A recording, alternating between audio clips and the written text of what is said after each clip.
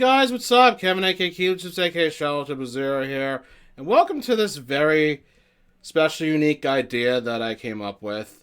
So we all know that Street Fighter and Tekken are two of the greatest fighting games of all time. They're definitely easy, half of the Mount Rushmore fighting games.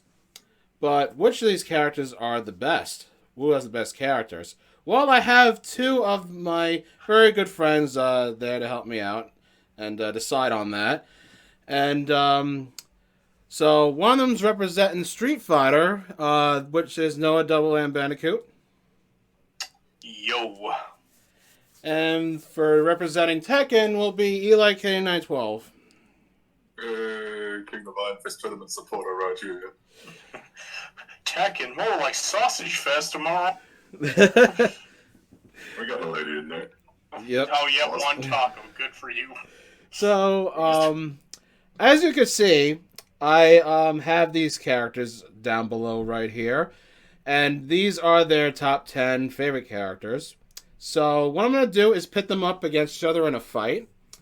And they talk about, like, why their character is so cool, why it's their favorite, and why is it better than the character that that their opponent is. So this should be a very fun experience. Very looking forward to this. So I have this randomizer wheel for both of them. I have two tabs in it, so one for Street Fighter, one for Tekken.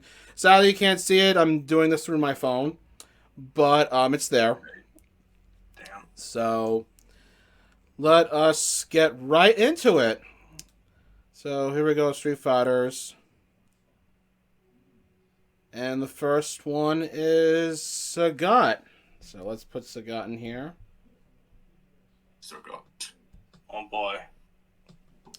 Alright, let's do Tekken's now. This one we have is Jack. So Jack here. So Sagat versus Jack. This is not even a fair fight. Well, let me just put versus in here. Alright, so Noah, I will start you off. So what's so great about Sagat? What's so great about Sagat? Look at his fucking design. Like, Ryu didn't just scar the motherfucker, he gave him an iconic look. Like, this guy's the king of the tigers. Even King himself would jealous and bow before Sagat's greatness of the tiger. But no, like, Sagat is a very deep character. He, in Street Fighter 1, he used to be like this snob, being like, yeah, I'm the best, fuck you, you little Ryu piece of bitch. But then he, as the scar shows, one sure you can scarred him for life, which led to him wanting deep revenge for him in Street Fighter 2. But in Street Fighter 4, he realized that, like, he stops being a douche and decides to be a leader to his people, and he's just, like, really fucking strong, and he's bald. But, like, I really like his character development throughout the franchise. For him being Bison's minion, yeah, I bet a lot of people forgot he was Bison's minion. And then he was like, oh, fuck that, I go for my people, and you can go fuck yourself. I don't need to be a full piece of Shadow when I can be a king all on my own. Exactly. And I like him a lot, and I like his fighting style, despite spammers doing the tiger. Yeah. But yeah, I like Sagat. He's a great character. He's fun to play as, unless you're a spammer. And I cannot wait for him to eventually be in Street Fighter 6. Eventually. He has to come back. He has to come back. He'll be DLC again. He will be. Oh, God. Man. That's so stupid, though. Yeah. Yeah. Oh, well. Oh, well. We can't have all the OGs back, I guess. Yeah, sadly. They like the original 8, yes, cool, but like we need the Shadowloo Kings, man. Come on. I know Bison's dead, but he has to come back somehow. Nah, like not in story though, not in story. Not in story No, though, but like at least we'll get to playable. Bison later, but yeah, he'll. All right. That motherfucker does not stay dead for long. No. All right. If you're done, Noah, Eli, it's your turn. What's so great about Jack? Uh, well, he's Aimbot. so, I mean, he does got that Tekken Bowl sensory bar. he looks cool. He's basically Tekken's version of the Terminator. He's a heavy hitter, super strong moves. He cares for a girl named Jane, and Jane's the one who actually builds him. He used to be like a killer. Yeah. He was like originally designed to be a killer robot, but then he cares for Jane, and Jane cares for him, and Jane starts building all the different successors of Jack. Jack's got actually, at the time when they were recording this, Jack Gates' reveal trailer not reveal trailer, gameplay trailer, I should say, because he was already revealed. He got his gameplay trailer, he's got a proton cannon, that's pretty cool. And he actually came pretty close to killing Heihachi, technically speaking, because there was like a bunch of Jack 4s that dogpiled on him and tried to blow him up. Dogpile on the grandpa. Dogpile on the grandpa. Yeah. And then it went boom. If I'm gonna be honest, Jack is like one of the most nostalgic Tekken characters to me, because he was one of the first characters I used when I first played Tekken 2, which was my first Tekken game I owned for myself. So there's that, and I'm excited to use him in Tekken 8. And I like the Hulk speak thing he has in Tekken 6. Like, if you play an air campaign, he actually talks. Well, doesn't like talk. You don't actually hear any audio, but he has speeches. That's the thing I love about Tekken 6 scenario campaign mode. Everybody has their own unique dialogue for every stage. And also, I love his voice in Tekken 1 through 5. Iconic. Yeah. Definitely was a classic. He's so much fun he's so much fun to play as. He's actually my main in 6, Tag 2, and 7. Or okay. At least in 7, he's really close to being my main. Okay. All right. In 7, he's my highest ranked guy. Oh, okay. Well, offline, he's my highest ranked guy, not online. I gotcha. I don't really play online too much. Yeah, I don't play online there at all. Yeah, it's like Tekken went years without offline. So offline kind of guy. I'm used to offline Tekken. Yeah. All right, so is there anything else? Off the top of my head, can't really think of. Okay. Actually, yeah. I guess I like his endings a lot too. His endings, he's always protecting something, or he sacrificing himself. Maybe except for Tekken 6, but Tekken 5, he almost kills his creator, but then he remembers who he is and who she is. So he's like, "Yay, woohoo, my mistress." And he has like the Iron Giant moment, Tag 2. Oh yeah, Superman. And yeah. All right, now I believe I'm done. All right, so here's where I come in. So I give my thoughts on these characters, and I will, after I decide, like I give my thoughts on both of them, I decide which one will advance, who I like more compared to the two. So here goes. Starting with Sagat. Yeah, there's a lot of stuff that I agree with Noah. Like, he's very strong and he's very intimidating, and yes, that scar is super iconic. As it wasn't, I mean, Sagat is already a strong competitor as it is, but if it wasn't for like the scar, he wouldn't be kind of less of a icon than he already is. The eye patch is always also a very giveaway that, like, yes, this is Sagat, this is him, this is who he is. Very powerful and great Muay Thai fighter. And former Shadowloo member, former Shadowloo King, mind you. He was literally second in command on that. Then he just parted ways with it. So that is very good character development. So he's pretty much, I would say like an aggressive good guy now. Like he's still got that. Oh, I'm gonna beat your ass still, but at least he's doing it for like a right cause now, like protecting his family, like you said Noah earlier. Um, and he is very fun to play. I don't know if he counts as a Shoto though, because he doesn't have like a hurricane kick, but he definitely has the dragon punch and fireballs for it. And yeah, but back then, when I was a kid, I hated fighting Sagat. He was so tough to fight against because he took so much damage he can barely get close to him. But nowadays, like when I got older, when I improved, like he's so much easier to beat now. Oh, yeah, Jesus Christ, you train way easier. Like even Vega's harder to fight than he is. Yeah, but you had to train to beat the king. Yeah, but Bison is literally like still super fucking hard. Well, Bison's a fuckhead, okay? Alright, but back to Sagat though. Yeah, I love the character development that he had.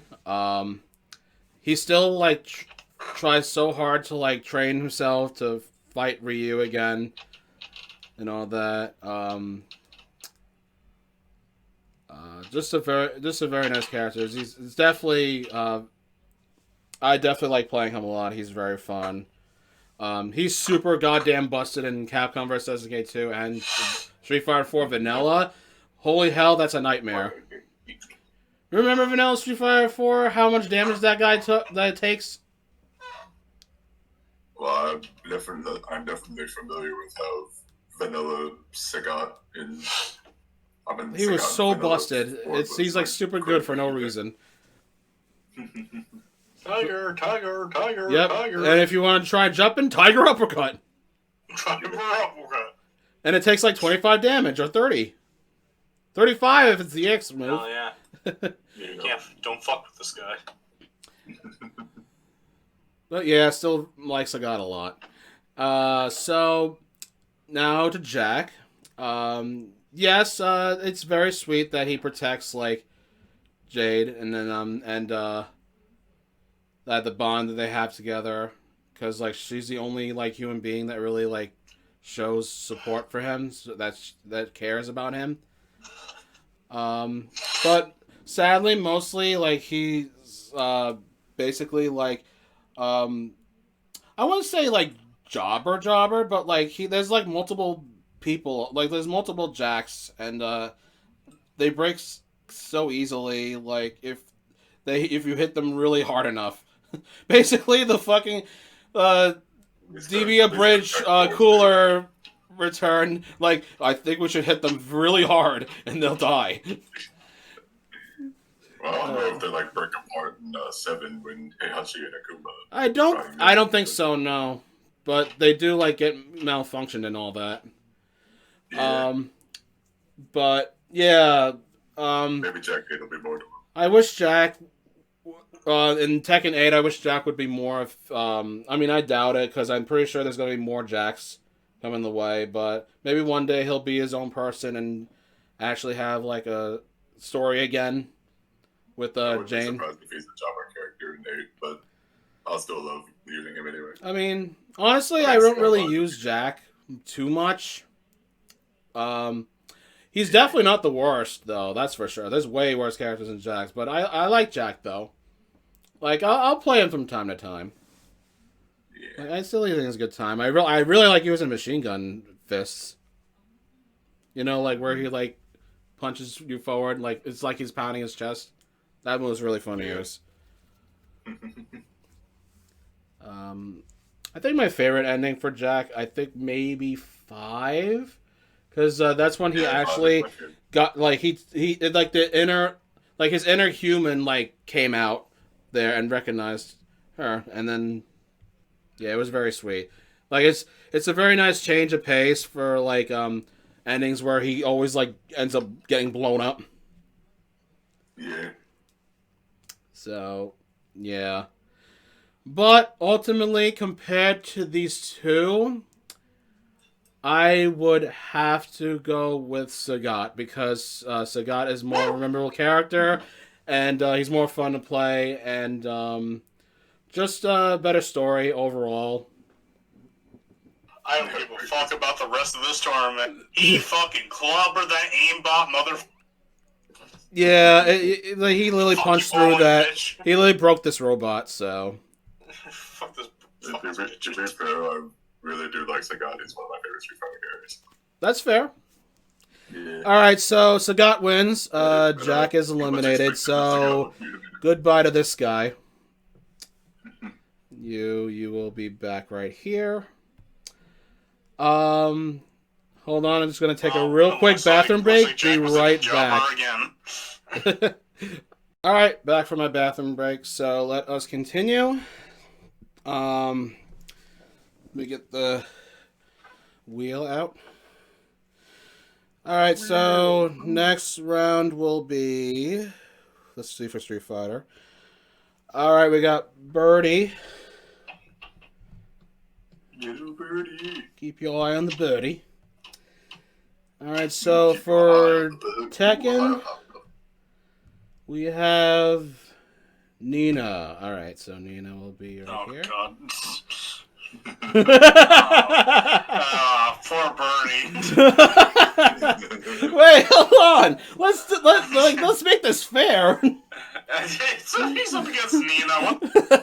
I mean, that's how I felt with Just get the final vote. Just get to the No. We're making this fair and square. You can do something to defend yourself, man. Bernie, if you win, I'll give you a big ass donut. Are you sure? Well, he makes a big, huge face. All right, Noah, why do you think Birdie's one of the best?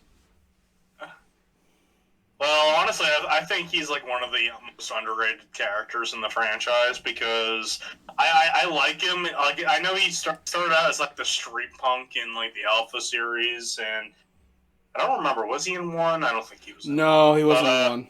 He started in Alpha 1, I think. Yeah. Yeah, I believe he's about. I do like Birdie's a fun person. He is a fun person. I really love his play. Like I like his chains. It makes him super fun to play as. I like his design when he's not fat. He just looks really fucking cool, and I really like his gameplay. And I actually do like his voice in Street Fighter.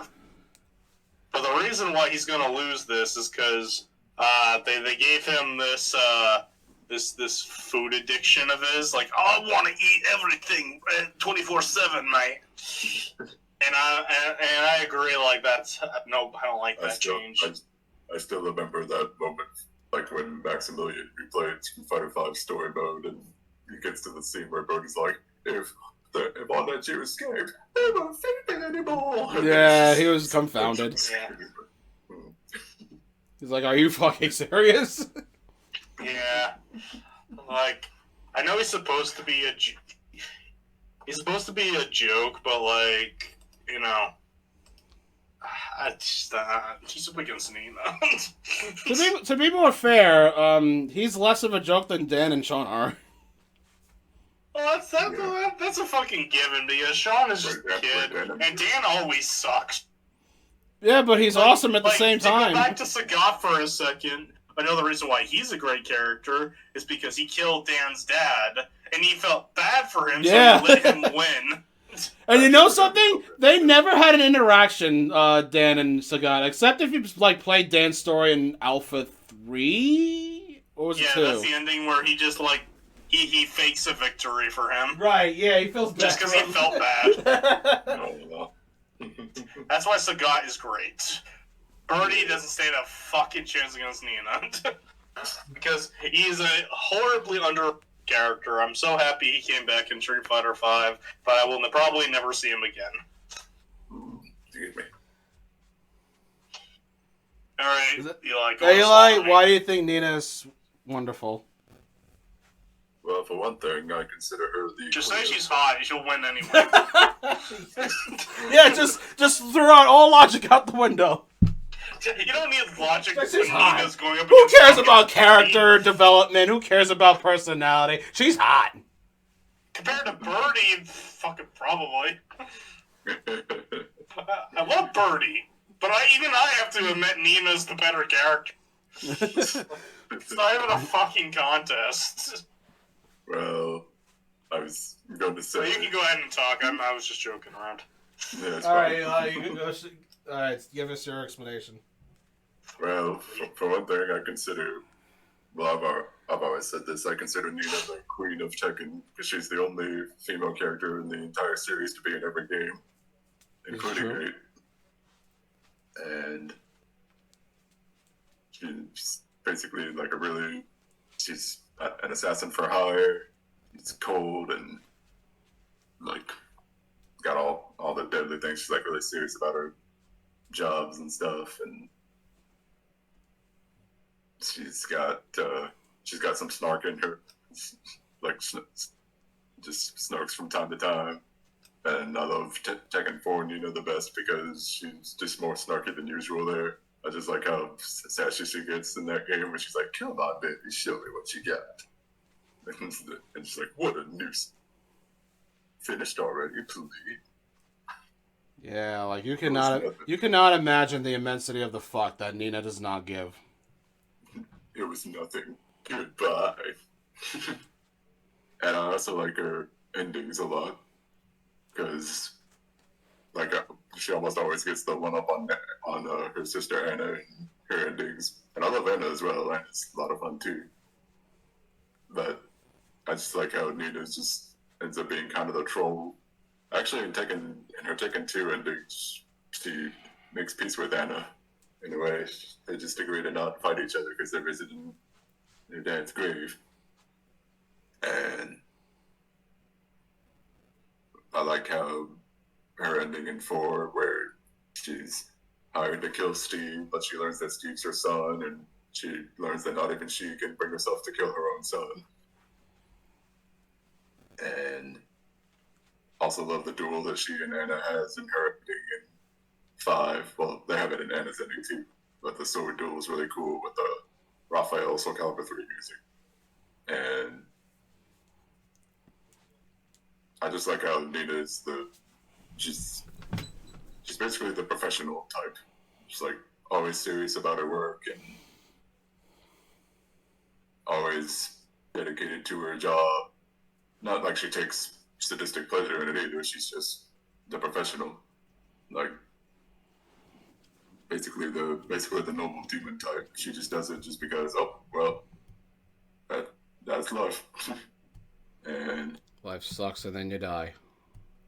yeah, as far as I know, she doesn't really take sadistic glee in killing people. Like she's not that kind of assassin. I mean, she might smirk on a job well done. For the most part, she's just like, well, that's it. Like yeah, And whatever. I like her new direction going in Tekken 8, where she's got guns in her moveset now, and she's still got a bit of snark in her. She's like, "You're not getting away." And yeah, definitely looking forward to where her story goes in 8. Maybe she'll work for Jin again, like she did in 6. Maybe she'll still work for the Zaibatsu unless Kazuya somehow works for it. I feel like some people are speculating that Kazuya might rule both the Mishima Zaibatsu and Enji Corporation in 8, but we'll see. But yeah, Nina's awesome. I might not actually use her a whole lot. Not very good at using her gameplay wise, but she's still an awesome character. My favorite female character in Tekken.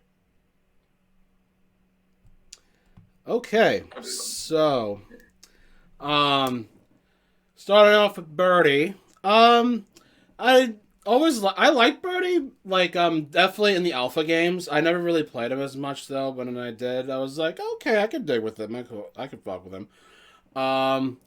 Yeah, I mean, his personality definitely was like, I don't know if I should say better because like I really liked his voice for him and like he is like so cocky and like yeah I can get away with shit, but like the whole like eating like getting fat and all that really downed him down there. Wasn't that fond of it. I liked the Alpha one more in terms of design. Um, but he is fun to play, and he is fun to watch too. More so Street Fighter Five, because Street Fighter Five's game is one of those games I prefer to watch more than play. But I did like seeing Birdie in action, seeing him do like all these headbutts and the chain throws. Like that's really cool. I always really liked that about Birdie most because his chain moves, chain abilities, especially like his critical art where he just like his opponent as like a jump rope and it slams you down the end. I always liked that, but yeah, the whole donut thing really dimmed it down though, unfortunately. But it is quite humorous that like he's like a bodyguard for like Karen and whatnot, and she's like paying him donuts to uh, to help her out. Um, but yeah, not much else to say really about Birdie except that. For Nina, obviously she's easily one of my favorite characters in Tekken for sure. Like she and Anna are like my favorite girls in the entire series. She's a cold assassin. She don't take crap from anybody, and she'll kill anybody for the right price. And her rivalry between herself and Anna are probably one of my top 3 favorite rivalries in all of Tekken. I think it's a very nice rivalry, and it's really hard to sometimes to pick who I want to win that more. But yeah, she's super cool and calculating, and she will kill you with an honest to God smile on her face, or just do an expression look, like saying, "Really, that's what I get. That's my mission, just to kill this guy." How pathetic! I don't play with amateurs. Yeah, mm-hmm. And she's got that sass, like you said earlier. Oh yeah, and that Steve angle is interesting. I'm just glad they finally showed it some light in Tekken 7. Hopefully they have more info of that in Tekken 8, but I also hope they don't like miss the opportunity for like her and Anna still having their rivalry though. And hopefully Anna will be in the game, but we'll see. All right. Anna's been in every game except for 4, but I yeah, know she was also see in 7s. It's true. Yeah. So, with a conclusion, yeah, I'm sorry. This Nina wins by a landslide, just because of those reasons. Though she's super iconic compared to Birdie, it hurts. Yeah. So I'm sorry, no. I saw this coming 5 miles. Yeah, I just wanted to give you a glimmer of hope, try to cheer you up, but no. Nina beats the shit out of Birdie. I didn't have any hope at all. What the fuck, you I didn't have much expectations for. So that means bye Birdie. Bye Birdie. All right. Bye Birdie. So Birdie, if you somehow make it to Street Fighter, it'll be a miracle at this point. It will be a fucking miracle. Yeah. All right. Next round. So we're tied right now, with 9 characters left for each side. All right. So next up for Street Fighter is Hakan. So let's get Hakan in here. I say this guy's pretty underrated. I know I'm on the Tekken side. We'll get to him though. All right, next one for Street Fighter. No, for Tekken. Sorry, for the next one for Tekken is Will Morale turn, and that'll be King. Fuck. The King himself. Absolute fuck. Uh-oh. All right. Well, Noah, you may go ahead and tell why Hakan is so cool. He's got the hottest wife ever.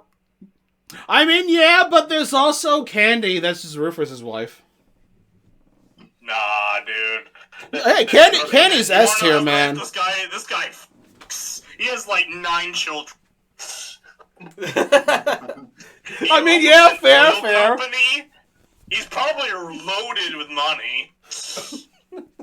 He will beat your ass if you step on his property. Get off my property, you ugly varmint! He has probably my favorite English dub voice in Street Fighter 4 because it's so entertainingly funny.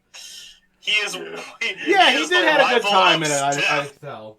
Street Fighter 4, which is fucking hilarious. And see Viper. Yeah. That area has a cutscene with Viper too. Yeah, That's right. In Super, yeah. If you don't press that kick button. I think he has, even though he's completely underrated and probably won't show up in another game, he has a pretty iconic design. Like, you would see, if you see this guy, you'd be like, oh yeah, over a bunch of other characters. Probably because he's red and he's got a weird blue hairstyle, but like I love this guy's design.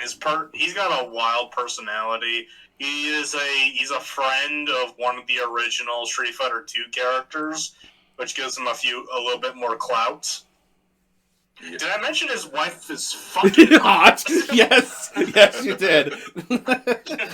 Like, oh my god, that he is a god amongst men. He has the hottest weapon. You know he fucks when he has like 10 children. yeah. I know I said 9 earlier, but I bet a new one just popped out. They come out oil like liquid.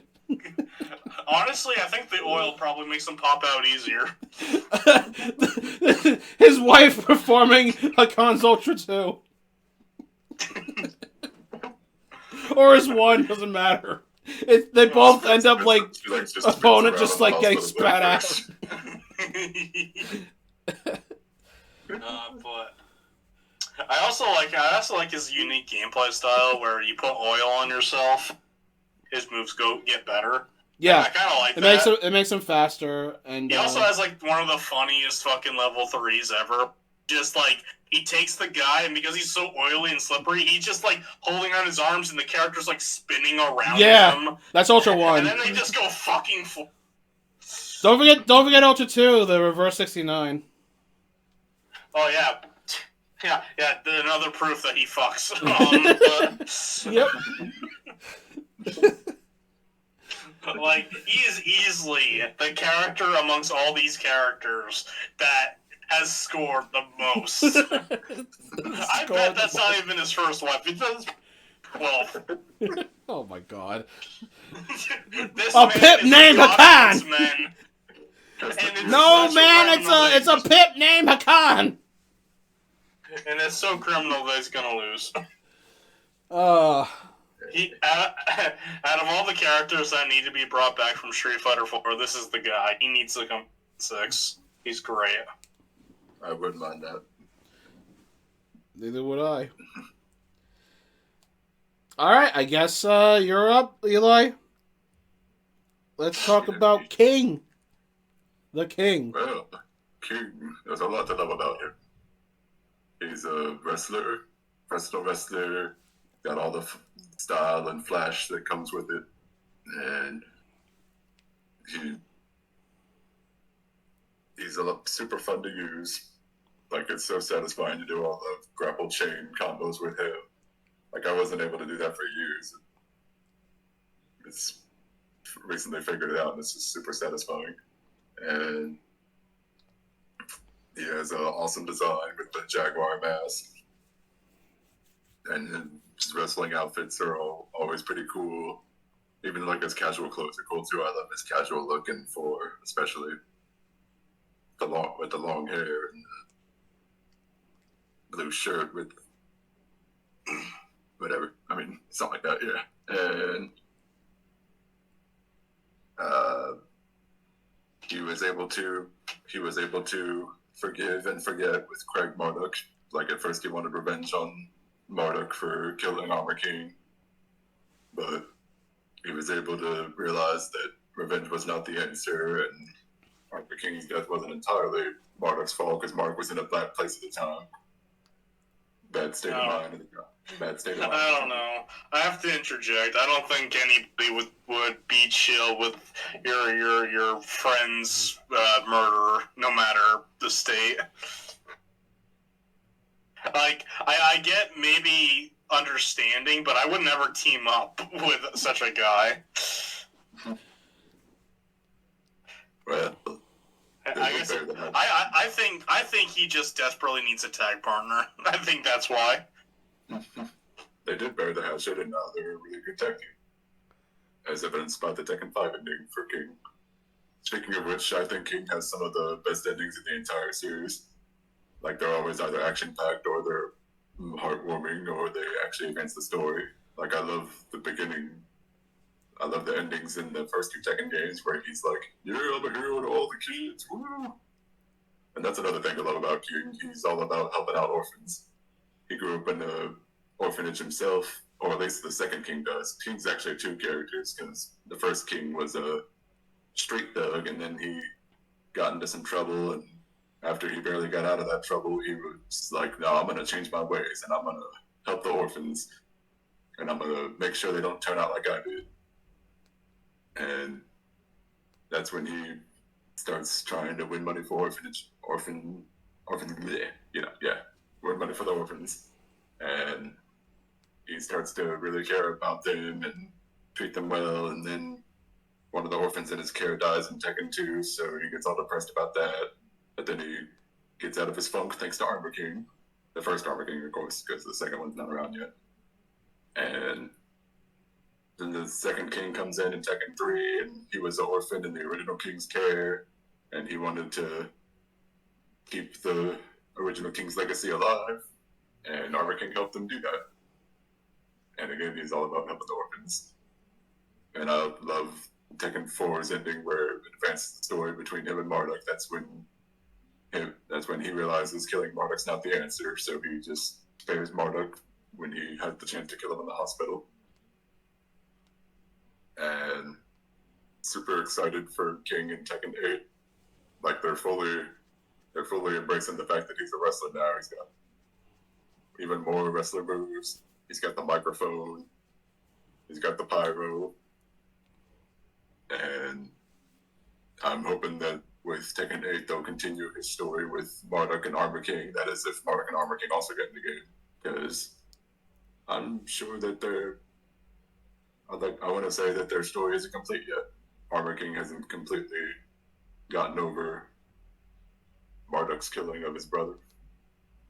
And King's going to try to see that maybe he can see reason, like he did. He himself did. But yeah, King is one of the best characters. Also one of the nicest characters, too. It's a world full of people trying to kill each other and people insulting each other all the time. Most of the time, at least. And King's one of the genuinely nicest guys in the roster. Doesn't really have a mean thing to say about anybody, anyway. He might snark at them, but he doesn't really openly insult them too much. But yeah, King's amazing, and he's a mainstay. All right, so my take on Hakan here, like, I'm with you guys. I actually wouldn't mind Hakan coming back. I actually like Hakan. I think he's one of the better newcomers in Street Fighter 4. He's very hilarious, and his wife's hot. He has a family and kids. And I actually really like the rivalry between him and Honda. It's really nice to see Honda actually having a rival / friend. Like, because other than that, he would have been like, oh, I'm just sumo guy. Just there. But he finally has, like, someone who can, like, relate to him. Like, saying, like, oh, I think sumo's the best. No, Turkish wrestling's the best. So, that's really neat. His Ultra 2 is absolutely hilarious. With a reverse 69. I always pick that one every time I play him. Always. Rewatching it, I'm convinced he fucks his wife that way. Yep. I agree with you. And then the babies come out of the wife, and then she's like, "Here I come!" Splattered on the wall. Oh wait, he gets pregnant? But yeah, it's a very interesting design, and he has something that you never like really expect. Uh, but yeah, still very hilarious. Uh, I mean, like it's a shame that he didn't get like another debut after that. Like literally, his Street Fighter 4 is his only like appearance, and he's got nothing else. And I really wish there was more to it, but oh well. And it's very unlikely he won't be back. All right, now for my completely biased opinion. King is one of the greatest characters of all time, and not just Tekken. Like, look at this fucking cat right here. This cool cat. Literally. The Jaguar mask, the wrestling trunks, like, it just goes so well. It's almost near perfection. Like, he's a wrestler. He does wrestling moves. He's a caretaker of an orphanage. He's got an excellent mentor that sadly died. The rivalry between him and Craig Modic was really good at the time. And then King, being the amazing character he is, has another character development, says, fuck revenge, I'm not going to hell for this, I'm just going to go ahead and just team up with my mentor's killer, be a good boy. And it was working really well. It's been working really well. They're still friends. Like, he's literally fighting a Jack to that, like, hurt Marduk. And he was literally fighting that. He literally, like, beat the Jack to avenge him. They just, Marduk and Armor King hurt each other. They were, like, in the hospital. Because they got in a fight after the... Oh, they did? Okay. Oh, okay. I thought it was the Jack that did that. No. Never mind. All right. The Jack was just, like, a tournament thing. Oh, gotcha. Okay. That makes sense. But, yeah, just, like, everything about King is, like, incredible. Like, the so absolutely fun to play with. The only thing I'm just missing is, like, just trying to respect those chain grabs. It's, like, so difficult, and you have to time it so right. But everything else is just like, oh, this is just so me. This is just everything that I always wanted in a character. And just looks, the moves, the story, it's all, like, he's got it all. He's all there. And like you said, he's a mainstay. And that makes it even more better. That makes it the absolute best. And he hasn't missed a single Tekken game, and I'm very super happy about that. I'm very ecstatic about that, actually. More than happy and ecstatic. I'm just like fucking giddy. I'm like, fuck, he's like so fucking cool. In a technical sense, he hasn't missed a single game. I mean, he technically represents two characters, but he might as well be in every game. Yeah, like, it doesn't matter. Like, I almost feel the same way with, like, Sub-Zero. Like, well, not really. I think Kuai Yang is definitely more the stage. Like, Bihan's only been Sub-Zero for, like, one game. Yeah. But other than that, they're, like, the same moves at the time. Yes, during 2. But, with that aside, I just go on and on about King and all that. But, yeah. So, in conclusion, as much as I like Akan and I do want him back, it's fucking King, man. Like, he stands no chance. Yeah, but does he? First of all, look at him, and two, he's been around how long? Akan should be in more games. Around almost 30 years as King. Yeah. It'll be 30 years next year. There's definitely worse characters than Akan, but there's also better. So, sadly, Akan. You can't lie to me, asshole. That's a god amongst men. He should have won the whole... Hey, no, Hakan wins in terms of, like, being a Chad, like, in bed. He's a Giga Chad. He's a Giga Chad in bed. He's a fucking god amongst Giga Chads out there. Like, look at that pose. He knows he's fucking god. Like, everybody in the roster pales in comparison to his oily nature. And due to his godly powers, he will now use them to make himself disappear. Boop. No, he's just using his oil to slip away. It's fine. He's a family man after. Yeah, he's got Yeah. He didn't lose. He just couldn't. He couldn't stand like the bullshit that was going on. No, he's a family man, making 11th child. Oh man. Okay. Next round. There's never gonna be a round as great as that one. Probably not. All right. So next up we have Akuma. Oh boy.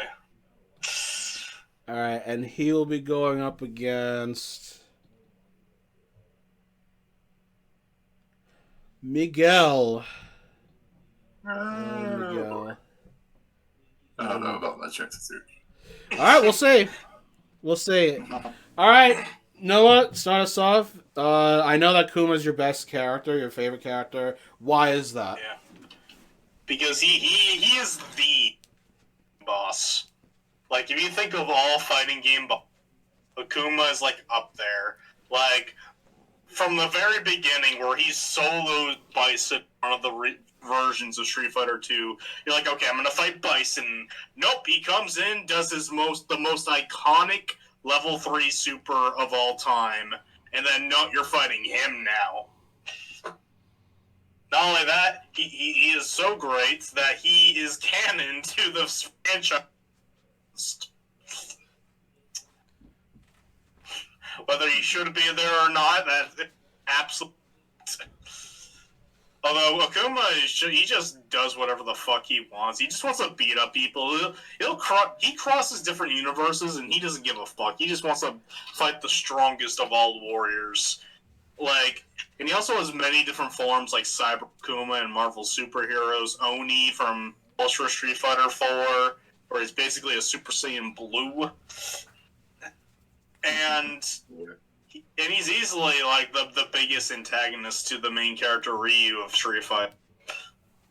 Because you might think Bison the main antagonist. Well, you're kind of right, but like Ryu hardly cares about Bison. I feel like Ryu just fights him just because. Okay, like, fine. I got like if you go to Street Fighter 5 and it's Ryu versus Bison, the game makes it feel like it's the hero versus the villain, and I'm like thinking these two barely know each other. Yeah, No, really. it's about Ryu versus Akuma. Like, Bison's everybody else's enemy, not Ryu's. Mm-hmm. He killed his dad for the path of the Sasei no Haru. It's like if Jin were to fight Kazumi Mishima. Like Jin Exactly. knows Kazumi. Yeah, that's actually true. Yeah. But like, I don't know, Akuma. Another great thing about Akuma is his fighting. He's way more fun to play as than the other Shotos, as they call them. Like, I think he's way better than Ryu and Ken. Like, he's aggressive. He gets in there. But what I also like about him is that he's got shit for health. So that means you have to be good with him if you want to absolutely crush your enemies. I like that he can die easy. Yeah, it's called being a glass cannon. Yes. I like how he can die easy because it shows rubs the true Akuma players, like you guys. Well, I'm more Eli and Mark. Kevin, you're good with Akuma. You're up there. Thanks, man. But I you still two, try disgrace my the best to Akuma. try his Raging Demon, which I know the commands. I just can't time it correctly. Yeah, the Raging Demon is like. But in of terms of iconic his Hurricane Kick into Shoryu combos, I know that kind of thing, and I know how to use the fireballs to keep away. But other than that, it's I guess I'm alright. Yeah, I mean his iconic super is fucking hard to do. I can barely do it. But he has other cool supers too, like in Street Fighter Cross Tekken, where he flings himself in the fucking punches somebody's face right into the ground and uses his force to effectively break their skull, and that creates his symbol, which I actually think is cooler than his iconic form, his iconic super. There's also that Ultra 2 where he like spins like a helicopter or a top. Yeah, I know. I like how in the Azora's does that to Ryu just to fling him like he's a fucking Smash Bros. Character. I mean, he is a Smash Bros. Character, but that's neither here. I just really like Akuma. Like I like his. I want to fight the best, and if you're weak, then you're not worth his time. Like one of his other rivals, Gen, who is a friend of Chun-Li's father, he has a curse, and when Akuma knows about this curse, he refuses to kill him the first time, even though he craves for death. And he's like, "You're not worth shit." But in Street Fighter V, he changes his mind. And he's not a complete evil douchebag too. Like, he actually has respect for the strong. Like, what's his face? Ori? O-R-E? Oro? Who's in Street Fighter 3. Yeah, Oro. O-R-O. That those weird guy two with fought the... in a draw, and they have, like, this mutual respect for each other. Oh, yeah, I forgot about that fucking canon shit. Yeah, exactly.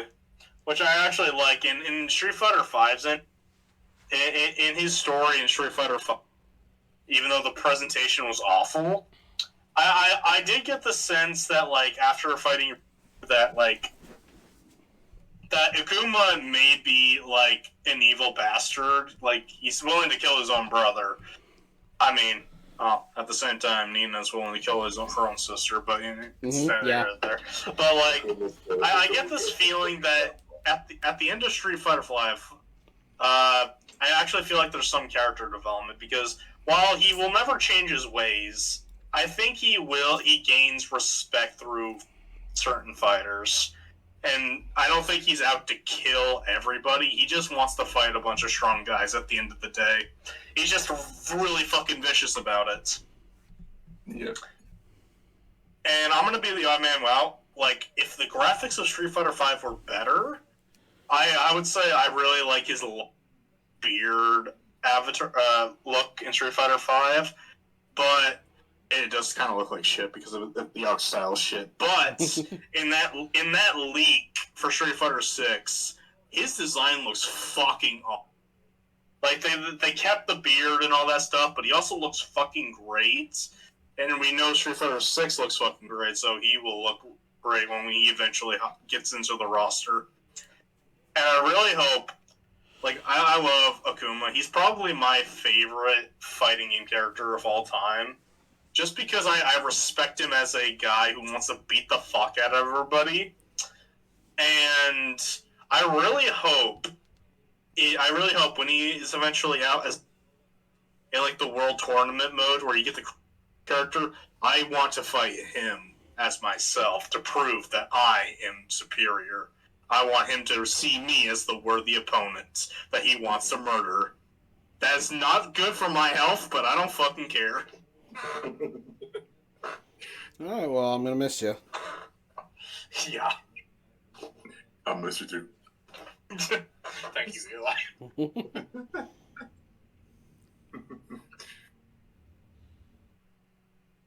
Well, I guess it's your turn, Eli. Talk to us about Mr. Miguel. so Miguel. it's Miguel. Yeah. Yeah, I know. I'm just. So here's my disadvantage here. Miguel's, like, out of the characters I've selected here, Miguel's pretty much the only one who's not an OG. Like, he's only been in 6 and 7, not counting Tag 2, because Tag 2's not canon. Yeah, I understand. But I do really like Miguel. He's one of my favorites of the more recent Tekken characters. Because,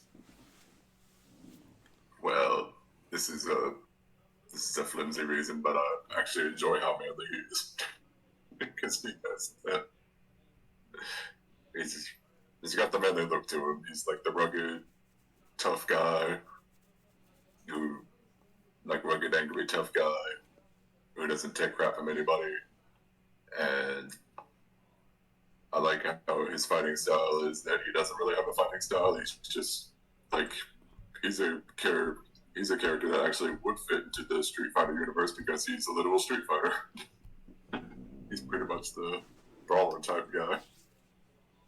And I like how heavy hitting his style is. Like, he's just all about hitting you really hard. And he has one of the best rage arts in Tekken 7, which makes me believe that he have one of the best rage arts in Tekken 8 if he is to come back in 8, which I hope he does. And I like how, even though he's a super angry and super, like, rough and tough guy who doesn't get along with most people, he does have someone that he does care about, which was his sister. Although it is kind of crazy how his love for his sister is so great that he considered killing her fiance when they found out they were going to get married. Damn. Which is quite crazy, but at least he doesn't do it. He doesn't do it because, obviously he wants his sister to be happy. But of course, after his sister gets killed in that bombing at the church, that's when it all goes downhill for him. And then he kills him. He gives in to his anger, and then he's out for revenge against the Mishima Sabasu. He's out for revenge against Jin, which makes me believe that he'll be an 8 because he's still got the grudge on Jin. He's still got unfinished business with him. Because I don't think that his character episode in 7 is canon. No. His interest, he's one of the few characters whose character episode I feel actually is pretty good because it's got good character development for him, and even Jin has some good character development too. Because it's like, all right, just kill me already, fine, go ahead, do it. But Miguel's like, no, not yet. And I just like to think that Miguel's character will develop even further to a point where he'll either get even more angry and vengeful, or maybe he will actually spare Jin begrudgingly, or like he'll just leave him alone, or well, it's hard to say where his story will go in 8, but chances are he'll definitely still be after Jin, want Jin's head. So, but yeah, I really do hope he comes back in 8 because he's a lot of fun to play as. I think he's just simple character in terms of like fighting style and personality, but that's part of the reason I love him. He's just memorable all the same. So hope he's in 8. He's one of the best characters to come. Like, he and Bob are my favorite characters to come from 6. But yeah, really do hope he's in 8. He did come back in 7, so I feel like he does have a pretty good chance. Alright, I've been thinking. I think that's all for me. Alright. Guess I'll take in. Alright, so compare the two. Alright, Akuma, I have to say he is easily my favorite Shoto character of all of them. Yes, he is definitely better than Ken and Ryu by a long shot. Definitely the most fun out of all of them. Has a very strong history. As for the bosses, though, like, I wouldn't say he was like the most iconic boss. I think he's the most iconic secret boss. Like, you think that you're gonna fight the main boss and all that? Nope. Out comes Akuma freaking nowhere if you do like That's this fair. sort of thing. I respect that. That makes it even better, honestly. Because I always think that Bison's like the main bad guy, and Akuma's just like there, like hidden behind like the shadows, and saying like, "I'm just gonna wait my time. I'm just gonna wait my turn here." So yep, he definitely has one of the coolest like finishing moves ever. The Raging Demon, super iconic. Bison's just like, I'm going to control the world. I'm going to rule it all. And Akuma's just. I want to beat someone up. I just want to beat the fuck out of somebody, and you better be strong. I'm telling you now, or you're gonna die. I don't give a fuck if you're even strong. You're gonna die anyway. I'm a murderous machine. I did learn Akuma lore video. Akuma actually does hate Bison. Like, he has no true hatred towards him, but he hates the fact that Bison is willing to take shortcut to get power. Right, yeah. yeah. Like, nah, you need to earn that Yeah, power. you gotta fight your way. You gotta, like, train yourself. Yeah, don't use fucking Seth bodies, you fucking coward. Train for real power, and then I'm gonna kill you. Bye. Nice. But yeah, he would most certainly do that. But yeah, like, he's pretty much like Ryu's what you call it? Ryu's like ultimate demon. Not just like the not just the Setsui no Hado. Pretty much. Yeah, because he's always trying to like try to push Ryu to his limits to make him like release that power. Yeah, and sometimes it works. If he's like pushed to the edge, Ryu will just like let out that evil Ryu. And just like destroy a lot of things. So yeah, like Akuma again, very, very iconic, one of the most iconic fighting game characters of all time, and he deserves the spot that he's in right now. And pretty much every game he's in, he's always like pretty good, like at least high to top, like top tier sometimes, but and high tiers at other times. Like there's not a bad game that he's in. So yeah, it's very, very strong contender for Akuma. Miguel, easily the best Tekken character, easily the best newcomer in Tekken 6, I would say. Very, very aggressive, very like a really nice. I don't know, is he a brawler or a bruiser? I can't really tell, but like he has really cool moves that like he'll beat you up. He's got very nice fist attacks. His rage art's really cool. It's one of the better ones. He's literally like 90%. I'm 90% sure he's gonna be in Tekken 8 because like he is a popular character, despite like his short term of being there, and he definitely has unfinished business with Jin for what he did to his sister. Like if he's gonna be in the game and they go with the whole like injustice stuff with the Mishima Zaibatsu and G Corporation, you know that Miguel is so hard joining G Corporation, Kazuya G Corporation, very easily, just to get back at Jin here. But yeah, I also really like the design. I think it's actually better in 7 here than 6 is, if I'm being real here. Just by looking at it. 7 is better. Yeah, I like that. Well, I wish. So when he comes back, and yes, when he comes back, I'm just telling you he's coming back. It's just only a matter of when. I hope he has that kind of look to him still. I just hope they bring back a little bit more of his personality. And they're gonna shave his head. No, heaven forbid. That's gonna bring him down a huge peg. Give him a mohawk. No, let him have his hair, please. Get him. What if Lucky Chloe shows up and gives him braids? That'd be amazing. Like Eddie, like asking where's Kazuya, then Miguel's gonna like, where's Jin? Right here on Earth. Oh man, but yeah, I think Miguel really should come back. He will come back because he's a really cool character and he deserves to be a mainstay at this point. I think he's a character with how Tekken 8's gameplay is. He's a character that would fit really well. Mm-hmm.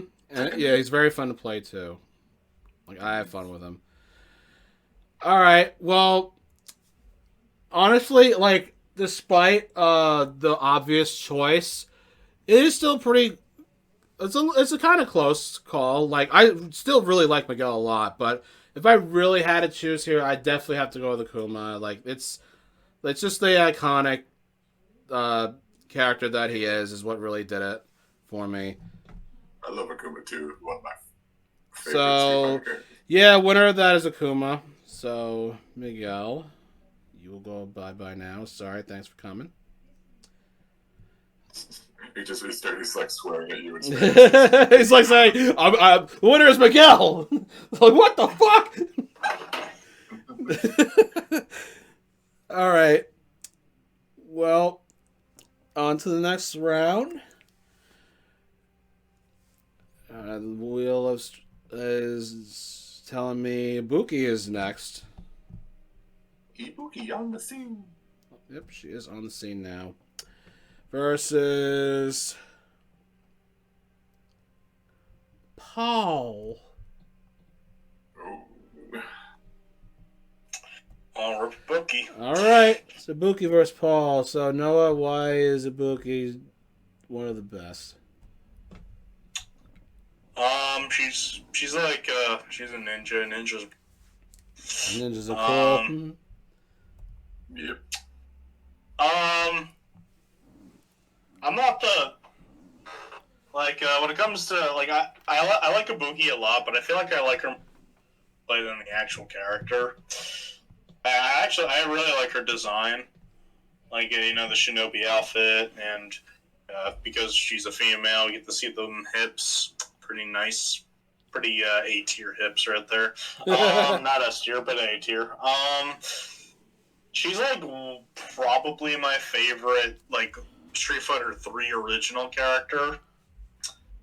I'm actually glad she was the mainstay of the series from the one game.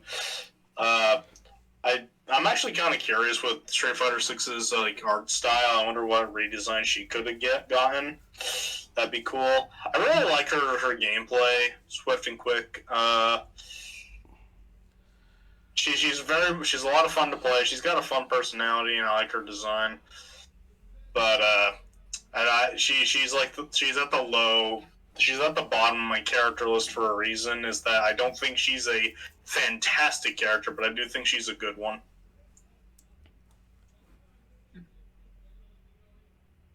Oh, is that it? Okay. Eli, you want to talk about Paul? Well, I say that Paul is one of the coolest characters in the entire Tekken series. He's one of my favorites. Easily in my top 5. I like his unique hairstyle. No one will disagree. He actually doesn't. I know he actually doesn't like Paul's iconic hair as much. He's literally the only character that can pull it off. He's and I like it. Paul, Paul's pretty much like the Ken of Tekken. He's got the red gi and he's got the blondish looking hair, the hot-headed attitude. Although Paul's a bit more of an oaf than Ken, but Paul is still really awesome, and he's legit one of the he calls himself the toughest in the universe.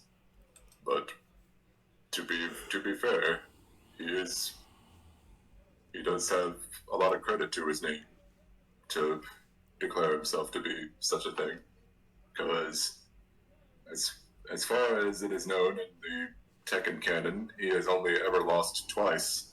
He lost to Kazuya in Tekken 1, and he lost to Akuma in Tekken 4. But other than that, he's pretty much undefeated. Wait, he lost to Akuma in Tekken what? 4. Okay. Yeah. Paul beat Kuma in 3. Mm-hmm. He beat Kuma every time except for 4. Yeah. Yeah. And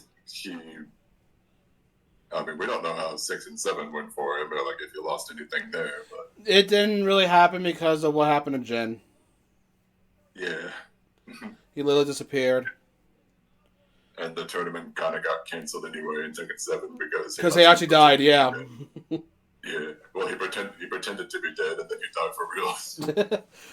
Fucking whoops. But yeah, Paul is legit. He may brag all the time about him being the toughest, but he does have good reason to believe that he is.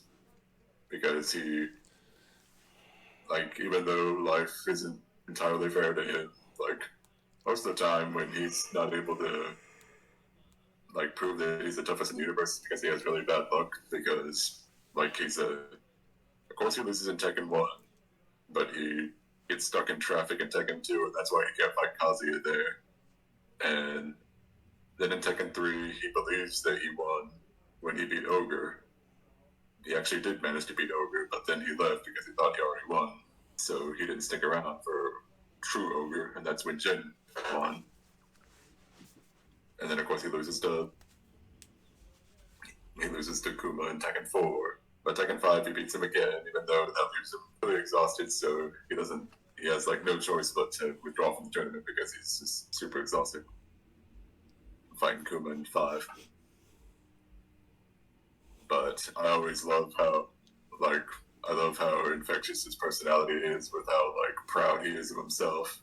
He's got an ego on him, definitely, but it's one of those like awesome ego type characters where like even though he's pretty big braggart.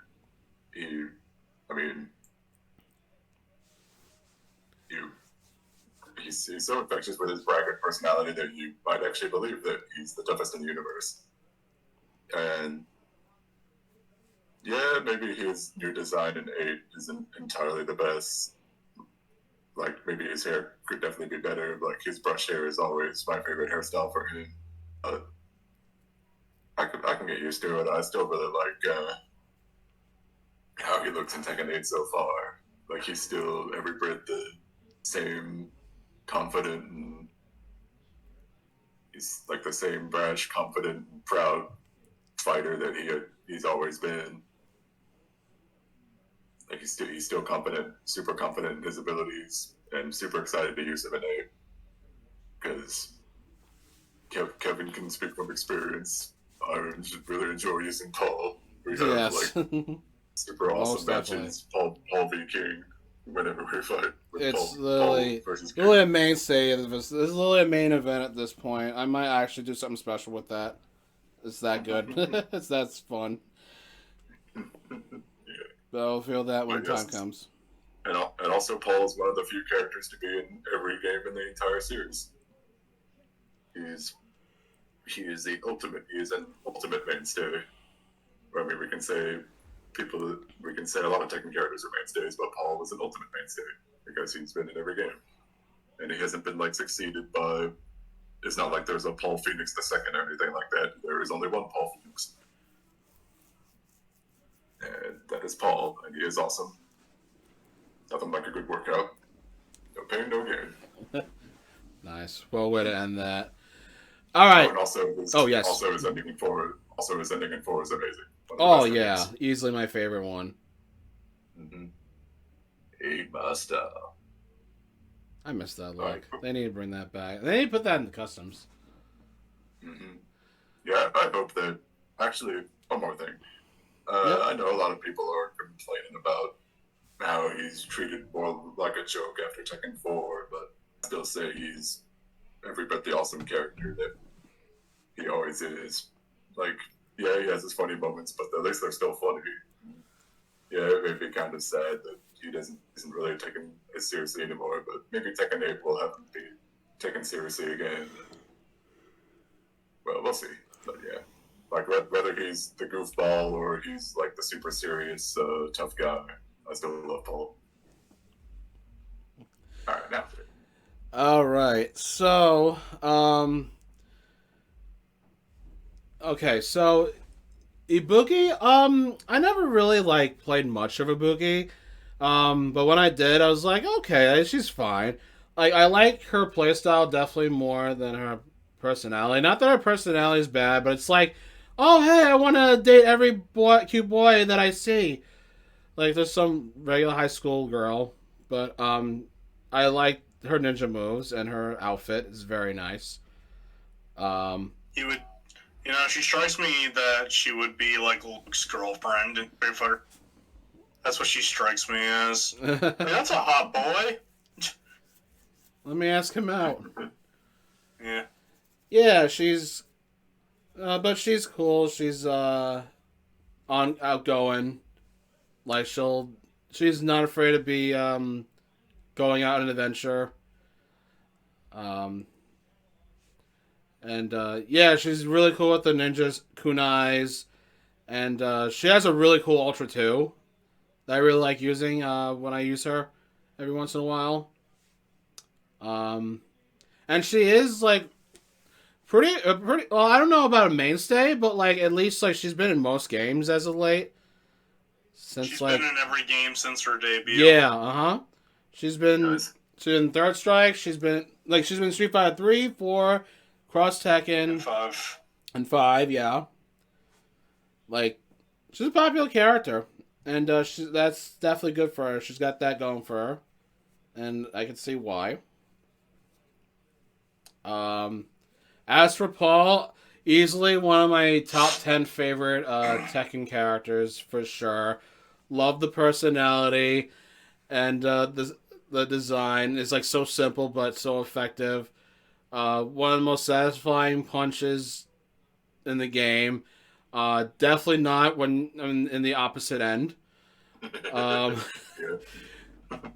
it's just he's really funny. Like he just thinks like he's just the best, and I love his like friendship slash rivalry with Law.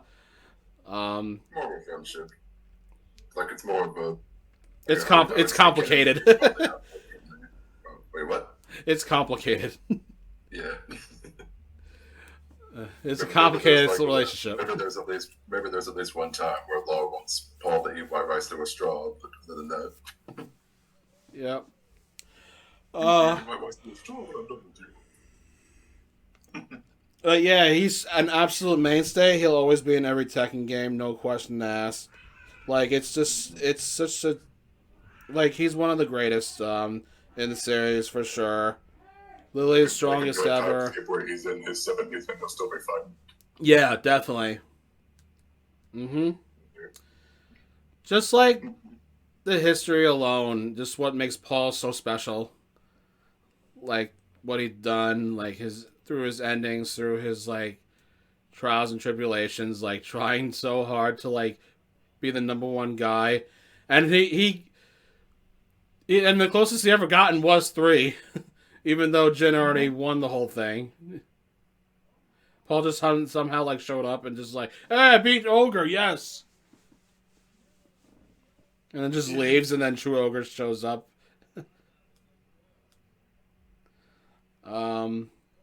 But yeah, I also I agree with Eli with 4's ending. I love 4's ending very much. That's probably the serious we'll ever get of Paul ever. But despite that, I don't care if like he acts like a joke. Like he's like the strongest joke character I think fighting games I've ever gotten. So yeah, like Paul's definitely one of the strongest contenders. To it's like to be like what's the word I'm looking for? Like one of the strongest fighters in all of history in terms of like how awesome they are. Yeah. I swear, if it wasn't for like Kazuya Kazuya and Jin, I'd probably get him to top 5 easily. Like he's so fun to play too. Of course, I mentioned earlier.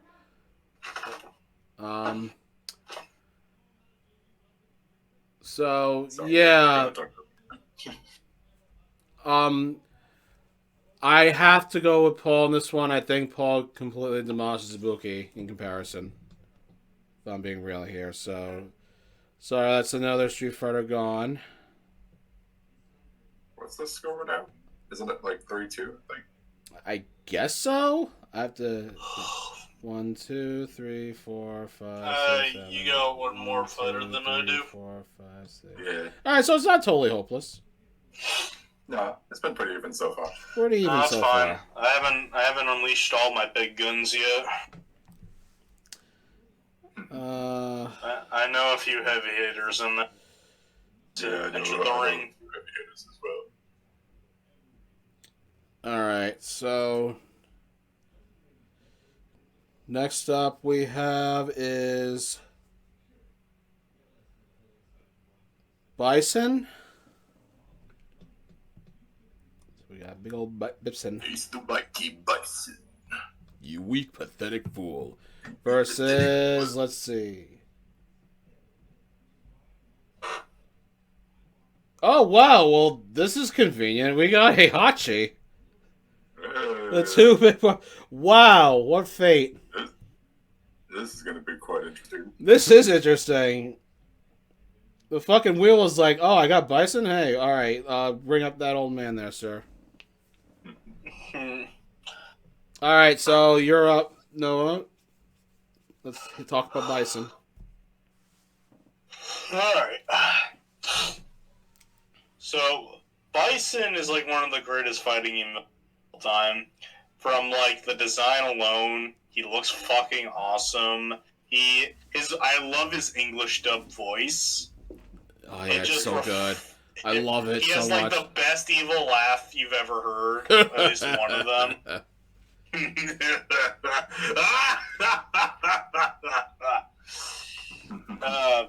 He's got so much lore to him, like when it comes to like other characters. Like, God, let's go down the fucking list. Okay, let's see. He made Cammy and all of her sisters or coworkers, I forgot the relation, and made them puppets. Killed Chun-Li's father. Killed I've completely forgot his name. Guile's friend. Charlie. Charlie, and actually kind of killed them again. And, Yeah. Charlie Nash. He's got like some of the cheapest fucking movesets that a character that's not an SNK character. Psycho Crusher. Psycho Crusher. He is an absolute bitch to fight in Alpha 3. Oh god, Absolute yeah. bitch. I think you got like one try too. I like how bulky he is in that one though. This guy is I know Heihachi is also this, but this guy just will never fucking die. He will always come back, which makes this matchup perfect if you ask me.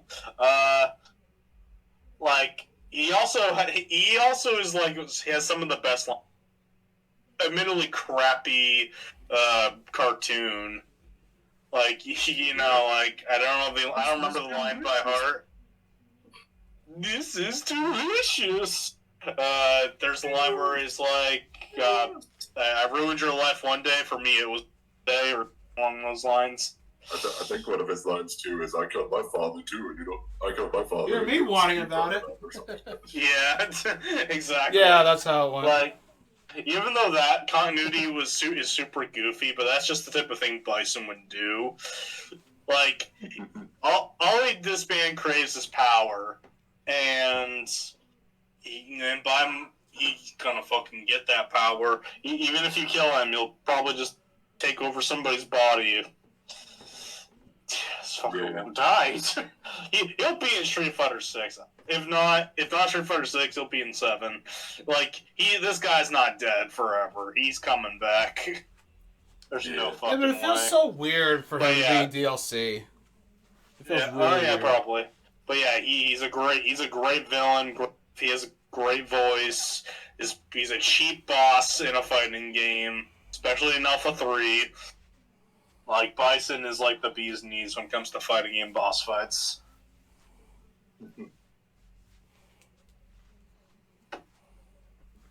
Alright, Eli, let's talk about Heihachi now. Why he's the superior boss. To you, that is. Alright, so Heihachi is one of my favorite characters in all the fighting games. He was actually my favorite Tekken character for years. Nowadays, he's at least in the top 3, but I mean, he's still super legendary, awesome, and I just love how like super duper skilled and cool he is. Like, he's legit one of the strongest fighters in the entire series, and he doesn't even have the devil G. Like, he's actually able to stand up to both Jin and Kazuya. And I love like all the different cool things he does throughout the series. Like, he can knock missiles back with his bare hands. He can catch bullets in his teeth. And he can catch an axe with his bare teeth. I mean, that's the motion picture. I know, but even so, it still shows him doing that. Yeah. And I love all the different ways he like tries to get rid of his family. throw him off a cliff, throw him in a volcano, strap him to a rocket. And I mean, like, just legit one of the coolest characters. Like, it's like so awesome every time he does something. Like, he does like an incredible feat of strength, and it's also like really funny whenever he gets into like an embarrassing situation, like being Lee's butler or getting just humiliated by Lee at every turn. He's got that kind of thing, and I love how he's pretty much the final boss of Tekken. Like, he's the main bad guy of Tekken for pretty much 20 years. Like, yeah, we had different final bosses in some Tekken games, but he's pretty much the main bad guy for most of the series. Like, he's in charge of things in Tekken 1, 3, and 4, even though Ogre's the real final boss in 3.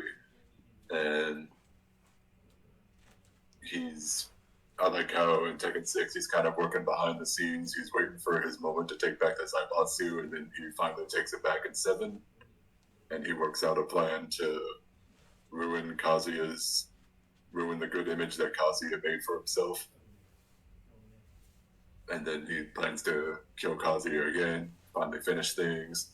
He plans to retrieve Jin so he can finally have his power for himself, which is what he's always wanted. He's always wanted more power. He's always wanted world domination. But he's also always tried to keep a good image for himself. Like, he does a lot of, when he gets the Zaibatsu back in Tekken 3, after he beats Kazuya in Tekken 2, he spends like 15 years building the Mishima Zaibatsu back up into like a force of good. And like, he pretends that the Mishima Zaibatsu is a good company, when really he's secretly plotting to control the world. And I also love in Tekken 7, he is one of the few people to actually survive a Raging Demon, Akuma. Yeah, and he able to survive Akuma's attack. He fakes his death to keep himself hidden and do some more plotting. And when his reputation is ruined by Kaze, he decides that he's going to finally reveal his backstory. So he reveals it to that journalist, that monotone journalist who, unless he's back in Tekken, find him pretty pointless. But that's beside the point. And I love how once Heihachi finally confesses his sins, he decides, nah, I'm not gonna die of old age, like natural causes, nothing like that. I'm not just gonna just sit here and do nothing, like, for myself to die. I'm gonna go out swinging. So he goes out and has one last fight with Kazuya, and he takes Kazuya to his limit. He forces Kazuya to be like ultimate devil Kazuya, pretty much. And even then, he actually does manage to knock Kazuya out of his ultimate double form, and it takes one last gasp punch from Kazuya for Heihachi to finally die. And it definitely takes a lot to kill Heihachi. Like, he had a reputation for years of cheating death. He got thrown off a cliff in Tekken 1, but he survived. He got blown up by Jack 4's in Tekken 5's opening, but he survived that too. And it definitely takes a lot from Kazuya to finally kill him in Tekken 7. And it's gonna be weird not having him in 8, even though, like, I feel like they'll probably have him back in 8 in some way, although I am kind of conflicted about that, because even though I absolutely love Heihachi, like I said, he's in my top 3. I also feel like if he comes back at 8, it kind of cheapens 7 a bit.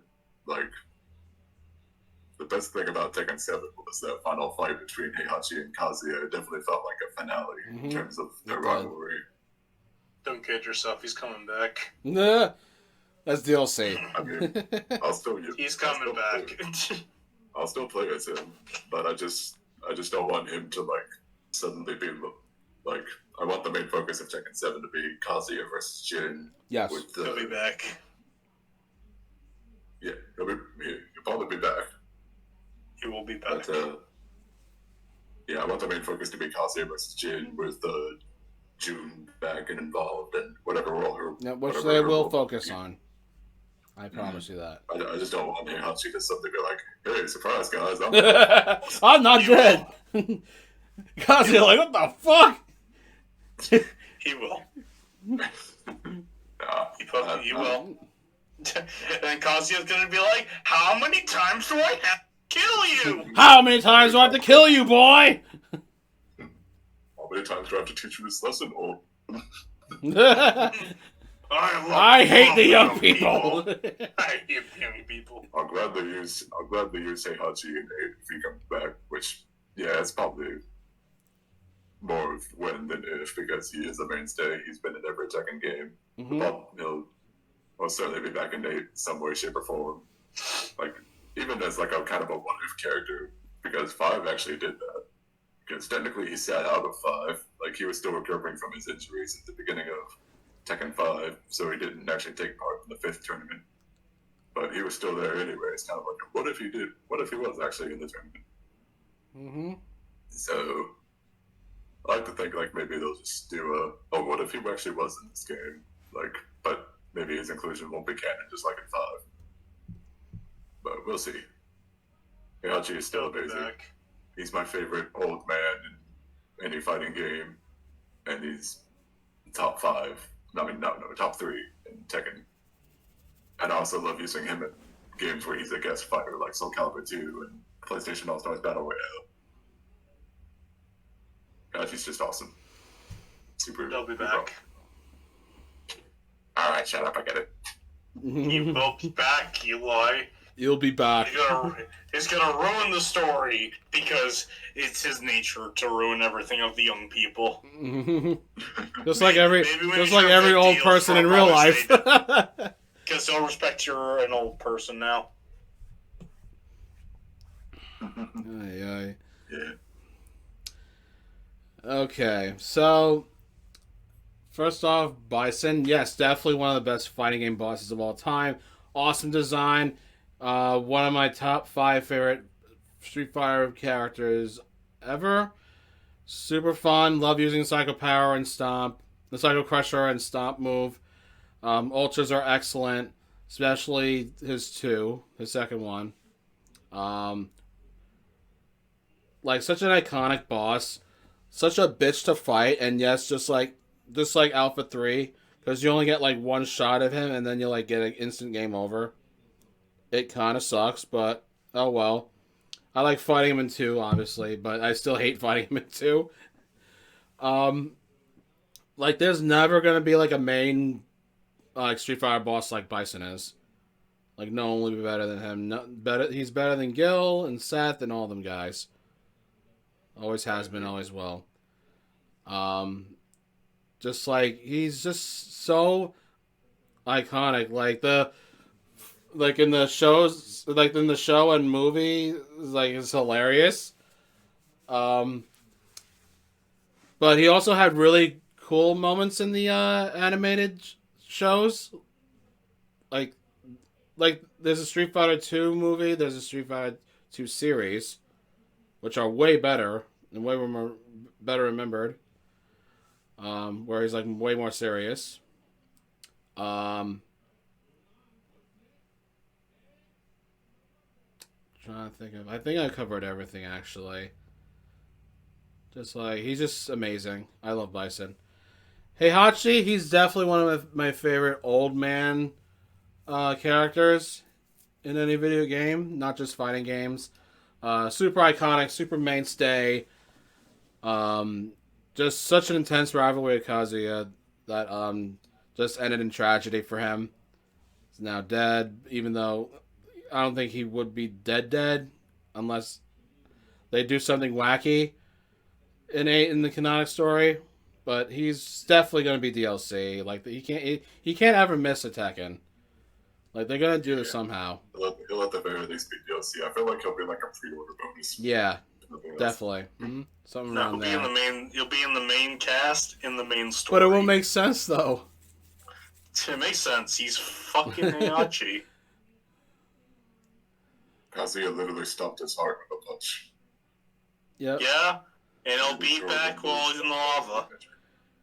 Yeah. Kazuya actually did die from the volcano. It's just that G Corporation was like, this guy though, this guy's kind of cool. Let's bring him back. Yep. Exactly. They'll be like, this old man's pretty cool. So, yeah, just like every other boss, in Street Fighter, like there's not a final boss that I can think of better than Heihachi. Maybe just maybe Jinpachi, but not anyone else really. I mean, Ogre, yeah, he's fine, but I think Heihachi's a final. Like, this is the guy you have to beat. I don't know.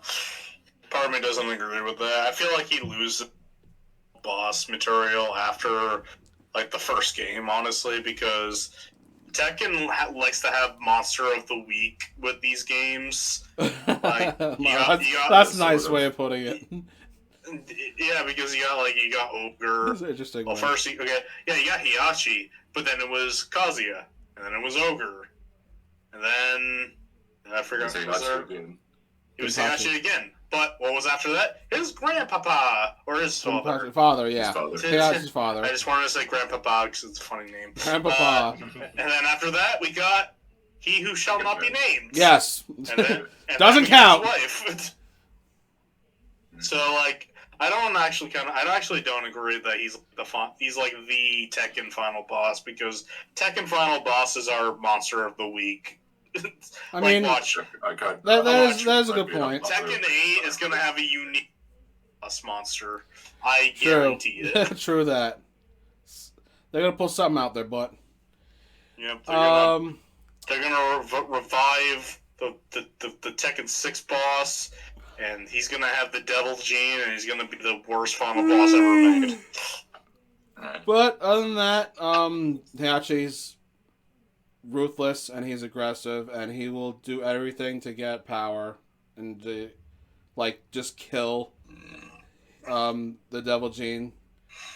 But I actually like. I forgot to mention a few things. Yeah. I do like his backstory with the whole, oh man, I had to kill my wife.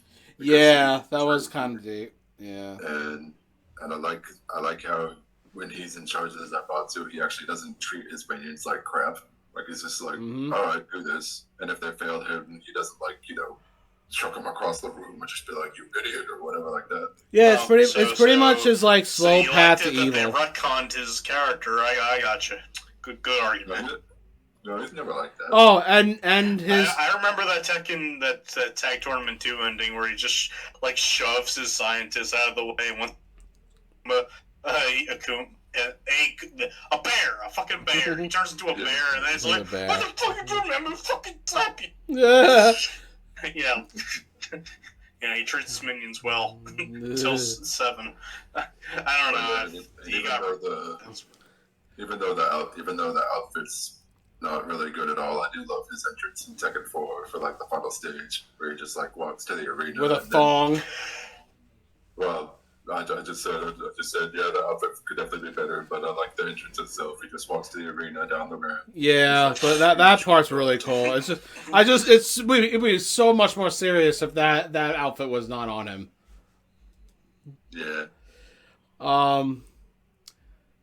But yeah, two very good final bosses. But if I'm going with one, it definitely has to be Bison. I think Bison is much more of a cooler, interesting character. I mean, Heihachi does have the backstory, because I know Bison is just like, oh, hey, I want to gain more power, so I'm just going to like absorb bodies and whatnot, just use them. But I still love Bison for who he is, though, just by the looks of him and the history that I had with him. So, yeah, going with Bison here. So, bye, Heihachi. You're dead again. He'll be back. Yeah. Really, I mean, they'll have to recast him again unless they decide to use like archive clips. Which, considering how Tekken 8 is like having new voice clips all around, don't know about that. He'll be recasted. All right, just remove some people here. All right. Man must go on. All right. My favorite voice actor for Heihachi is still 4 and 5 and 6. Oh, absolutely, same. And he has the best ending of all time, which is in 5. Yes. Hey, it's pretty good. I think that's What was it? You cut off there. yeah. Tekken 5's ending is so great that that's his level 3 super in PlayStation All Stars. Yep. I remember that. Yeah, imagine sending fucking Kratos, Sly Cooper, and some loser from Ape Escape to the fucking moon. Well. Yep. Oh, and Bison has one of the best voice dubs in all Street Fighter. Hell yeah. Yeah, in the games. I forgot to mention that. All right, next round. We have next is Lovely Poison.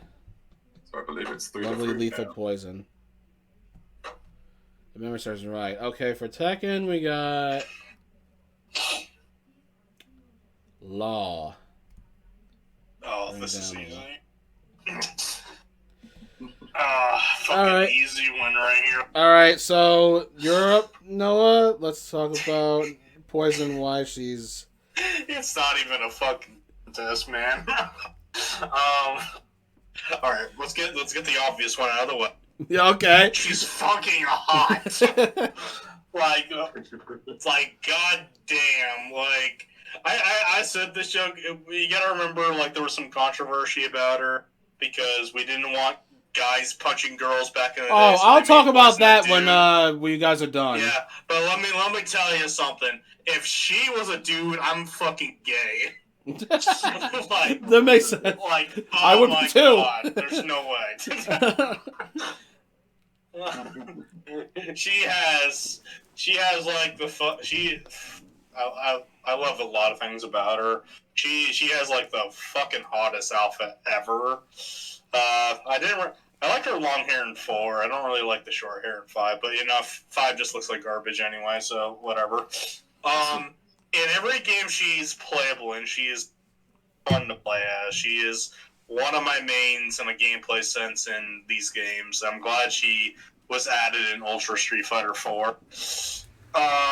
She has this super fun personality, and she has this dream. Like she has this dream of making it big in the wrestling industry, which is cool. But like I think what I really like is the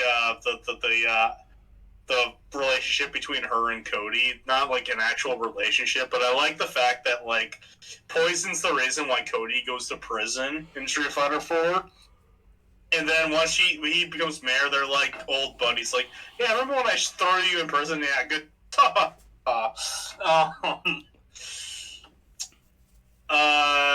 Let's see. She has the most Tekken ending out of anybody in Street Fighter. Her ending is like, yeah, I beat up these guys, and now they have to be in a band with me. Oh yeah, That is such right. a Tekken That ending. That's in fucking Street Fighter 4, right? Yeah, it's in Ultra Street Fighter 4. Okay, Because yeah. that's your only Street Fighter game. Yeah, I think Ryu and Ken were part of that too.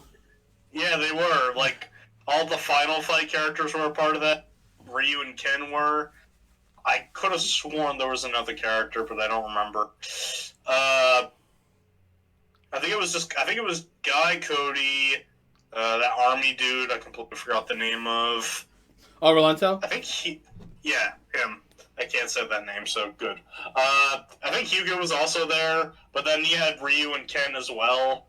Like, it was such a Tekken ending. It'd be so funny if a Tekken character did that for a joke ending where Jan and Kazuya have to be part of this band. It'd be the funniest fucking thing ever.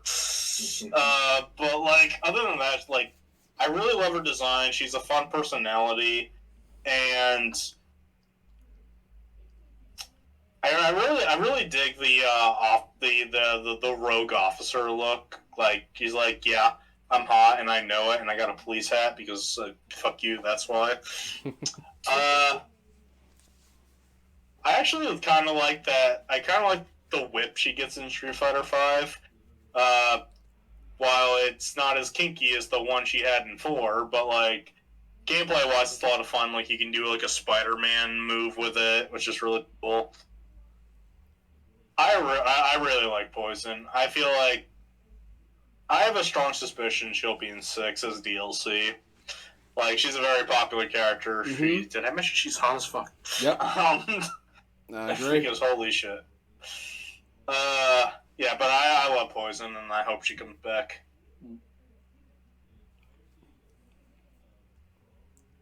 All right, Eli. Let's discuss law, and so I guess it's time for you to bring down the law. Bring down the law. She gives no fucks about the law. Martial law is one of my favorite Bruce Lee clones in any fighting game. He probably is. If it's not him, it's Maxie from Soul Calibur. Same. What about Liu Kang? Yeah, Liu Kang's cool. What about Liu Kang? Liu Kang's way better than Law. Fucking. I hate Law. Law is also, in my opinion, the funniest Tekken character. He has like some of the funniest endings. Bullshit. Especially in Tekken You're gonna 4. say that when there's a. When there's a what? You cut off there.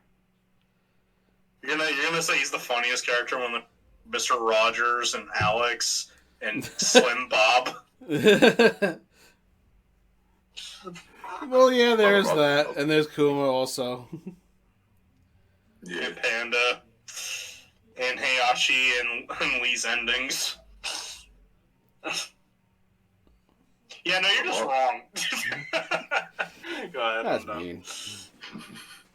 But Law does legit have a lot of skill. He does all the crazy flips, and he's got the nunchucks with Got the him. flippy dips.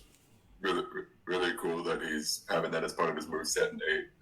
Also, with the whole Bruce Lee clone thing, I love how they're going full swing with the references in Tekken 8, especially. But like, there's references to Bruce Lee all throughout the series, like with the outfits and of course the fighting style and his his voice clips. It's like, whoa.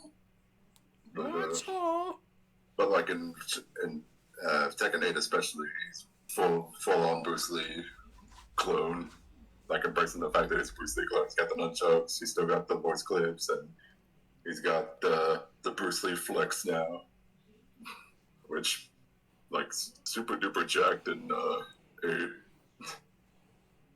somehow. Like his if you look at him in previous games, he looks so skinny compared to how he looks in 8. But I also love with 8 his new rage art, which is a reference to one of Bruce Lee's movies, Enter the Dragon. Really cool reference, right down to his expression at the end of it.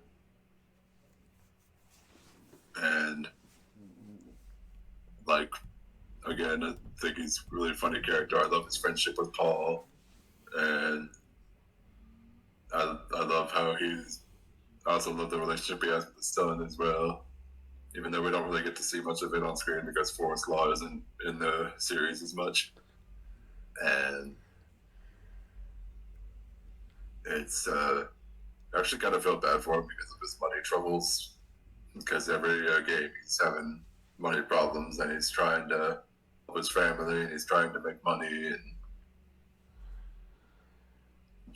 I believe he's only in 2 games.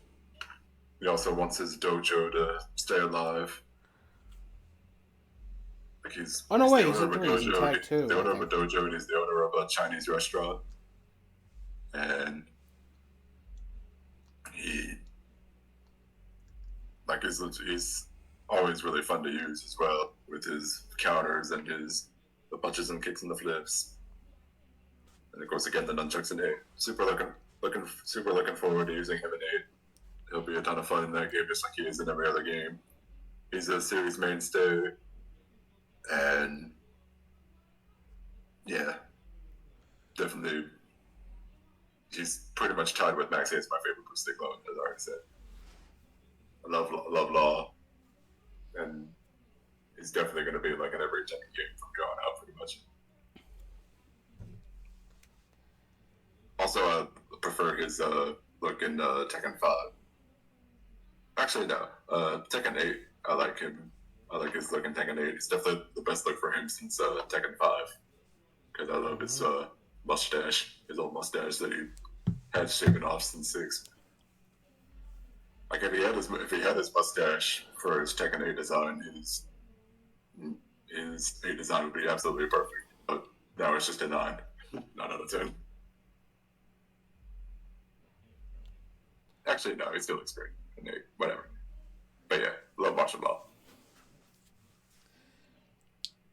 All right, so and this Poison, yeah, she's like super hot. She is a woman. I don't give a flying fuck what Capcom and the other like people say and like mistake away. She's a woman. Like a girl like that is not a trans. I'm not. I don't buy it. I don't believe it at all. So fuck you guys who say that. Not that there's anything wrong with trans, but Poison is not a trans. I'm telling you right now. Just look at her. Just like I agree. Like she's really fun. She's wonderful personality. Her like managing a wrestling company is amazing because I'm a huge wrestling guy. Um, and she's fucking voiced by Karen like Strassman. That's good enough for me because like she also voices Rouge, and I believe one of the Dead Alive girls, which it was the French one. So that's another A+. That's really strong. Very fun to play. Um, and my God, did you see that outfit? Yeah. Oh, that's what I mean by hot though. I already mentioned that. Did I mention she's hot also? Oh yeah. True that. It's like definitely one of my favorite Street Fighter characters, for sure. I don't know about top 10, that's debatable, but absolutely up there, like contenders for that. Um, for Law though, Law is actually on my top 10 favorite Tekken characters. I love Law. Like, with just like Eli, him and Maxie are my favorite Bruce Lee clones. Um, like he's got the flip kicks, the flipping dips, got the stylish counters and punches if he needs them. And the Um, crazy facial expressions. yeah, crazy facial expressions in his endings, especially. Um, the relationship with Paul is undeniably super memorable. Um, always love that. Uh, just like he's such a fun, colorful character that you can't help but love. Just I even like manned him once when Tekken 4 was an arcade. Um, and then I got the home version. I just ended up being with King after all, and stayed with him since. But Law will always be very special, near and dear to my heart. Like always, like super cool. He always will be, no matter how goofy they make him. And very looking forward to playing him in 8 and see all his bulkiness, his probably veiny bulkiness. We all wish we all wish we could have the money that he has in it. Yeah, true. Dude, man, what is preventing you from Well, this is definitely one of the harder picks to go with. Damn. All right, so I might have to think a little bit about this. Won't be long though, but it'll take time more than usual because usually it's been like I know exactly who I want to pick here, but this is actually kind of challenging. Do I go for what my heart's telling me with Law, or what my heart and pants are telling me with Poison? Hmm. Uh,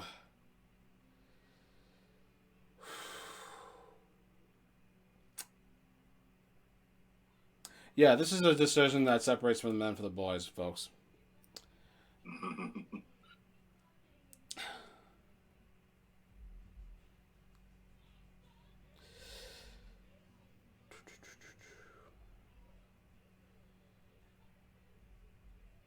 All right. So, if I'm really gonna have to make the tough decision here, and just fucking gifts, man. If I really have to decide if I had to shoot one of my close friends here in this situation, Jeez. Wait, Poison's a close friend. She better be a benefit. Holy shit. I'm sorry to say, but I have to go with the hoes before bros in this part, so I'm going with Poison. Just because look at her.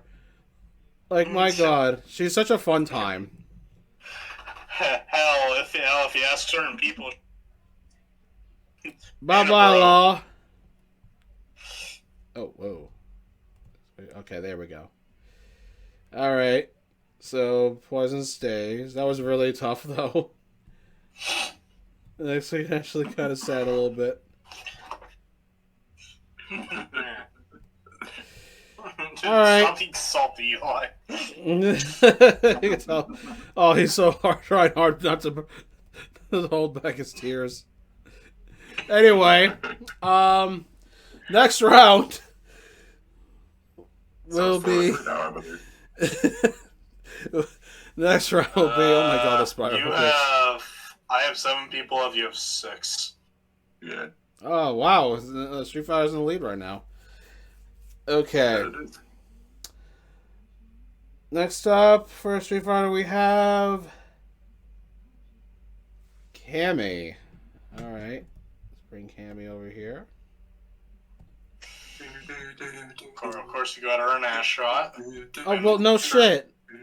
It's literally right there. Like, look at that. How could I not add that? All right, so for Tekken, we have Kazuya. What's the Smash guy? I'm not feeling my chances. We'll see. Yeah, we'll see. All right, so take it away, Noah. Let's talk about. All right, first off, Miss White. Cammy. I almost called her ass. Nice. Let's talk about Cammy Ass White. Cammy Okay, White ass. Damn. Cammy invented the ass shot. That's, yes. I don't care if there's somebody who did it beforehand, but I think she invented it. Cammy is a great character. And, like, I really like her backstory. She's a brainwashed. I like her backside. Who had a redemption arc, and she's British, so that adds to the sex appeal if you ask certain people. She is like one of the most iconic Street Fighter characters of all time. Like, a lot of people would think of her if you asked like about Street Fighter 2. It's either her, Ryu, or Chun. Maybe Ken. But I like her I like her journey from being a puppet to being her own person. I really like the friendship between her and Chun-Li. She has fun gameplay. She's got that ass, and yep. Holy shit! Talk about one of the best fucking redesigns ever in Street Fighter 6. Oh man, they went hard on that fucking like pose that she did. Like, my God. Yeah. But it wasn't just that. It's just like her overall. I like her.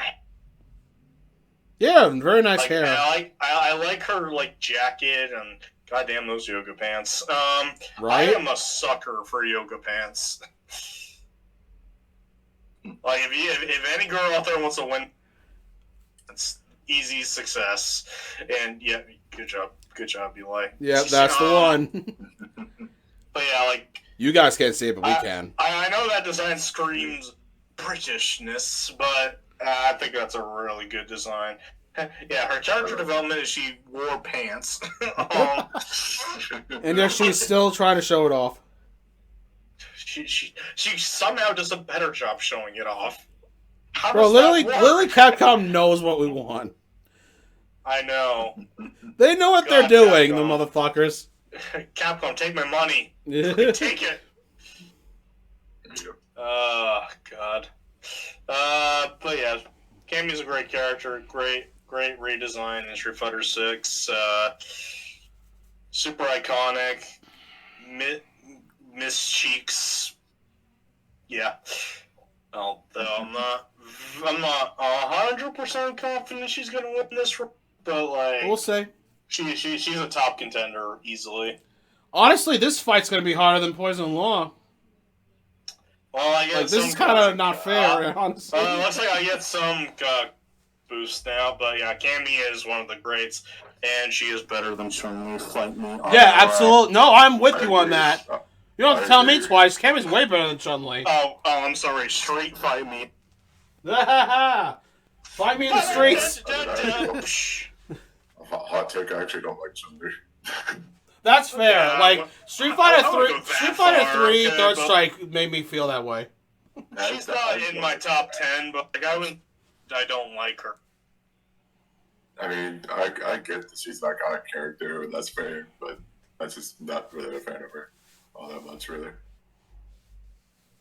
But whatever, that's a story for another time. Yeah. And now, hold on, I think I can see my subscriber count going down. Oh. Shit. Recover. Send it back. Say that no, please them. Is that it? Yeah. Alright. Peace. Alright, let's talk Kazuya. Let's talk about Yes, Smash character. Let's talk about how he is one of the greatest characters in fiction. Well, I got a laundry list, but okay. Oh, that's so... So, yes, absolutely love Kazuya. He might not necessarily be my main in terms of... Wait, can I interject with something? Did Yes. you get the Kazuya amiibo yet? I did, in fact, get the Kazuya amiibo. Hey, Alright, my guy. You saved yourself an embarrassing...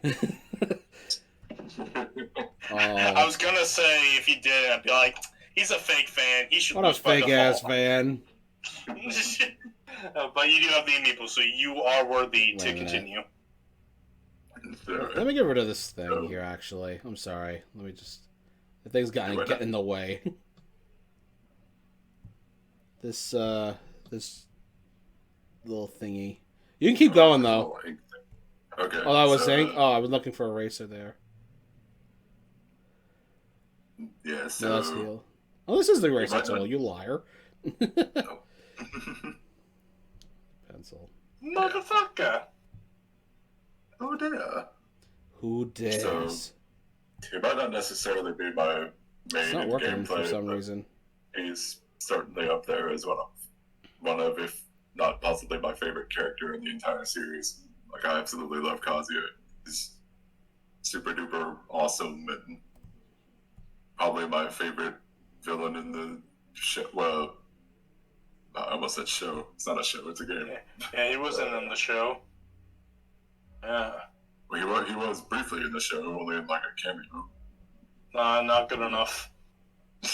Yeah, but maybe if they make a season 2, he'll be in there. But whatever, we'll see. I don't know what's going on. I Forget love that it. show, actually. But anyway, yes, absolutely love Kazuya. I love how, unlike Heihachi, like to separate himself from Heihachi, he actually doesn't care about upholding a good image for himself. Like in Tekken 6, yeah, he goes along with it, but only because he's like, okay, fine, I guess I can use this to my advantage. Besides, everybody hates Jin more than me anyway, because my son just started World War III. That's my boy. Yeah, that's my boy. That's my boy. He would be proud of him, at least for that. He's just it's him that wants to do it. But yeah, he that's literally part of his story in 6. Like I said, Kazuya could never accept the world being ruled by anybody other than himself. That's literally what his story says in Tekken 6. He's like, only I'm allowed to rule the world. So yeah, I love how he makes himself as like a cunning mastermind, but he's like totally open about his evil. Like once his secret's out, and like when he gets control of the Mishima Zaibatsu in Tekken 2 after he defeats Heihachi, like he soundly defeats Heihachi, throws him off a cliff, he's got that iconic smile, And then in Tekken 2, he takes control of the Zaibatsu and he's like, alright, I'm just gonna straight up do a bunch of evil crap. I'm gonna kidnap people, I'm gonna experiment on animals, I'm gonna kill people, all that jazz. And that's Tekken 2 is when he has that awesome, iconic purple suit. I love that suit. It's so good. One of the best Kazuya designs.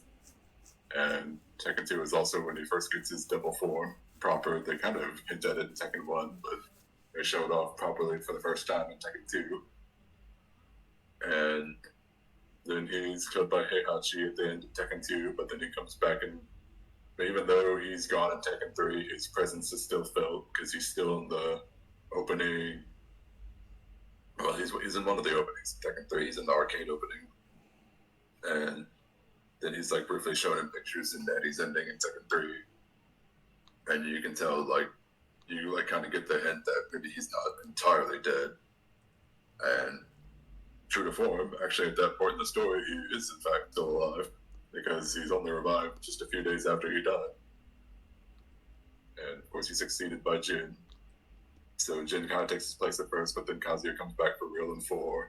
And it's one of the best returns ever because he just shows up and starts destroying the Tekken force. He's all like, they all thought I was out of the game, but I'm holding all the cards now. It's so awesome. It's definitely when I absolutely love Kazuya's voice actor. I wish I could remember his name because it escapes me, but it's like I never figured it out either. It's like literally the role that it's like pretty much his only role. Like I think he did a bunch of like TV stuff for Japan, but Kazuya is like the single role he has, and it's the thing he's most known for. And absolutely love his voice actor. And I love his story in 4 about how he's trying to figure out how to control the devil gene for himself so that he can finally get revenge on Heihachi, and then he can achieve world domination himself.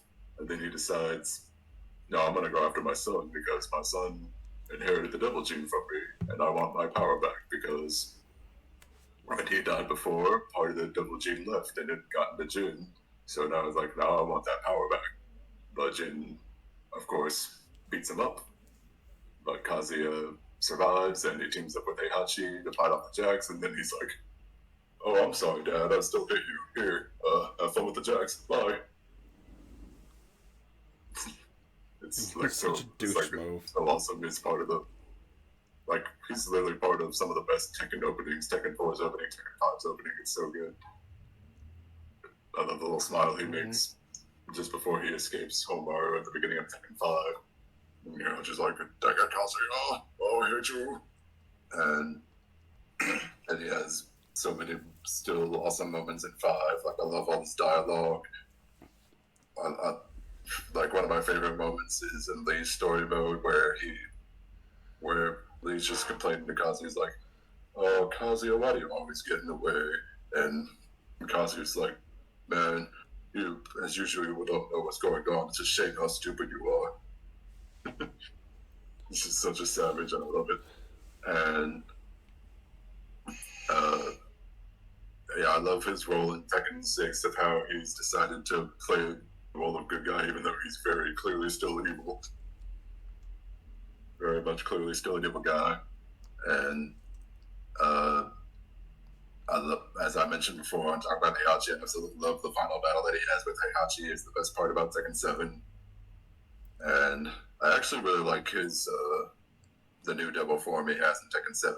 Like, I know y'all would probably disagree with me, but I do really like it. It still looks enough like Kazuya to where it's, like, still, like, super intimidating and super cool looking. I love how he had eyes on his, he's got, like, he had an eye on his forehead, like he always does, but now he has an eye on his chest and he has eyes on his wings, which I think is just, like, super cool looking. And he's got, like, a really cool exclusive rage art in the story mode, which becomes his final smash in Smash Brothers. And speaking of that, Kazuya is iconic Tekken character enough to be the Tekken weapon smash. I absolutely love that he's in Smash Ultimate. Super, super awesome. Literally a dream pick. Like, he was the guy that if there was anybody that was going to represent Tekken, it was him that I wanted it to be, and it was in fact him, and I absolutely love it. Awesome, super duper awesome, love it, love it, love it. Literally my secondary behind Banjo, and again, super duper excited to use him in 8, even though I already said he's probably not going to be, like, he's never really been my main gameplay wise, but I still really love using him. He's always really fun to play as, and I'm super duper excited to use him in 8. I love his new look in 8. I love how his new look just practically screams, "Hey, I'm the new final boss. I'm the new ultimate villain guy. I'm the one to beat." Mm-hmm. And I love his new attacks, and his rage art is probably the best rage art in the game so far. Like, even though we've had a lot of really good rage arts, like Tekken 8 overall has some really good rage arts so far. They absolutely stomp all over Tekken 7's rage arts. Yep, and there's not even a lot of them right now. And so it's just going to keep on getting bigger. Yeah, like Kazuya's new rage art is literally like a destructive finish from Dragon Ball Fighters. It's like so dang awesome. Like, I love his new look. I love how he's finally free to be the big evil villain he always was, and he's like just always just love the evil personality he has. But I also love how, even though he's super evil, like he's probably one of, if not the most evil character in the series, he actually doesn't treat his minions bad. Like, he doesn't openly insult them, and he doesn't allow them to get killed. Like, when Akuma confronts the G Corporation soldiers, Kazuya's like, "All right, don't bother. Y'all are gonna get destroyed anyway, so just bring them up here so I can fight them." And yeah, I love his normal double look anyway, with the purple skin and the echo in his voice when he uses his double form. It's just, I'm so excited to see Kazuya in 8. Of course, he was going to be in 8. He's the next day. The only game he wasn't in was 3, and even then, he was still there in cameos. He is just super duper amazing. If he's not my favorite character, he is most certainly in my top 3, probably top 2 even. But he's very, very close. He might as well be my favorite character, I think. As a character overall, I just love Kazuya. Very much looking forward to using him again today. He's going to be one of the first characters I use. He's just so awesome. Love your Kazuya. Oh, and also love some of his animations. Like, of course, there's the one where he picks up his opponent and it's just like, pathetic. It's just, that one's so awesome. My favorite one too. I love that they keep bringing that back, including in 8. They brought it back in 8, and I love it. Still should have been in Smash, though. But, yeah, it was a shame that it wasn't Smash. It would have been awesome, but I can understand why they didn't do it. Because that might have been kind of tricky to do, at least compared to what they actually did for him. But yes, Kazuya, amazing, super duper amazing. Also, love using him in every Tekken game. So much fun, even with his like complicated misstep stuff. Like, when I finally learned how to do the misstep stuff with him, with like the electric wind god fist and all that, and those uppercuts, it's like super satisfying to pull off. I love doing that. Yeah, love Kazuya, love his voice, love his character, love his designs. He's never had a bad ending in the series. Like, every ending he's had in the series so far has been awesome. Yeah, I think he's got the best ending, like 2 or 3 straight games in a row. Like, I think he has the best endings in 1 and 2. Mm-hmm. Yeah. It's debatable about 4. And his endings are certainly up there in 4, 5, and 6. Yeah. Yeah. And even Tag 2 was kind of... Well, actually, I guess Tag 2 was probably my favorite, but even then it was still cool. Yeah. I agree. Just because I don't like that design for his double form and Tag 2, but whatever. I do agree that Kazuya is a great character, but I know how they can ruin him. How they're going to ruin him? And how's that? If he ever loses the Devil Gene and turns out to be a guy, That would piss off so many people. I mean, I don't know. I don't think they would do that, would they? I mean, they kind of humanize him in 7 when he wasn't like that in the previous games. Like, you gotta remember, like, the reason he threw Kazuya into the chasms was because he wanted him to be strong to survive, but yes. they retconned it. They retconned it for being like, oh no, you're a danger to the world because you have the devil gene inside of you. Yeah. So the Tekken story, they don't mind retconning things. Like they definitely made Heihachi more guy in 7, and I can honestly see, especially if you come in pulling that shit. I could see the route where Kazuya just reveals how truly far gone he is by actually killing June, and that's when Jin really just berserk in rage. Yeah. But we'll just have to see how it goes. There's so many different ways Tekken 8 story can go. I want his dying words to be, son, I'm proud of you for creating World War III, bleh. I'm the dead, bleh. No, I'm the dead. It'd be the funniest fucking ending. I still want Tekken 8. Like, yeah, I feel like it's probably more likely that Jin will win, but I still want there to be an alternate ending where Kazuya wins, just like in. Yeah, I really want them to do that route, like really badly. Like do a Batman versus Superman and Shang Tsung versus Liu Kang thing. Mm-hmm. That's what I really want. The Superman one sucks balls. The Shang Tsung one was actually pretty good. My God, I am super duper extra ultra mega hard picking Batman and that side easily. Yeah. Like no contest, no cap. Yeah. Whoever picks Superman is an idiot. Oh, sorry, Mike.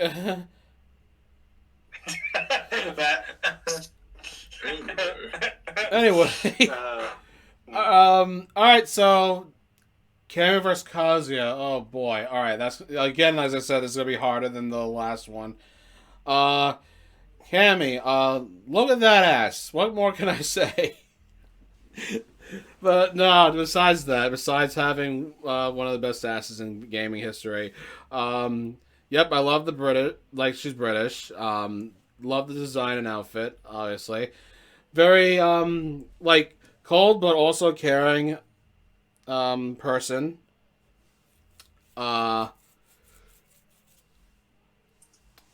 Like she's always been really cool to use in games. She's definitely the best newcomer in Street Fighter 2, like when they made Super Street Fighter 2. If you know what I mean, like they added like 4 characters in that game, but Cammy's easily the best one. It's so easy to see why. Spiral Arrow, Cannon Spike, very stylish moves, great ultras or critical arts. She's a very iconic character for all good reasons. Definitely one of the most popular characters in the series. Easily one of my top 10 favorite characters. Very strong contender for being my... Well, I don't know. I would say my favorite woman, but she might just be like a runner-up. If I'm being real here. Girl in Street Fighter. That's fair. I think she's very close to mine. She's definitely one of the greats. One of the goats. She was actually my main for a time in 5. Like alongside Ken. I always have a blast playing her, and I think I'll have even more of a blast playing her in 6. Yeah. So, definitely looking forward for that. Always will be a Cammy fan. Always will play her. So, yeah. And Kazuya, what else can I say for her? Oh, actually, and do you know how Cammy has a great ass? She can fit anything inside it. Remember the part where Street Fighter 5, she like literally took out something from her ass, like some sort of statue that's like inside like a bag or some shit. Does anyone remember that? I don't remember that because it was in the Street Fighter 6 story. It was in the story, yeah. She literally like took something out of her ass. I mean, if I'm gonna be Like, honest, it's supposed to be a pocket, but what pockets? What pockets?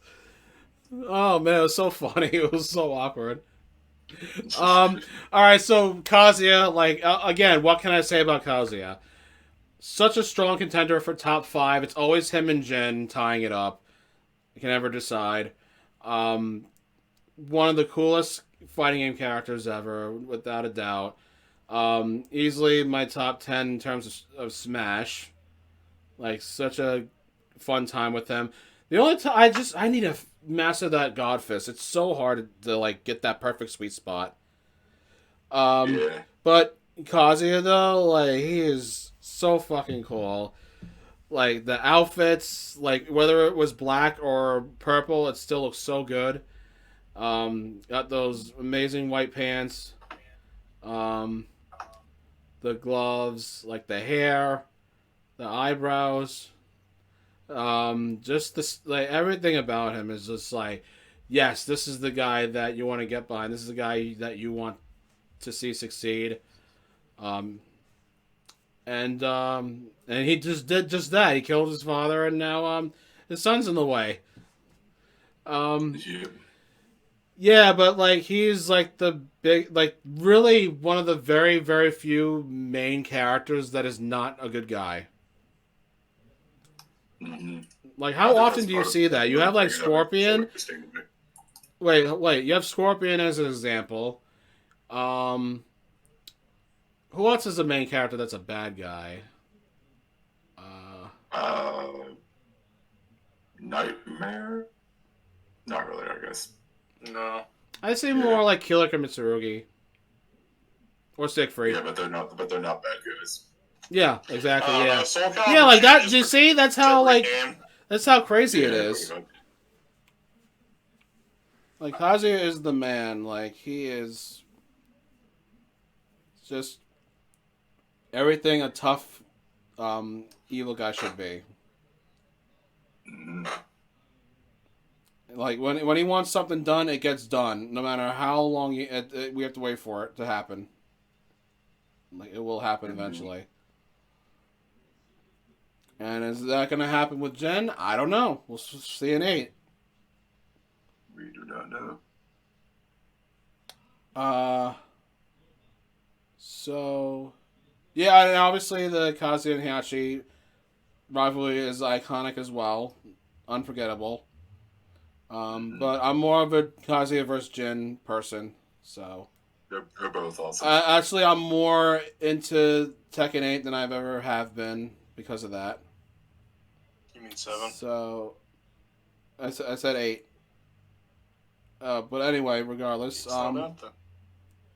Oh well, that's why I'm looking forward to Tekken 8. They're happy. Oh. I have to say it again. Because they're focusing on Kazuya. I misheard the question. All right. All right. So decision time. Oh boy. Will I do the hoes before bros again? Oh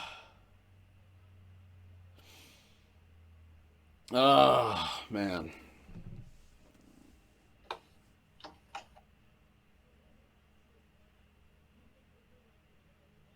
All right. My next gift is depending on Kevin's decision.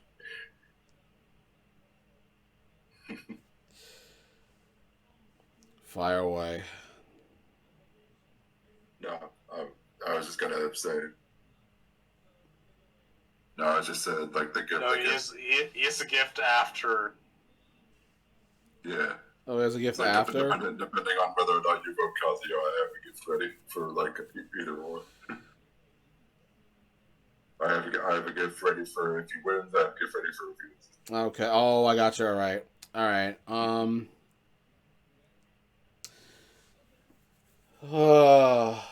All right. All right. After many decisions, unfortunately for that one character is in my top 10. The other is a contender for top 5. So going with the bros before hoes in this one, I'm voting Kazuya.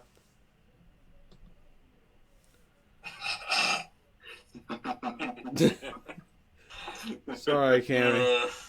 Sorry, baby girl. There's spotlight next time. Didn't you mention Kazuya as one of your faves? Yeah, he is. No, I was talking to Nana. Oh, okay. Yeah, he did. Hmm? I thought I remembered. I think you said Kazuya was one of your faves. He is my fave. Oh yeah. I fucking shit. I hate him.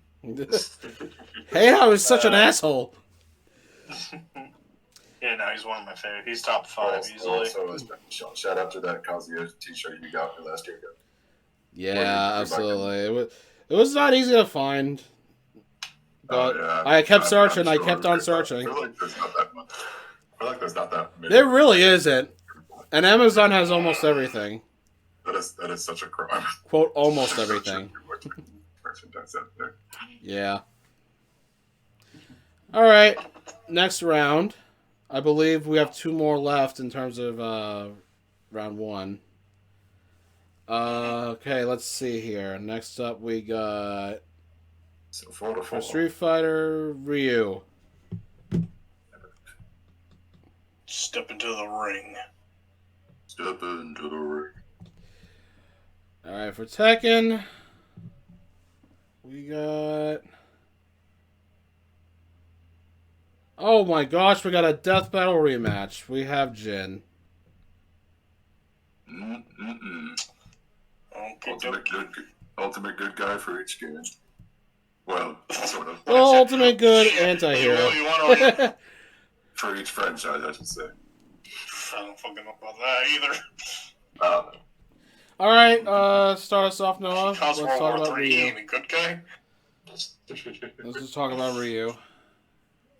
Alright. Ryu is Good old Ryu. the fighting game character. Like, you can argue otherwise, but no, Ryu, Wait, what? he's the one that Okay. every grandpa knows. Like, it's fucking Ryu. He's in Smash Brothers. Jin's not in Smash Brothers. His daddy Dearest got in there before him. Oh. He's a spirit, at least. I mean, he has Brother Colors is Jin. God. What are Kazuya's colors is I'm Jin? a PNG in a video game. Daddy loved me. But like, Ryu's a great character. He is the start of one of my favorite fighting styles video game. Gets improved with Akuma, but that's neither here or there. But I like Ryu. He's the main hero of Street Fighter. He's like he's a less stupid version of Goku, honestly. He likes to travel Fair. and fight. He likes to travel the world and fight strong opponents. Willing to save the world every now and then.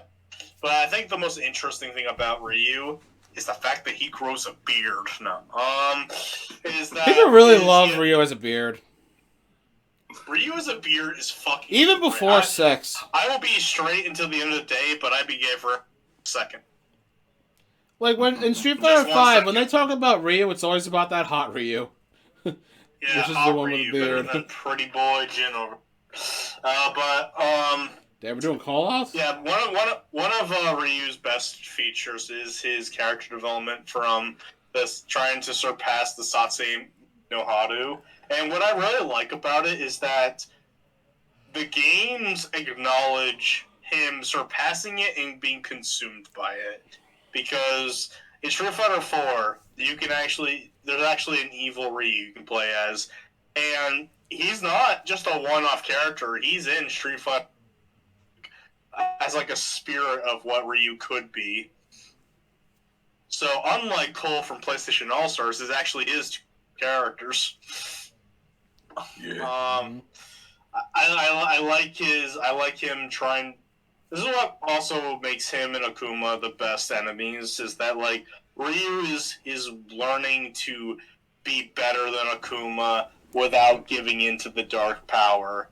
He has like the power of nothingness, And I still don't know what that means, but like, Ryu has canonically lost to Akuma every single time. So I think I hope in Street Fighter 6 in like an arcade mode or something, because Akuma's unfortunately not going to be in the base game. They could surprise us, but like I want Ryu to master his power. I'm sorry to cut you off there, but they honestly like just released the base roster really sooner than originally thought. So yeah, they could surprise us. Actually, they could actually add Akuma, Rashid, and Aiki. I think her name is. We got like 3 more months. Yeah. Until the game comes out. That's plenty of time to announce some more characters. Yep. But we'll see. We'll get to that when we get to that. But I want a rematch with Ryu. I want Ryu to win because, you know, he has to battle with his inner demons, and I feel like he's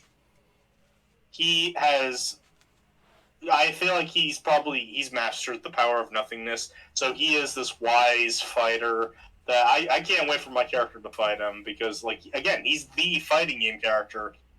Like move over Terry and Kazuya because Ryu was the first fighting character in Super Smash Brothers, and not only that, he's the first character to break Sakurai's legendary rules of Brawl, where you can own one of those rules. It cannot be a fighting game character to be in Smash Brothers. Ryu broke that rule, and that's what caused Terry. That he said that was his rules for like Brawl. I forgot the other 2. I could look them up, but like one of the rules was they cannot be from a fighting game. That's very specific. I don't know why, but Ryu is probably the most important fighting game character because he is the fighting game character. Like, he's always a safe bet to play as in all the crossover. He's a great starting character. And you play as Akuma when you have balls. Again,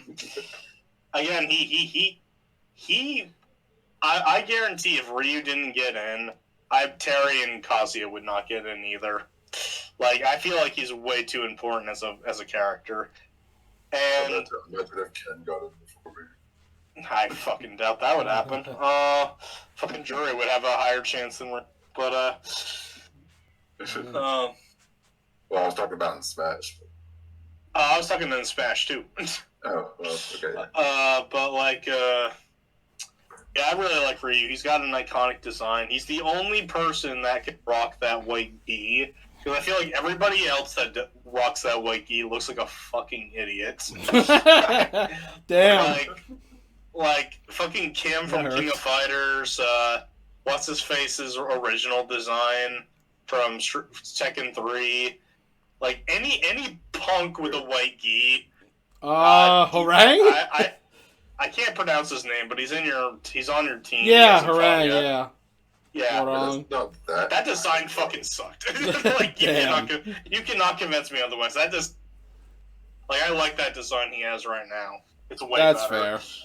But like I just don't like any punk trying to rock the Ryu design. They always look bad. Ryu is the man. He's got the beard. He's got the Hadouken, Shoryuken, and his little helicopter thing that I like using because it's fun. But yeah, Ryu is the fighting game character.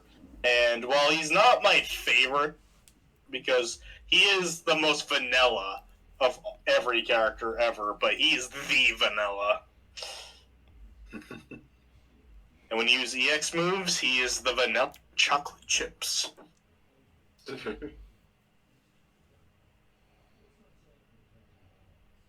Alright. Eli, your turn. What's your defense with Jin here? So, Jin Kazama, he's considered the mascot of the series in a way, even though... He's one of the 3 mascots. Excuse me? He's one of the 3 mascots. Mm-hmm. Yeah, along with the other Mishimas. Mm-hmm, yep. Like, it's crazy to think that he's such an iconic character, and he didn't actually show up in the series until Tekken 3. So that just shows how popular and how iconic he's become. So with Jin Kazama, I do kind of try. I still very much love Jin, but if I'm being honest, he might actually be my least favorite of the three Mishimas. But I still very much love him. Not for me. He's still at least he's still probably top 5, top 10. I mean, he's certainly definitely top 10, of course, but and probably top 5, or maybe he's at least number 5, I guess. Top. I mean, he's certainly top 10. I absolutely love Jin, and I love I of course love his story. I love how he's the son of Jun Kazama and Kazuya Mishima. How that happened, I'll never know. But She's fucking hot! maybe we'll find out in Tekken 8 why and how Jin came to be. He wants to tap that ass! But I do like how Jin's evolved as a character throughout the story, both in gameplay and as a character. Like when he started out, he was pretty much a clone character of both Jun and Kazuya in Tekken 3. But then in Tekken 4, he gets his own fighting style of traditional karate. And I love how there's a storyline reason for it too. It's not just like a way to make him different from Kazuya, since Kazuya was coming back as well. It's also because Jin got betrayed by Heihachi at the end of Tekken 3. Like he really did actually trust Heihachi. Like he believed that Heihachi was a good guy who had his best interests at heart. Because Jun told him to go to Heihachi if anything went wrong with her, and then she went missing. And Worst mother of the fucking year. But well, maybe Jun will finally explain herself in Tekken 8. Who knows? I met your great grandpa. Go under Homaru. Oh, really? Stupid. You met great grandpa? I've beaten my great grandpa. I killed him. Oh my god! Like that's the stupidest fucking. I guess she has nowhere.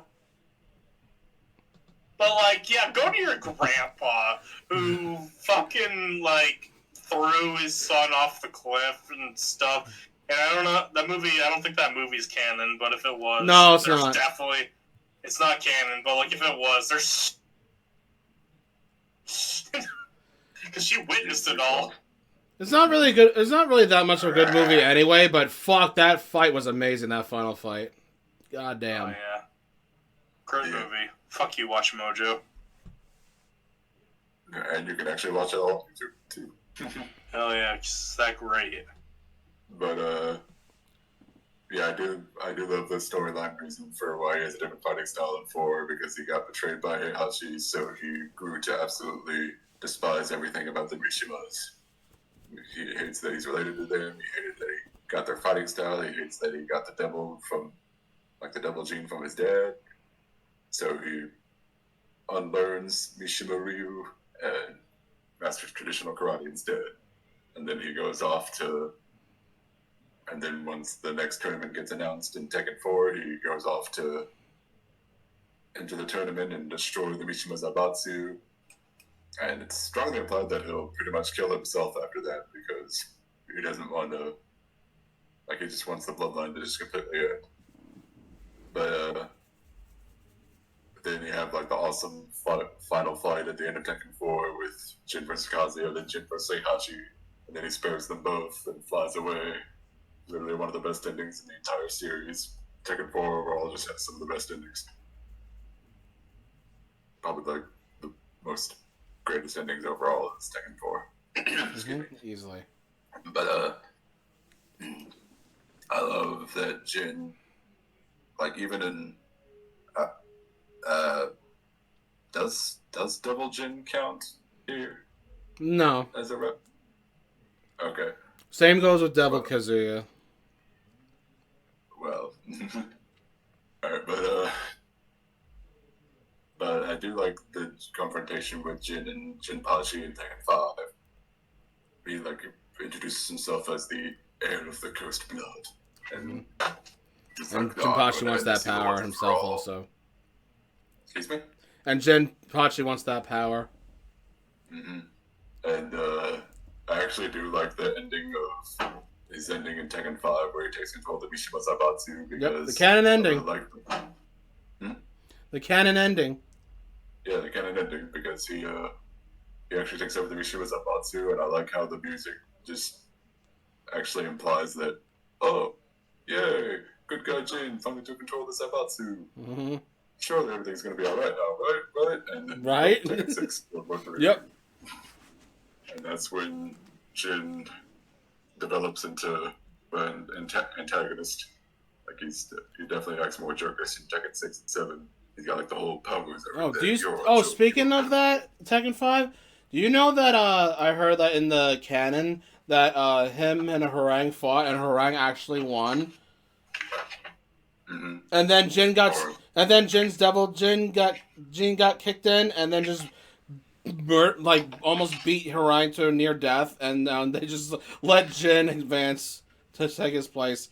That's kind of scummy. That really should have been a disqualification, honestly. Yeah. But oh well, it's the King of Iron Fist. I think it might be. I think the actual story is that Jin beat Jinpachi as Devil Jin, and then after that he turned bad.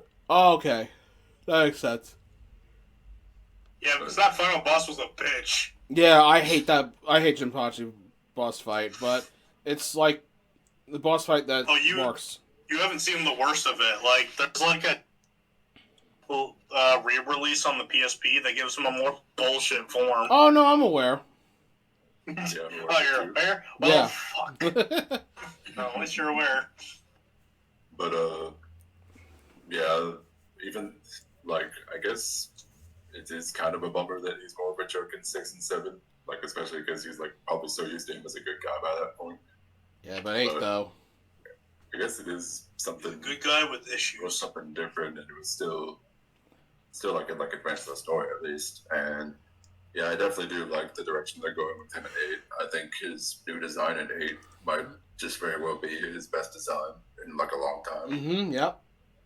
Very easily. I really love his new look in 8, and I love how he seems to be going like the Siegfried Soul Calibur 3 character arc where he's vowing to not be a bad guy ever again, and he's more polite to his opponents again. He's like, sorry to keep you waiting. He's like, strength isn't everything. Because he used to say power is everything, but now he says strength isn't everything. So, his character development's kind of coming full circle. Really do enjoy it. Really excited for his story and age. I feel like they could do so much with his character now. He can like face the consequences of his actions in 6, and he either learns from it or he's just like, I'm sorry, but I have a duty to fulfill or whatever. And like he could just like make amends with some characters, or he can fight off those who try to get revenge on him. Like so much they can do with his character in 8, but we'll just have to see how it goes. But very much looking forward to using him in 8. Looks like he'll be even more fun to use in 8. Like I feel like with every game, Kazuya included, like with every game, the Tekken characters get more fun to use because they get more moves to use and experiment with and stuff. And I love that Jin, with Tekken 8, he's actually finally learning to control the Devil Gene himself. He's got like some form of control over it, so he can actually use some of Devil Jin's move, and you can use the Devil's power without losing control. So I'm really excited to see how that goes. I'm really excited for Kazuya versus Jin again in Tekken 8, because Kazuya versus Jin in Tekken 4 was amazing. So yes, Jin Kazama, very much awesome. Very much love him. He's actually, if it wasn't Kazuya, I would have loved to have him in Smash. If it wasn't going to be Kazuya, So would I. He would have been my next pick. And he wouldn't have a. Wasn't. If it wasn't for Kazuya, it'd probably be Heihachi. I mean, yeah, granted, true, They're but actually, personally, like, me, in my much- opinion, I would have much rather have Jin. Yeah, but I know I love Heihachi more. he's honestly not popular enough. Honestly, like it's Kazuya and Heihachi. Honestly, in my opinion, Kazuya was lucky to get chosen because everybody knows Heihachi. I mean, everybody knows Kazuya as well. Yeah, that's true. People might think of Jin, but they'll be like, oh wait, no, I meant Kazuya. Sorry, they look the same. But yeah, get Jin, awesome character, fun character to use in every game. Fun, awesome story, love his character development. Can't wait to use him in 8. Can't wait for his story in 8. Awesome new design in 8. I love the one wing thing he does time to time in 8. Mm-hmm. He looks Keeping looks that really thing good in 8, controlled. not just his outfit, but also like his look, like the facial animations and everything. Just looks so good. Tekken 8's gonna be awesome. And yeah, and Jin's gonna I have so much definitely faith in it. help make it awesome. All right, decision time. All right, so Ryu. All right, so before I get to some positives, let's talk about a little bit of negatives. So I had a very sad history with Street Fighter 4 Online, and I fought so many Ryus, and all they did was like Shoryuken whenever I try jumping in or whenever they're about to get up, and it really sucks dealing with that. He's generic karate man. He's like his only personality is like I want to fight someone and become stronger. I just think that his rivals are way cooler than he is, like Ken, Sagat, Akuma, etc. I mean, to be fair, a lot of protagonists have cool rivals. Yep, very true. Absolutely. Dragon Ball. And sadly, I feel like he's the weakest out of this entire list. Sonic! Oh, fuck. Kirby! Oh, fuck. Oh, God. Yeah, that's also true. Oh, God. Alright, so I guess... Fantasy 7! Oh, God. Okay, Yeah. It just doesn't stop. Oh, God. Mario! Oh, God, I'm gonna die here. Alright, so... On to the positives. Yes, he is the poster boy of Street Fighter, one of the best games of all time, at least for me, and contender for the best fighting game series. It's just he's always there. He's always will be. Everyone knows him, especially those in the fighting game community. He'll always stick around, no matter if he eventually grows old. Because right now he's got that beard. Got that middle-aged beard. And everyone loves it. He's always strives to be the best that he can. And has that Zetsuri no Hado that he finally took control over. So that's a character development right there. And it only took us to beat a character that had no business being in the story whatsoever. Yeah. Oh, Nakala, you look so cool, but my god, your characterization is like, it needs to not be there. Pretty much. Yeah. Yeah. Like, I want to like Nakali so much, but like, fuck, like, what purpose does he have? He's supposed to be like the big original boss for Street Fighter. Yeah, They but... just didn't give him a character. Right, exactly. But he looks so cool. But he looks and plays, like, his style looks so cool, though. But, like, fuck. He's got nothing else. Just looks and style. That's They it. were trying to make a beast version of Akuma. That's what it felt like to me. Yeah. Yeah. Shame, though. Alright, well, anyway, but yeah, it's not Street Fighter without Ryu, I admit. It's definitely not. And, he will never, miss a Street Fighter, no matter how hard they try. What the fuck is that? What is that you just sent me? Jesus Christ. Oh, Don't God, I this. just realized what that was. It's a fucking Miku fucking. Hey, Ryu, you like my new look? Yeah, you're beautiful. You look really good, Ken. Oh, Ken, you look awful. Anyway. What's wrong with you? Oh, you want him to rather be like honest? It's like, oh, hey, Ken, what's? Oh my God, what is that? Play-Doh hair piece of shit over here. Goddamn.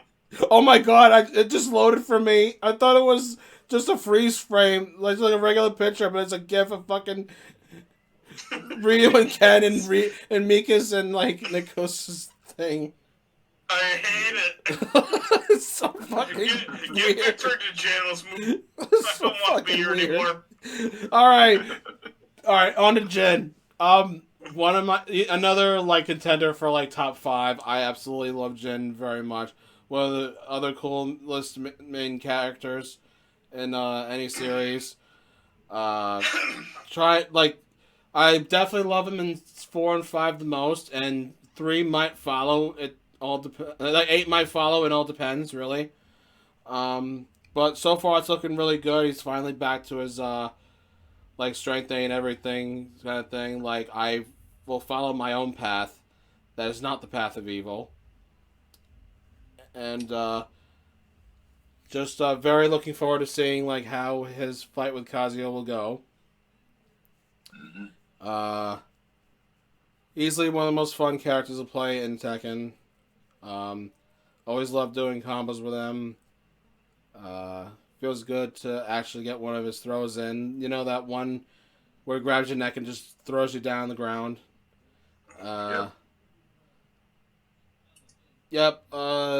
Very interested in seeing what him and June are gonna be going through. Like after seeing her for so long. And it turns out to be unknown. We'll just see. Just like such an amazing character. The balls. Yeah, just amazing character overall, though. Just super cool and awesome, like both personality and design wise. So, this one's a no-brainer. I'm easily going for Jen, like serious cap. So It's fine.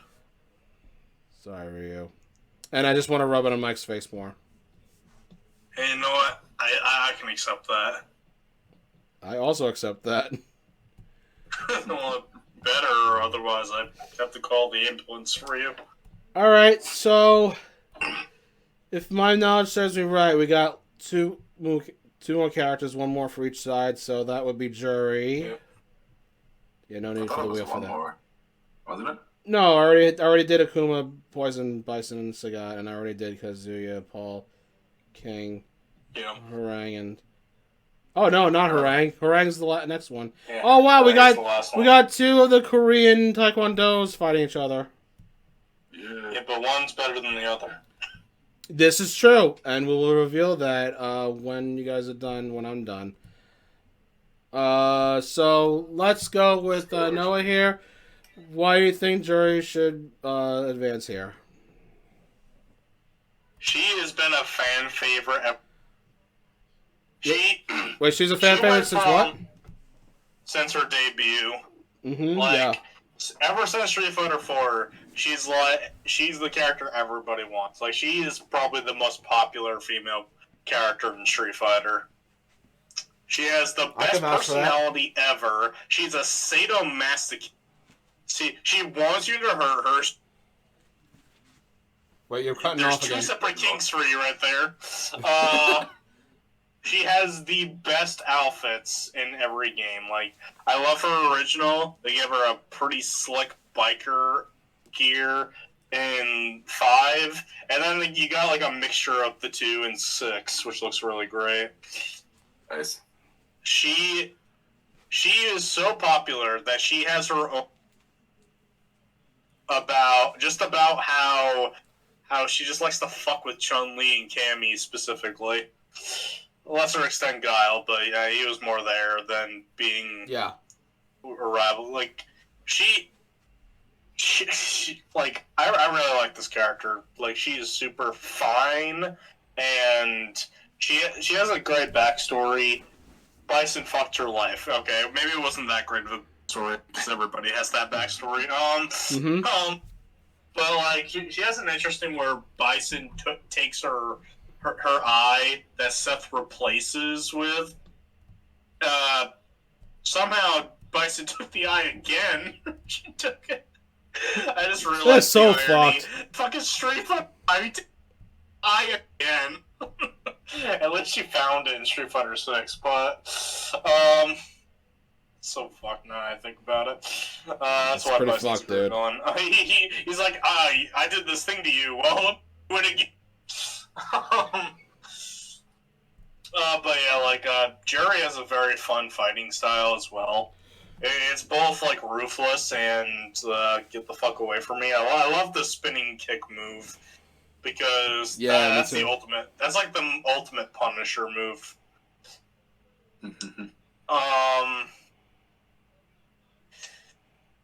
Let's see. She one of her big things is she rides a motorcycle, and as we all know, if you ride a motorcycle, cool. Yeah. Hello, Shadow. Hello, Lobo. I think she is such a fan favorite because of her extremely wild personality. The fact that she gets insane pleasure from getting hurt and hurting other people. And some people like to say that she's like the evil version of Chun-Li. Not entirely accurate. I disagree. But not entirely accurate, but I can see the resemblance kind of. I disagree. I think she's her own character. She is her own character, but like I'm talking about like theming. Yeah, but like, I think she has her own theme. I'm just saying. That's all. Yeah. I think people only said that because if you get a perfect match with Juri in Street Fighter 6, she'll do Chun-Li's pose, but mockingly. Yeah, I love that. I've seen that. Yeah. And by the way, speaking of poses in Street Fighter 6, she can use her fucking legs as a stripper pole. Like, goddamn. Like, my god, that's flexibility on a whole nother level. I know, right? Shit, like, one of her taunts is literally, like, turning, like, around and just, like, telling you to come on with her foot. And you see a good ass shot, too. And her fuck ass. Yeah. She knows she's, like, the hot shit. Yep. And she shitposts things on Twitter, too, like, on her phone. When she wins. Oh, yeah. And then sits on you, oh my god. Alright, well, I don't know if I should let Eli have a turn this time around. I'm kidding. Damn. No, I'm kidding. But, like, she at this point, Juri, it's so funny because she was an add-on, you know. Yep. And while she was DLC for Street Fighter V, she was, like, one of the first. Street Fighter V shouldn't have that much DLC in a long yet. Like, goddamn, Street Fighter V, your roster was awful. Yep, it was, honestly. But I didn't care who got added. It was like, nah. It doesn't beat Force. I think Juri is so popular that if she's not part of the main roster for future Street Fighter games, people would complain. Oh, yeah. Like it's honestly criminal. If they don't add her like more often. Yeah, no, she's a mainstay. She will be in the roster, whether base or one of the first DLCs.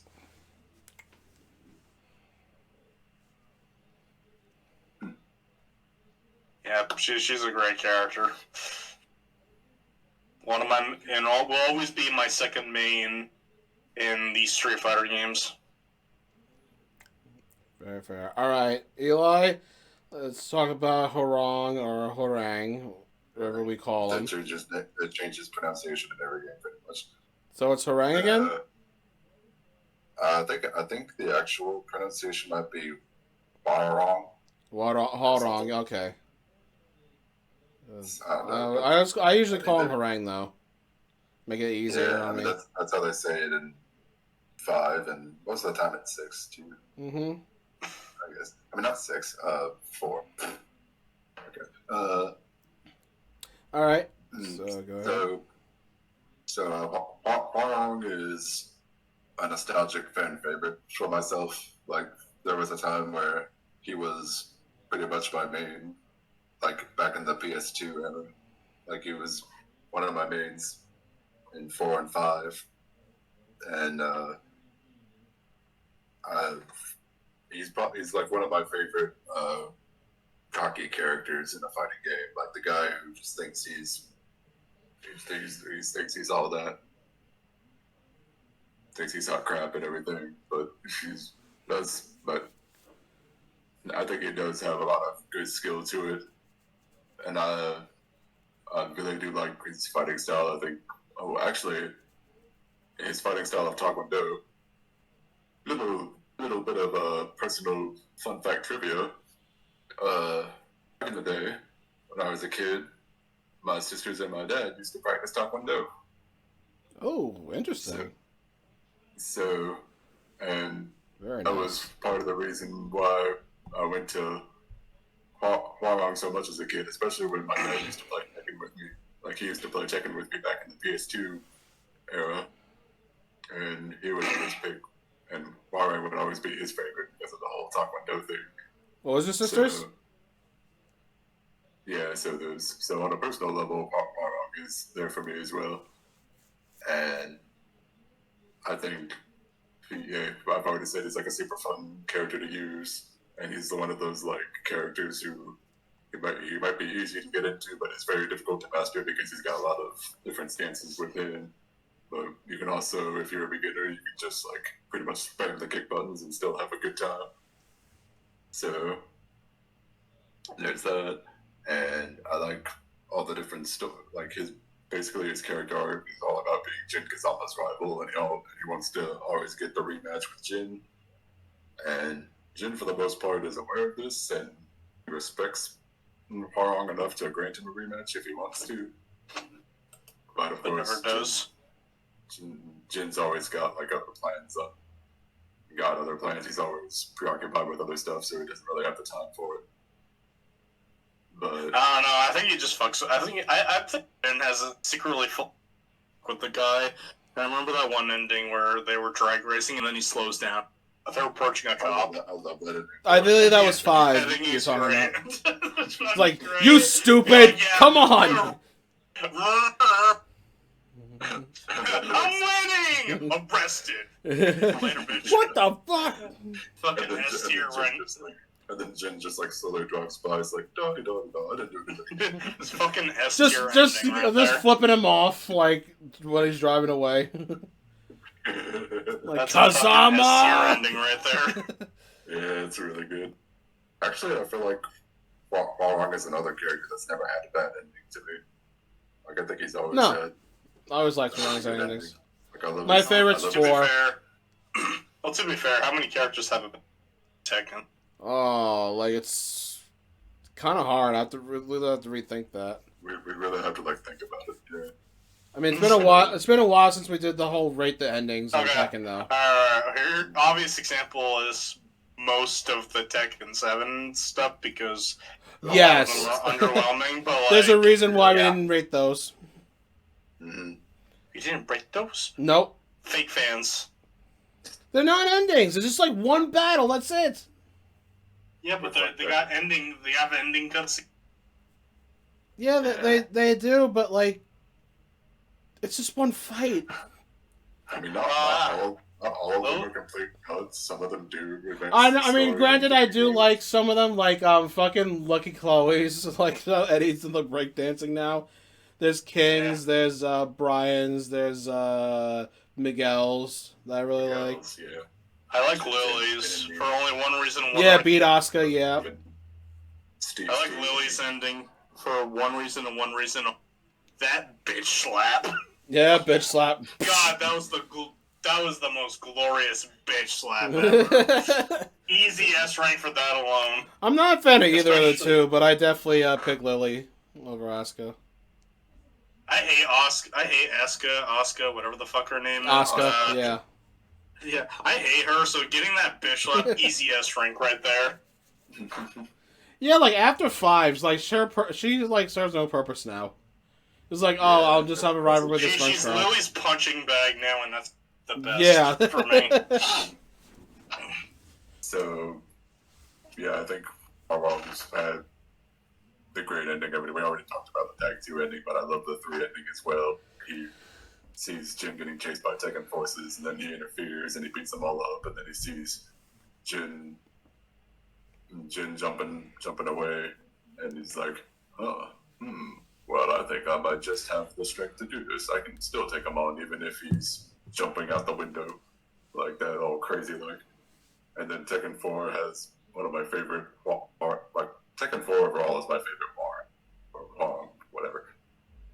Tekken 4 overall is my favorite because I just love his story of him being in the military, and I love his outfits, and I love the voice clips he has and gameplay. I think it's my favorite voice for him, and I love the cutscene of him meeting Jin in the parking lot. Kazama, I kicked your ass back there.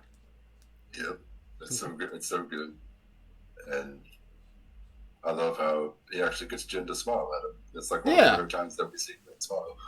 It is very rare. And then I love the Tekken 5 ending where Devil Jin shows up and while Barang's driving out on the road and yep, this sucks. And you get that really cool shot of Devil Jin though, just walking like behind the fire, and then Hadarang's like, "You stupid! Come on!" It's so funny to me for some reason.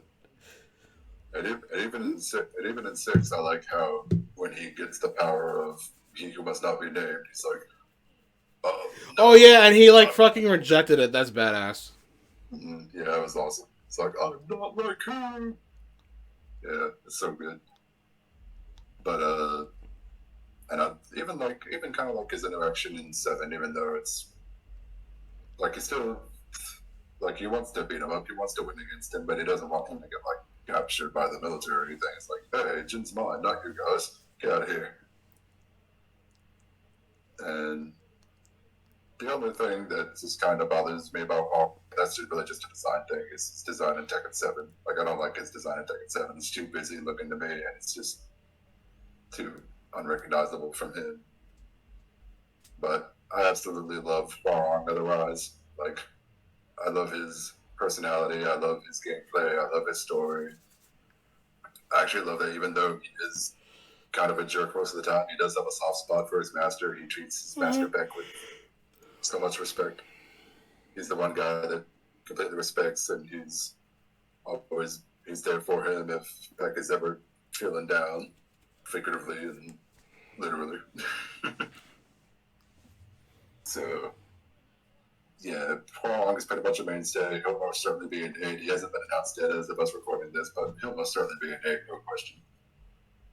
And can't wait to see what he looks like in 8 and what he'll be doing there, because I'm definitely going to use him there. Just don't make him look like 7, please. Yeah, just don't make him look like 7. Please. Please. Yeah. God damn, what a shit show that was. And don't give him his original design. It's awful. Oh god, that's awful. His hair is stupid. I like it better this way.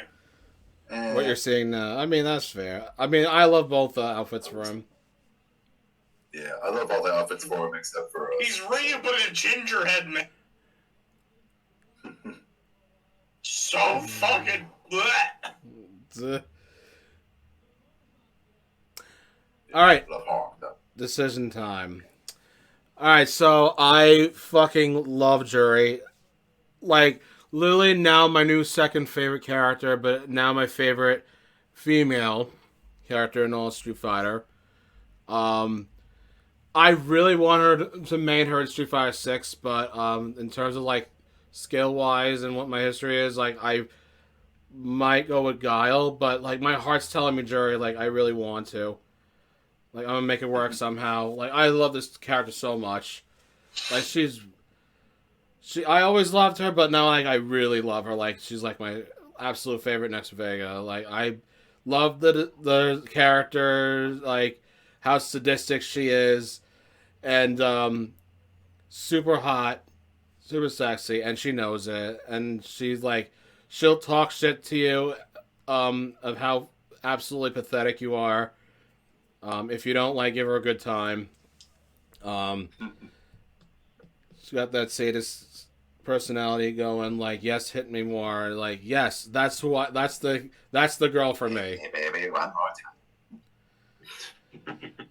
time. Like she is so easily like a mainstay.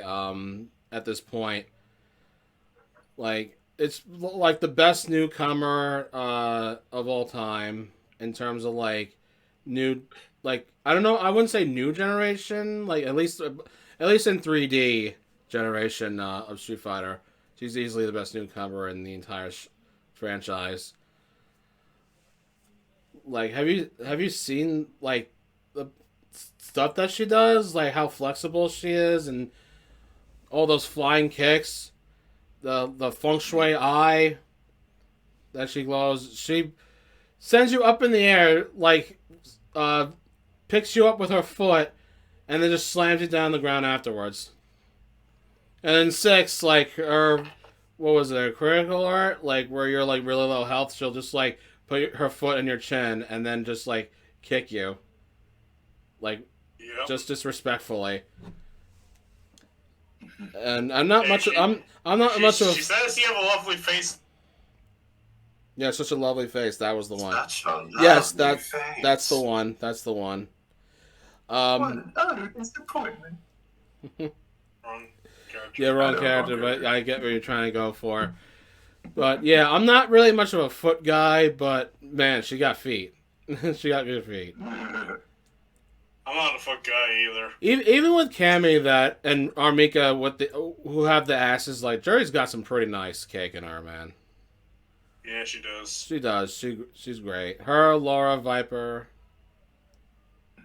like they all got, but Jerry's like, oh man, like it's just,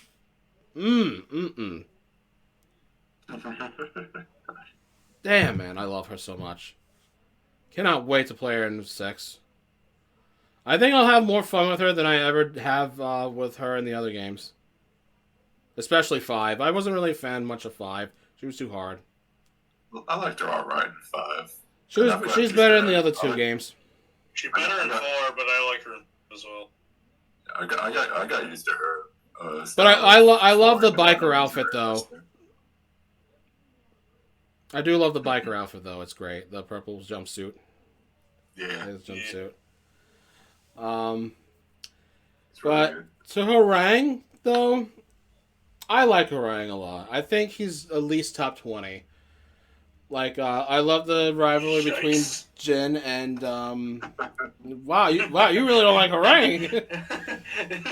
No, I'm saying you're like your I really like No, you favorite female. Harangue, top 20. Bro, so Jerry's my second favorite Street Fighter character. I just mentioned my favorite Alright, female. top 2 versus top 20. Fuck.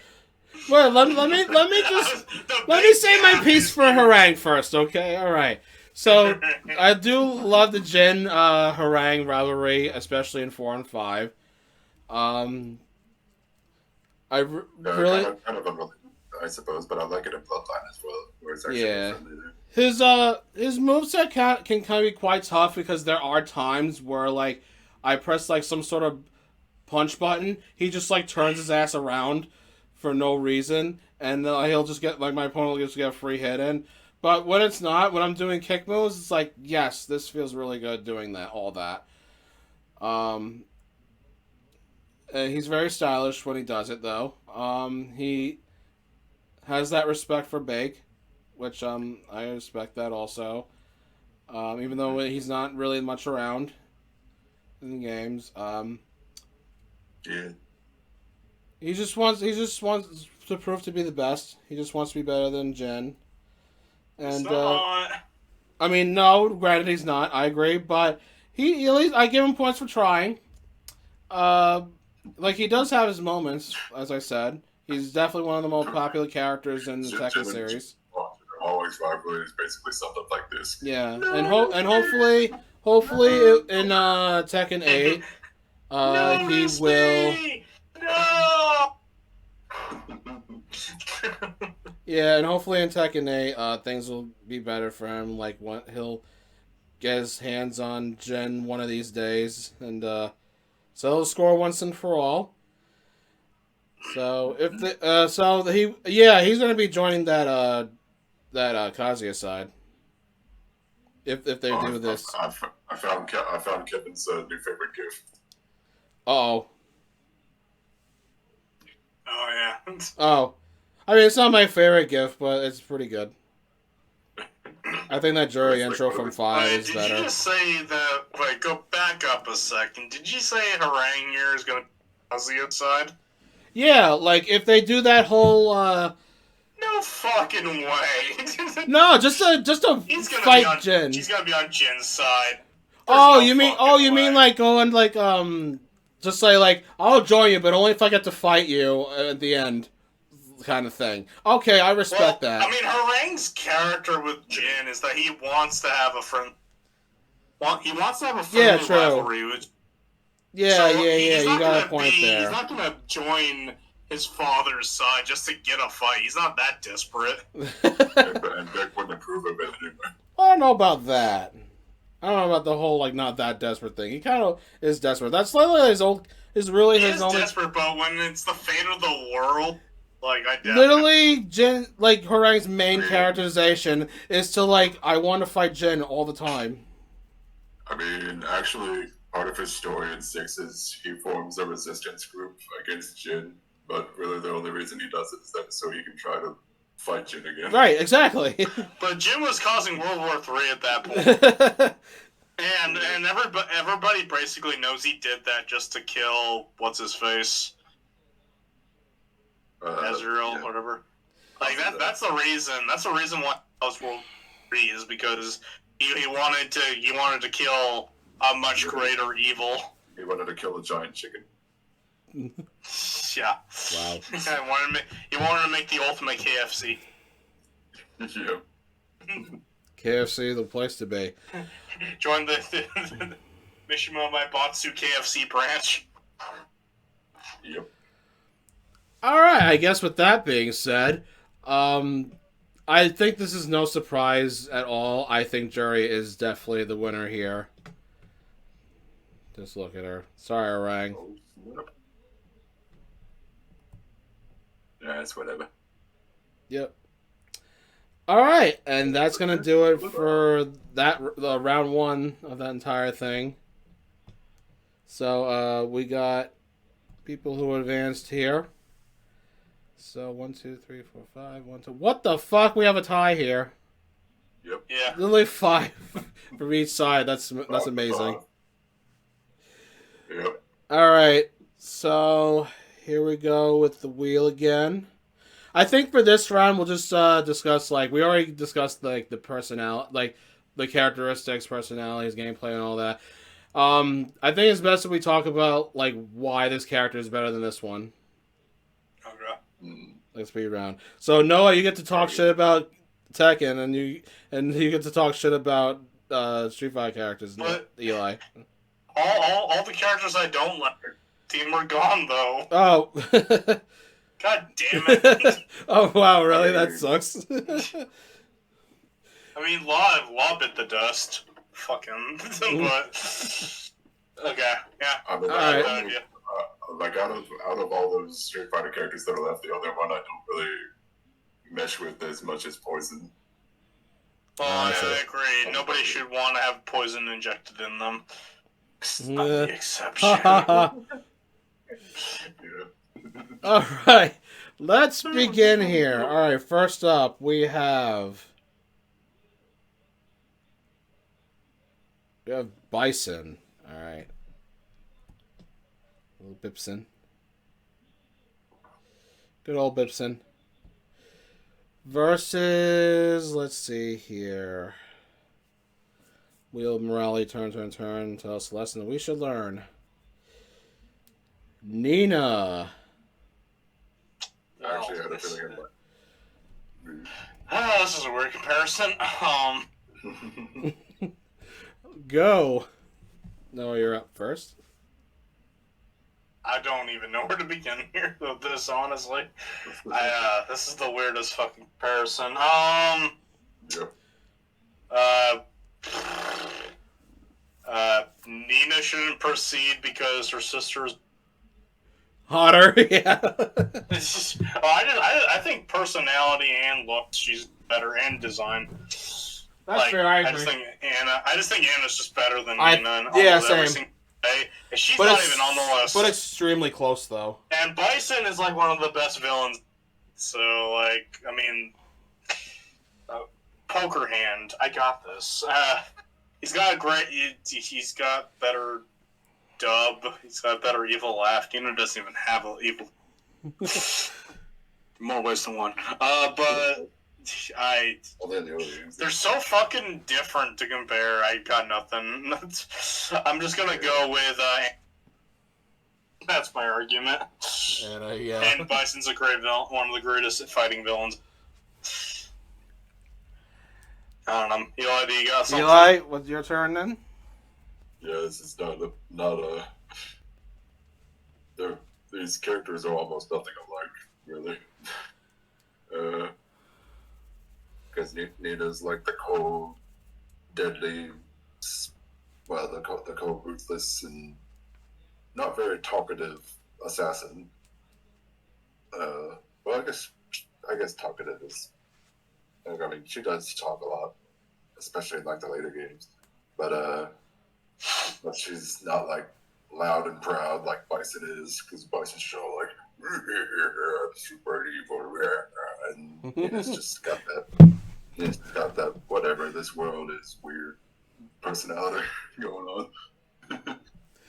So, I actually do like Bison. Like he's like in my top 10 with Street Fighter characters. But Nina, I do like Nina more just because I like her personality more, even though I also really like Bison as a villain anyway. I just like Nina's no nonsense, cold, and like uncaring attitude versus Bison just being all like hammy, loud, and proud. And he's got like the bombastic personality to him and stuff. Even though Bison in his own right is still really cool. But yeah, here's the thing. I'd rather Nina work for me than me work for Bison. So. Fair. I mean, that's a no-brainer, honestly. Yeah. Like, first of all, why would you want to work for anybody? Right, they should be working for you. you. And of course you would want an sass you.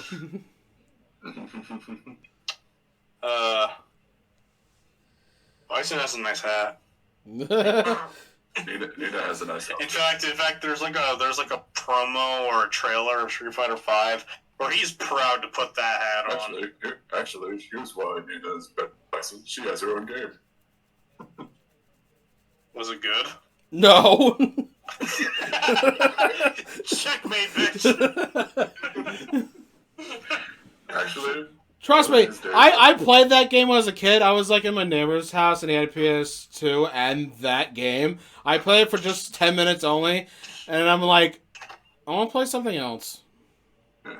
I fucking love that. Like, she has her own game. Was it good? No. No. With a lot of questions and exclamation marks. Oh, that's the best fucking burn in a while. Like maybe one of these days I'll check that game out just out of morbid curiosity. Why? You're a good man, Eli. Don't do that to yourself. I don't know. I mean, whatever. I take it from experience. The first 5 minutes, you'll just want to drop it. Like, if somebody sells it to me for like $2, I'll be like, sure, I'll try it. If I didn't enjoy it as a kid, then you will especially not enjoy it as an adult. Yeah. Actually, I've heard that for Tekken 8, it did bring in a couple of references from that game to Nina and Tekken 8, so that's kind of neat, I suppose. Something good came out of that game. I can't get over that. Oh, Nina's better than Bison? She has a game was good. No. I mean, yeah, I'll take your word for it. Oh, fuck, that was funny. Like I said,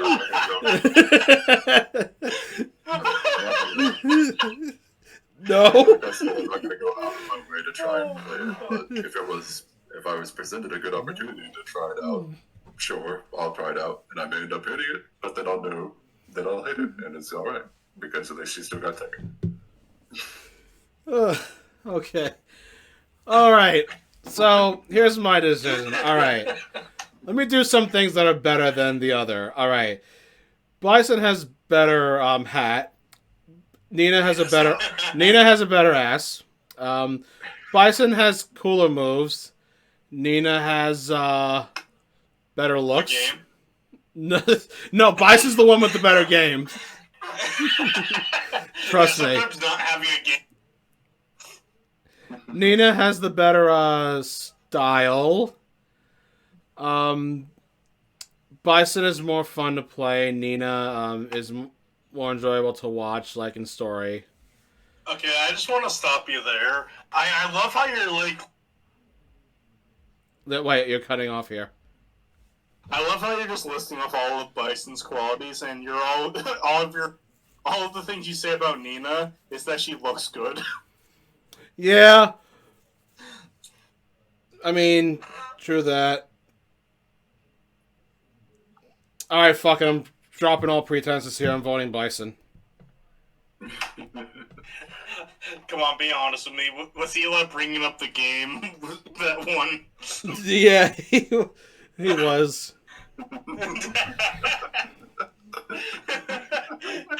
Eli was so proud to say it. Like, yes! We have to talk about Death by Degrees! Such a classic! It's amazing! Alright. I never said it was amazing. I just said that it exists. You didn't have to say it. That might have actually saved her if you didn't mention that. I might have actually voted for her instead of Bison. But anyway, regardless, it's time to move on.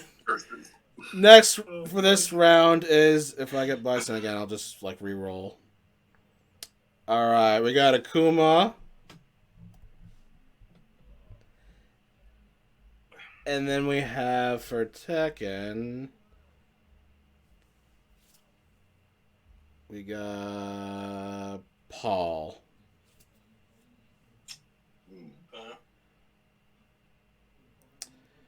All right, so Might have a chance here. oh, I forgot to pause them. I was working on the wheel still.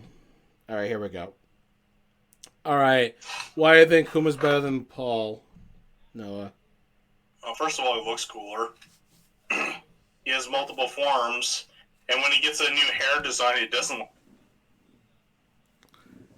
Wait, he doesn't have. He doesn't what? And when he gets new hair, it doesn't look like shit. Oh, I'm saying that Street Fighter 6 leak look. damn! He got you there. You got Tekken 8's haircut. Which you actually told me you liked this new look, though. I do, but like I win. What? Oh, you got off again. I know. I agree with like. I'll earn more brownie points with Kevin if I say this way. Nice. Yeah. The newest game, Akuma's got a good hairstyle and Paul doesn't. Yeah, totally believe that. Fucking Akuma's Akuma, man. He's the secret boss. He has multiple different forms that makes him even more awesome, like Akuma, Cyber Akuma, Oni. He has an because he has an awesome design, no matter the game, except for 5, but Cares 5 is just ugly. He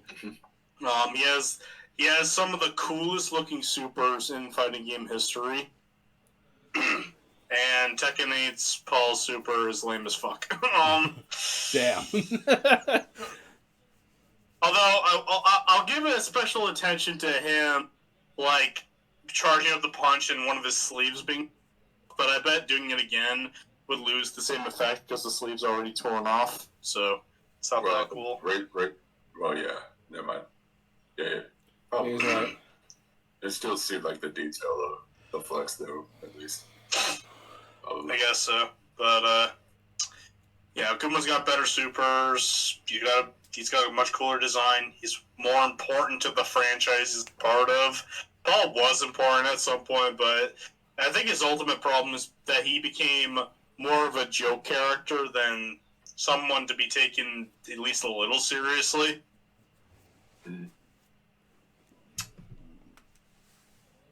Then he has some of my least favorite ending. To like, I don't like the art style for the Tag 2 endings for Paul. I know it's supposed to be like a gag, but I don't like those endings at all.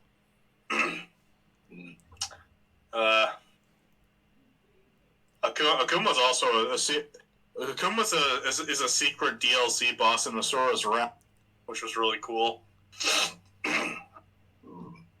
And the obvious one, son of a bitch. What?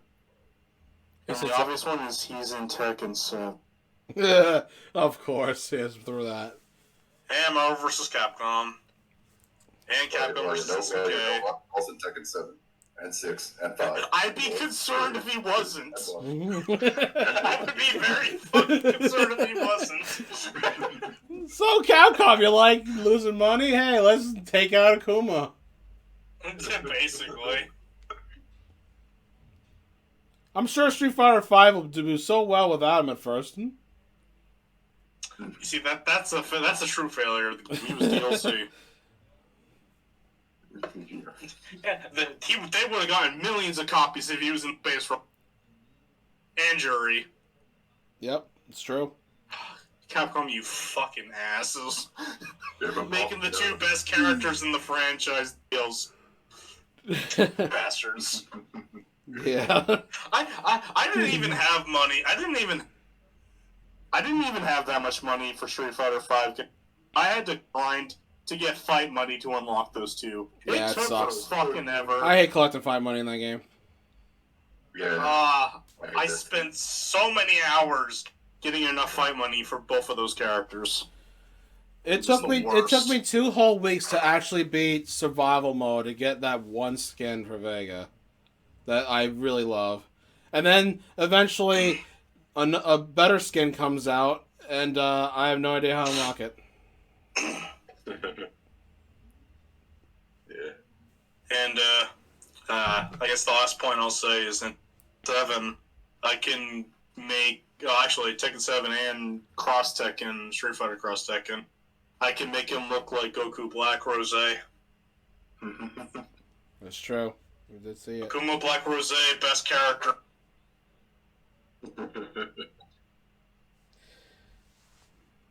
All right, Eli, your response. All right.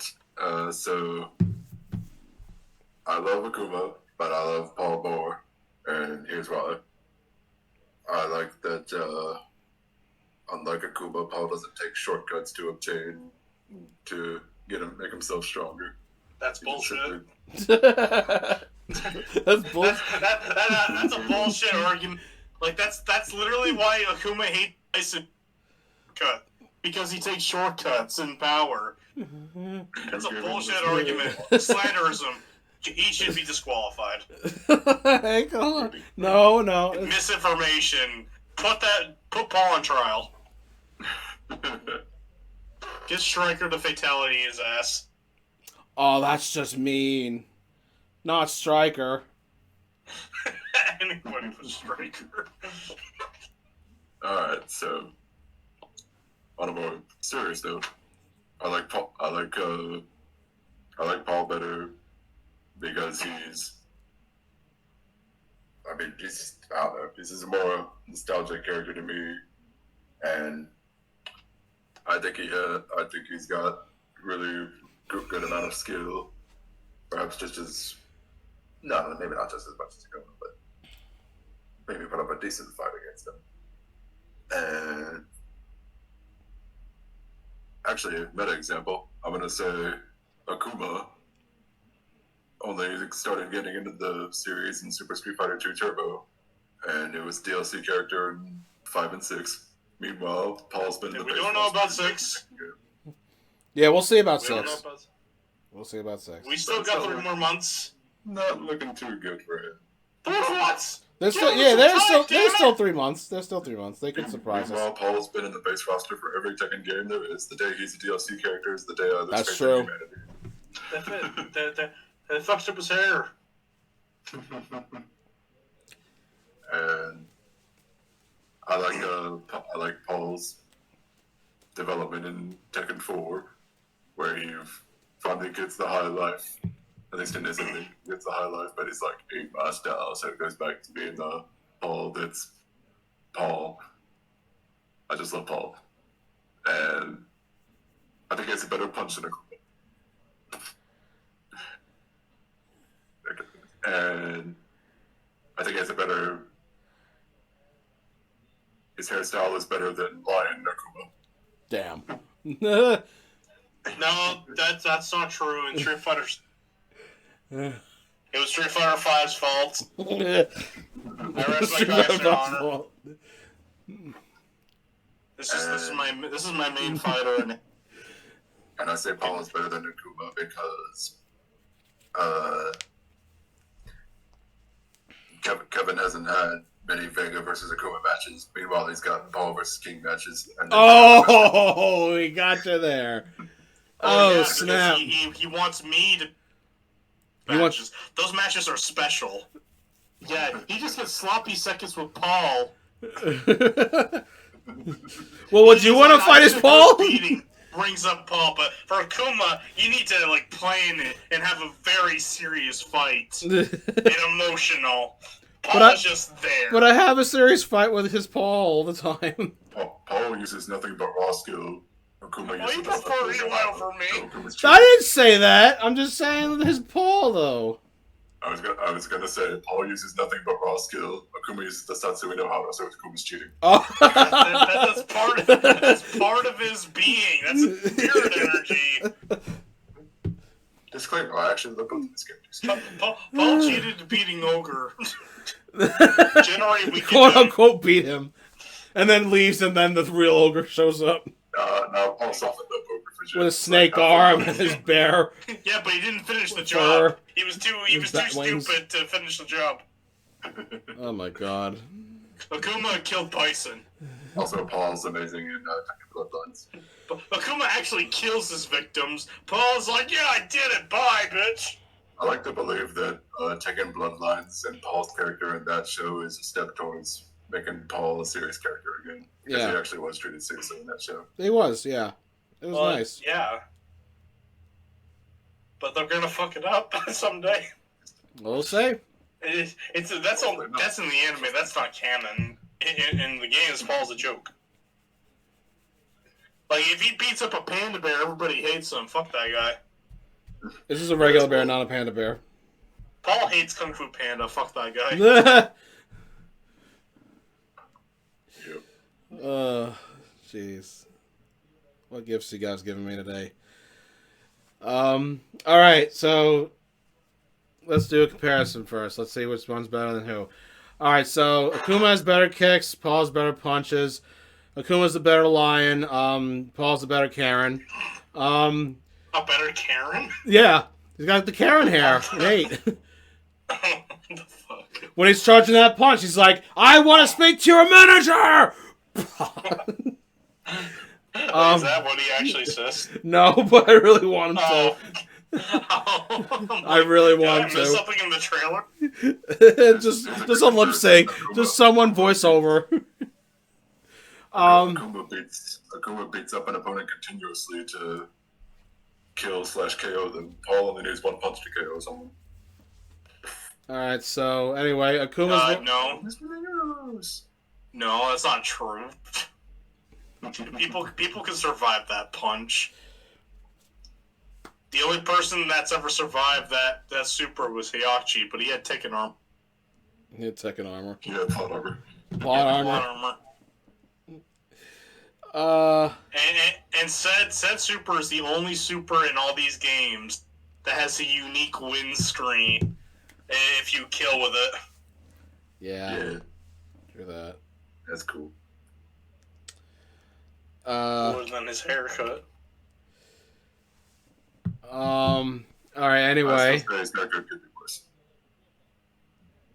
Yeah. Yeah, they could have made him a Mohawk. Yeah. Speaking of that, Akuma has a better Japanese voice. Paul has better English. Well, no, Paul's American. No. I like Akuma's English voice. In 5, I understand, but 4, he looks like he smoked a bunch of weed. He choked on it too. I actually like his voice in English in 4, but whatever. I mean, I can totally get behind his Japanese voice too. I think his Japanese voice. Akuma's a better boss fight. Obviously, Paul's better gameplay. The reason why is that is because Paul does have gi just like any other Shoto, but he's only his one person and he doesn't have a Shoryuken. That makes him inferior. But I really hate dealing with those dragon punches in online, and there's like 10 of the same style as Akuma's. I should know. I played 4, so I'm going with Paul. I don't even want to do this anymore.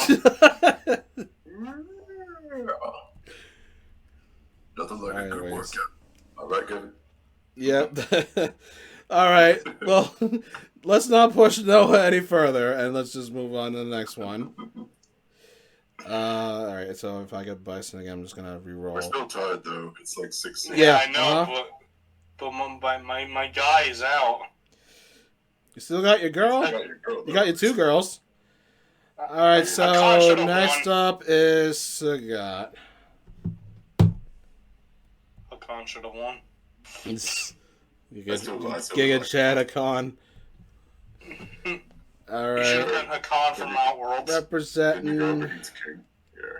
Representing Tekken would be Kazuya. Oh snap! Oh snippity snap! The 2 Scar guys. Yep. All right, go take it away, Mr. Noah. Sagat Scar's more important. Sagat Scar's more important. Yeah, Kazuya's is just symbolism. Being thrown off a cliff. What they fucking do? Everybody gets thrown off a cliff in Tekken. Really? Because if I remember correctly, there was only 2. Yeah, I count every Smash. Oh. I count every Smash trailer. Every Smash trailer. Ooh, I threw a Fire Emblem. Lava. Too many Fire Emblem characters. I mean,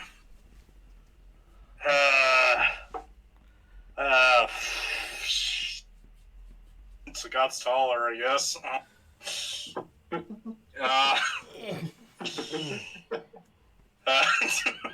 He's got an eye patch. Eye patches are cool.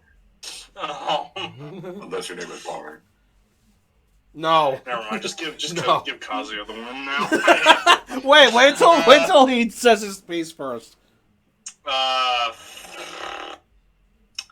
Tigers are cool. They are cool. They are indeed. Sagat's more cheap as fuck than Kazuya is. Oh. Yeah, agreed. I mean, I don't fucking care at this point. I don't.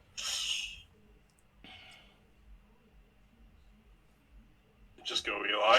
Eli, you move on. Just fucking go. Alright. Reason why Kazuya is better than Sagat. Sagat has 1 scar, Kazuya has a bunch. Ooh, I fell off the cliff. Kazuya is a dope. Yeah, but that 1 scar is important. Sagat may be a king and he may be a tiger, but Kazuya is the devil himself. according to him at least. Yeah, self-proclaimed devil. Not true. Fake news. Sagat hasn't killed any big-time main characters. Kazuya killed Heihachi. Oh, big fucking deal. Everybody. Big Like fucking fucking deal. Lee kills Hayashi in every ending he's in. Big fucking deal. Yeah, where the fuck is Lee in all that? Excellent. Poor Lee. Fucking want to be in this fake ass list. fan, you know what? I love you, Lee. No Anna, no Leaf. Go on. Sagat cares for children. Kazuya doesn't care for such trivial feelings. Oh, Damn. positive? Positive. I'm kidding. Damn, Eli. All right, I guess I know what person you are now. Eli, I fucking hate kids. 23. Let's talk about your kids. I don't give a shit about your kids. I'm kidding. I'm obviously more of a child lover. Well, of course we're kidding too. I mean, at least me. I don't know about this other one. You know, I agree. Yeah, Kazuya's got the right. No, Sagat's got one eye. Kazuya's got a red eye. So that makes it better. And Kazuya's all-powerful evil mastermind with all the power in the world. Sagat's doesn't really have a position of power. Not anymore, at least.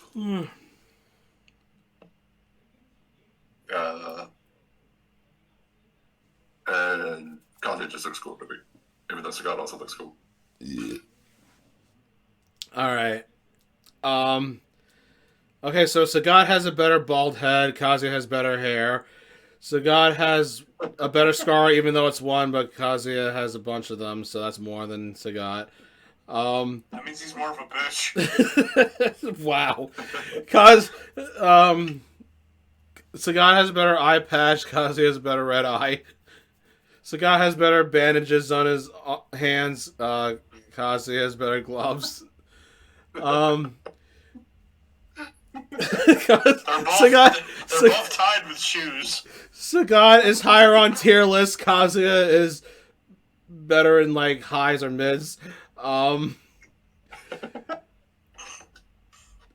Sagat is taller. Kazuya is like better appearances. Kazuya is Vegeta. Kazuya has better shoes. Because there's better shoes. Punchline. He has better drip. Shoes. Alright, so I forgot, almost forgot that Sagat was stupid broken in 2 games, and when I fought him, I really got hatred towards him, and I never had that problem with Kazuya, so Kazuya wins. I thought you were gonna be like, I was pissed at him, but then he tiger uppercutted me, and I have a scar on my chest, and now I'm okay with him. Yeah. Pretty much. Put that tiger to sleep. Alright. Here we go. Next one.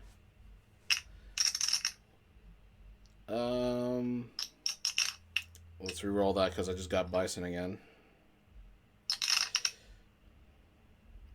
So Poison or Jury, which one is it? No, stop giving me Bison, god damn it. Bison is the ultimate waifu. If I get him again, I'm just gonna delete him and then just add him later. Okay, here we go. Alright, Jury. Versus, let's see, let's go to the... Alright, so Kazuya and Paul I gotta avoid.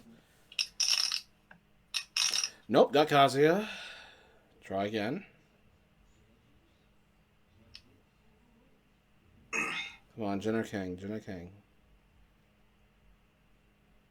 No, I got freaking Paul. It's so close. Oh, wait, no. Oh, Jin. Okay. Yeah, Jin. Alright. So, Noah, go. Jerry's got nice feet.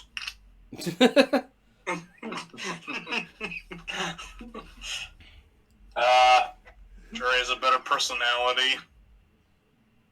She's hotter. She's sadistic as fuck. Jin is the stereotypical, oh, I have a demon inside of me, my life sucks, I better listen to My Chemical Romance. Oh, my mother wouldn't come play today, so I made myself cut my wrist. And now I'm bleeding out, and now I'm dying, blissfully. Yeah, Jin cuts his life into pieces. Jerry's, I'll cut your life into pieces. Damn. That's result. Yep. Beat me to it. Well, we established eye patches were She had an eye patch in the weakest Street Fighter game. Yep. She got her eye back. I can't wait for Street Fighter 7 Bison again. I can't wait for Bison to take her eye again in Street Fighter 7. She takes the other eye. When he takes the other eye. Dumb Bison, just take the both. Yeah. And wear sunglasses in the next game. Yeah.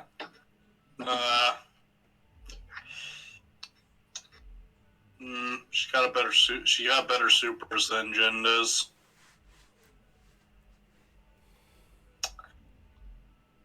Yeah, that's it. She's more fun to play as a.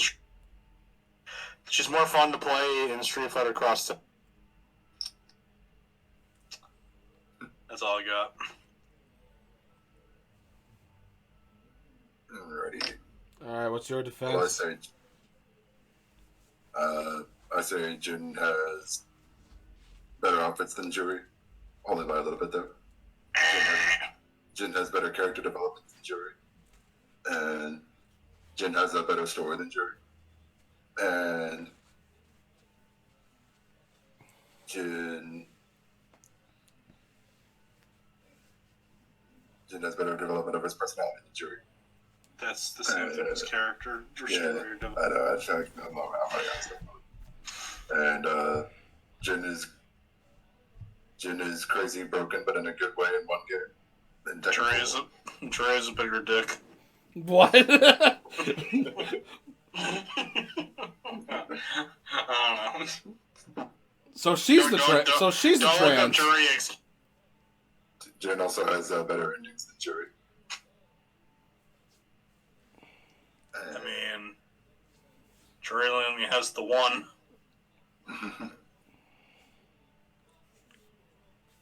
Although that one ending makes the main bitch. Well, that one ending makes the villain a bitch. So, yeah. Yeah. Damn. Fuck you, Seth. Cheap asshole. I mean, it's no Gil though. I think It's no Alpha 3 Bison.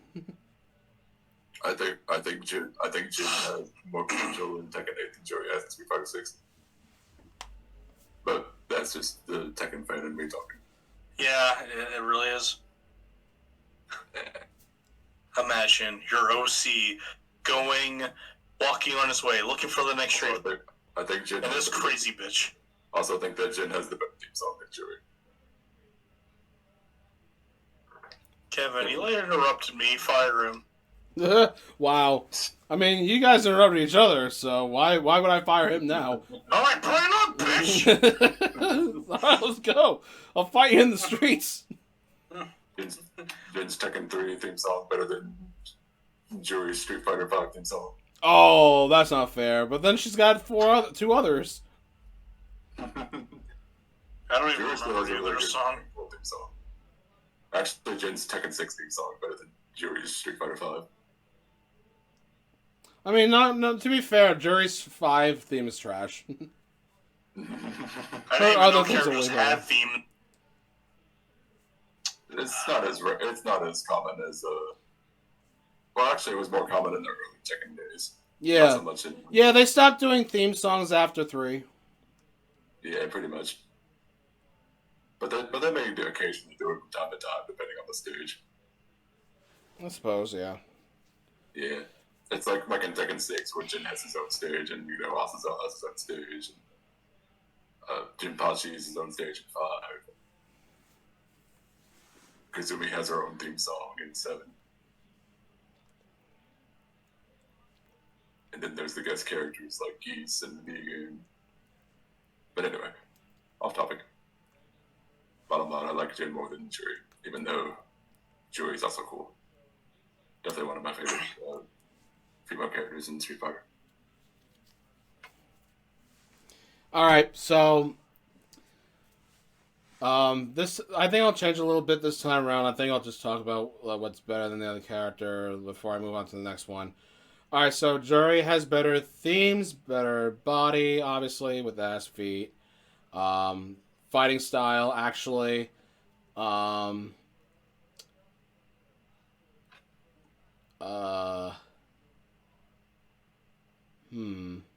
There's better personality. Even though Jin does have that character development thing, that he's better with that, of course. Cooler combos, I would say.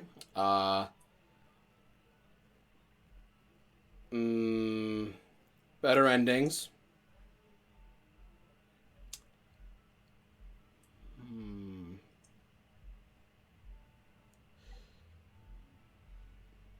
Like, here's the thing, Jin is one of the coolest main protagonists in fighting games or in general. But I fucking love Juri so much. Like, she's nearly gonna be my future Street Fighter 6 main. Favorite female. It's tough, but I'm going with Juri on this one. Despite all that stuff. No, like, shots, huh? I believe it's tied at it's tied again at 3 this time. But we do have the final 2 for each side. One for each side. Poison and King. So, Noah, you may say your word, your piece. Poison has a better pussy. I mean, true.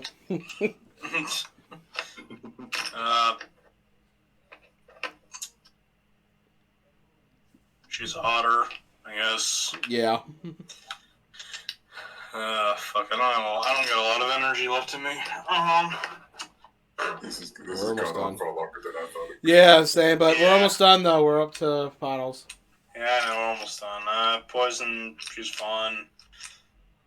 She's fun in bed. She's fun on the streets. Wow, I might not even have to do my thing. I just can decide after you guys are done. Car. If you're not into the kinky shit, she'll make you into the kinky shit.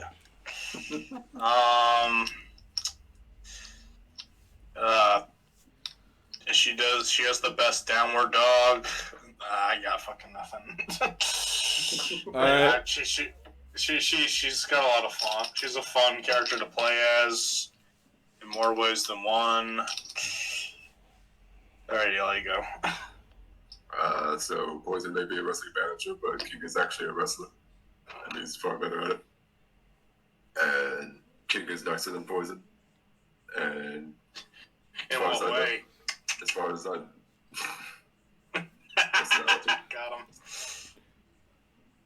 personality, but you're hitting my furry side here. As far as I know, Poison doesn't really care for children, but King cares all about the children.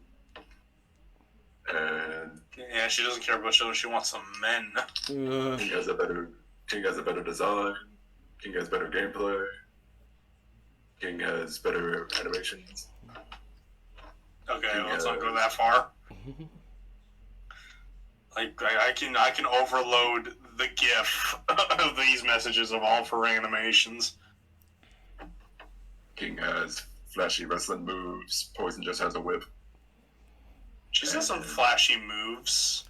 I mean, no, to be granted, they are flashy. Yeah, in more ways than one. Yep. And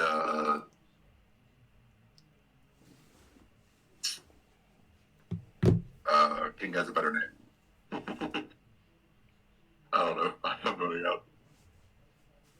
I also think King has a much better story with more better story development than Poison. Whatever story Poison might have. I almost said whatever Poison story might have. All right, I guess. And also, I already know Poison's merely a top 10 or top 20 for Kevin, and King is Kevin's favorite character in all of Tekken. Wow, So. wanted to really save yourself on the bell there. All right, so yes, Poison does have a better pussy, better whip skills. Is he more attractive than Poison? That's the question. No. Then obviously I win. But he is way cool looking, though. I don't think she's cool looking. She is, but like she's definitely looking. She's better. She's hotter. Yeah. She could be. She got that looks though, but like King's got that moves like Eli said, King's my favorite Tekken character. He's got wrestling moves. He's got a Jaguar mask. He can do power bombs and then into a power bomb, and he does fucking RKOs of pedigrees. He roars. He grabs a microphone and talks, and he can't even talk. He just growls. All right, I'm just going with King here.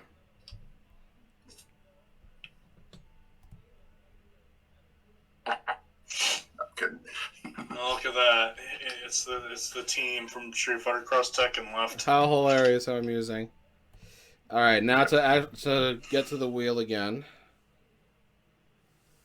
All right, next up is Bison. All right, and Bison will be fighting. Let's see here.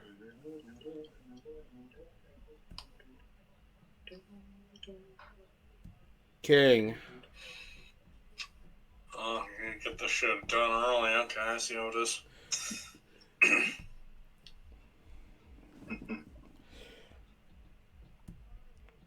Alright, go ahead, Eli. I mean, no, not Eli, I mean, Noah. Bison has a bigger cup size than Ting. Damn! What the fuck? What? That's so weird. I get very sexual when I'm tired. I'm sorry. Trust me, I'm going to bed after this too, believe me. Yeah, Psycho Crusher is cool. Yeah, he's the only person to ever kiss Cammy. Oh yeah, it's true. What? Yeah, no, it's true. I don't think I want to know that. No, it happened in the cartoon. It's like, give me a big kiss, and she kisses Bison while Gal's screaming below. No! It should have been me, not him. It's not fair.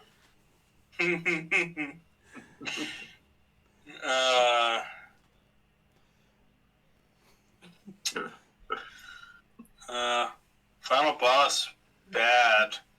Alpha 3. Alpha 3, in Alpha 3, he's as big of a dick as he's got on him. Damn. And let me tell you, that's one big fucking dick. Like King can try to suplex that dick, but he can't. It's way too heavy for him.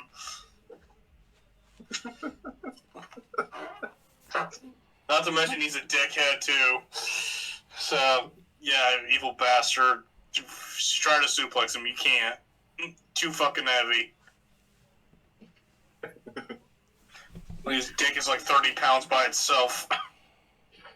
Can't suplex that. Suck it, King. Bison, you're a princess, bitch. Damn. Fucking told you. Any response to that, Mr. Eli? Mr. K912? Bison has to jump from body to body to survive. King doesn't need to do that. He keeps his wrestling skills all to himself.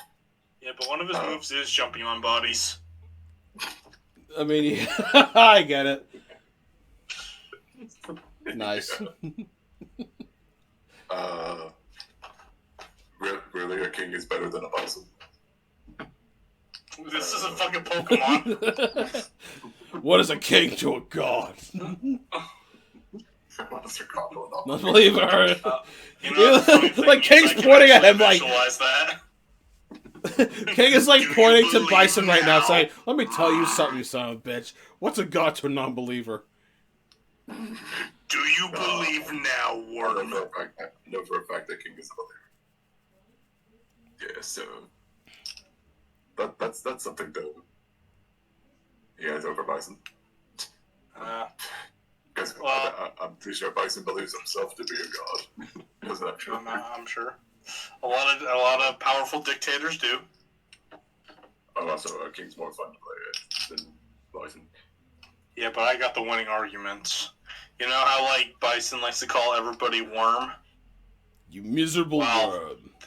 He was really talking about their penises compared to his. Your worthless penis is nothing. Yeah, exactly. Your worm is nothing to my Shenrong.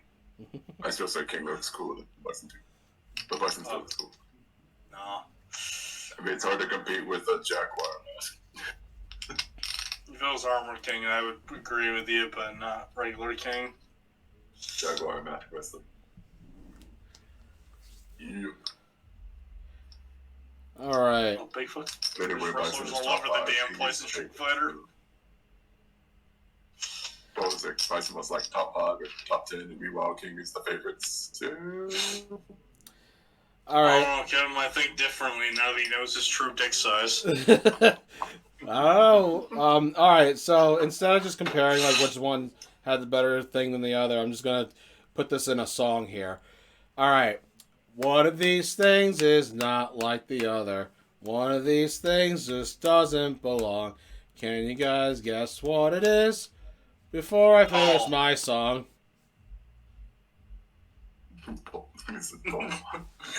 You give up? It's Pikachu! No, it's King because he's my favorite Tekken character and he didn't piss me off in Alpha 3. Fuck! Or in Street Fighter 2. Street Fighter 2, you just need to get good. Hey, I've been playing Street Fighter 2 my whole life, man. Alright, so since Jury's the last one, she's like guaranteed here. So she's gonna fight anybody. Alright, Jerry, kick Paul's ass.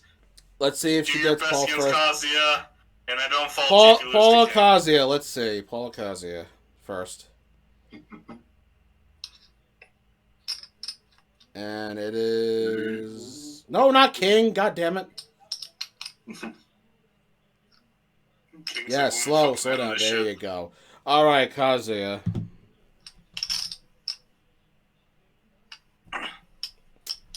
All right. Your defense, Noah. Kazuya's a little bitch. Is that it? He didn't get those scars from falling down a mountain. He tripped over some stairs. I fell down some stairs. He's the fucking Yamcha of Tekken. Like, he's got this stupid haircut. He gets scars from, like, the minorest hits. He's just a deadbeat dad. His wife left him. He just sucks altogether. And he has a small dick. Ouch. Meanwhile, Jury's Hey, the size doesn't count. It's how you do with it. It's what you do with it. Yeah, I know. That's why the wife left him. Also, he's good to make Jin, and the rest is history. Yeah, right? Yeah, it was good enough to make Jin. You thought June left him because he was an evil bastard? No, it's because he didn't know how to use his tiny little dick. Damn. Eli, your response. Well, meanwhile, Jury, like, never she mind. fucks every weekend. Oh my god. Like, Jury... I'll be in my chamber later if you need me. Jury would, like, fuck everything. Like, she would fuck dudes, fuck chicks, fuck Pumas, you name it. Is she... you think she's pansexual? I know she's bisexual. Alright, well, I know. If she is bisexual and pansexual, she is the greatest woman who ever existed in the world ever. No, she's Nope, confirmed no to be lie. bisexual. That's Is she amazing. now? Yeah, she is. Although she is bisexual, but she does prefer girls over guys. But she is bisexual. That's fair. Hey, as long as there's the bi in there, it's all good. Yeah. Anyway, Eli, what's your response to this? How can you defend Kazuya at this rate? So Kazuya's like the jury's got the glowing eye, but it doesn't really have much practical use. But beyond that, What are you Kazuya talking about? emerges from- One of her level 3s is the practical use of her eye. Kazuya I think he's can saying in throw comparison. leather eyes and use them to shoot lasers. He just shoots lasers. Like her eye gives her more mobility and strength. And speed. Oh no, you And said speed. mobility. Never mind. Yeah. Jury doesn't have a position of power. Kazuya does. Well, she wouldn't care about that. She just wants to ride Well, her he is bike stronger and than her, for murder sure. people all day. Kazuya's been a series mainstay for almost 30 years. Jury for only 13. And she's never went away since. Kazuya never truly went away. He was still secretly in the background in 3. Because he was too embarrassed of his small dick. And I like it. I don't think Kazuya is more fun to use than Jury. But Jury's more fun to use in bed. This is true. Not according to Jude. What? I'm sure Jury's Because June never went with Jury. I'm pretty sure if she went with Ben and Jury, it would be way better. I'm sure that she'll have a much better time in bed with Jury if they ever met, and they ever did it. Because at least Kazuya isn't trying to kill you afterwards. Yeah. Yeah, I mean, Jury might do it, but maybe she'll just like kick you really hard and just leave you. I think Kazuya has cooler abilities than Jury. Jury just uses like a glowing eye to make herself powerful and have projectiles and stuff. But Kazuya has the powers of the dead. Yeah, but Jury's eye is technology, which means she can see your Pornhub account history. Oh yes. Yes. Hard yes. I want that to be canon so bad.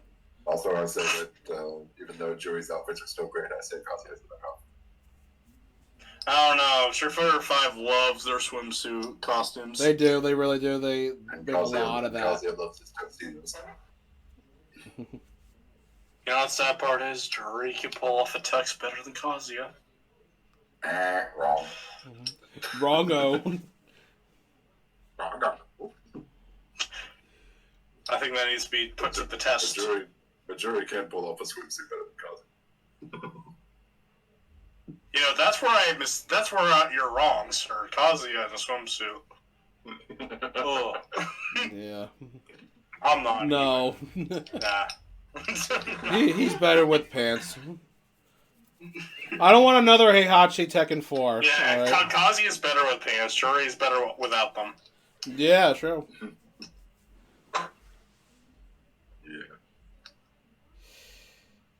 Oh, okay. This is definitely harder decision to make. Yeah, you guys make good points. They really do. Like Kazuya is so cool though, but Jury's like super like cool and hot, and just like the fact that like she might canonically be bi and pansexual just kind of sealed the deal for me. And I do really have fun playing her though, and just like I do with Kazuya though. Oh man, this is tough.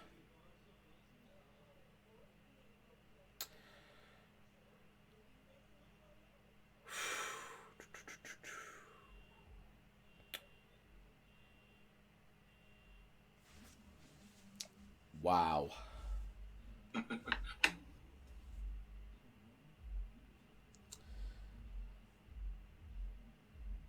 2,000 years later.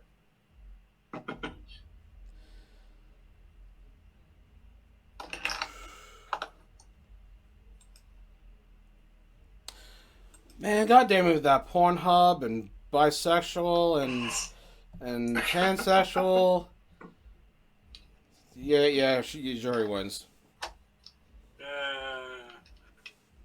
I kicked your remains ass. I get a moral victory. All right, Paul. All right, so why do you think Jerry's better than Paul now? Because Paul says he's the greatest warrior in the universe. I think he's just compensating for something for his little Diddy Kong down there. What? Where the fuck did Diddy Kong come from? That's a running joke.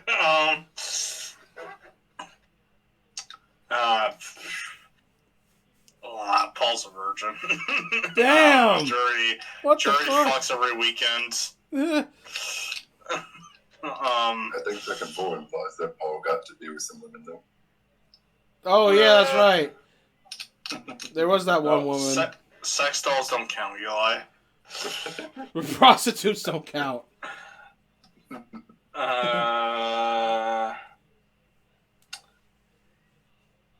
Pink's a manly color. I don't fucking know.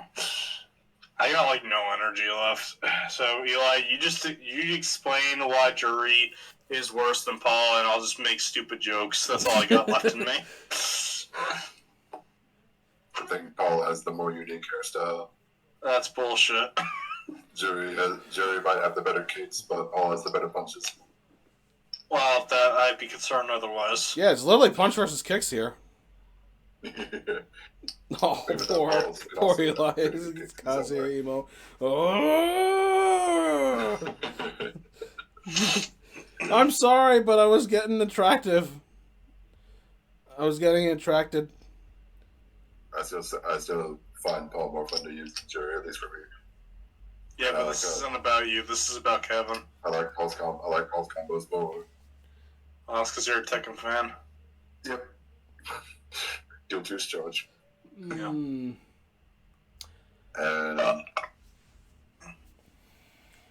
I think and I like how Paul not ashamed of who he is.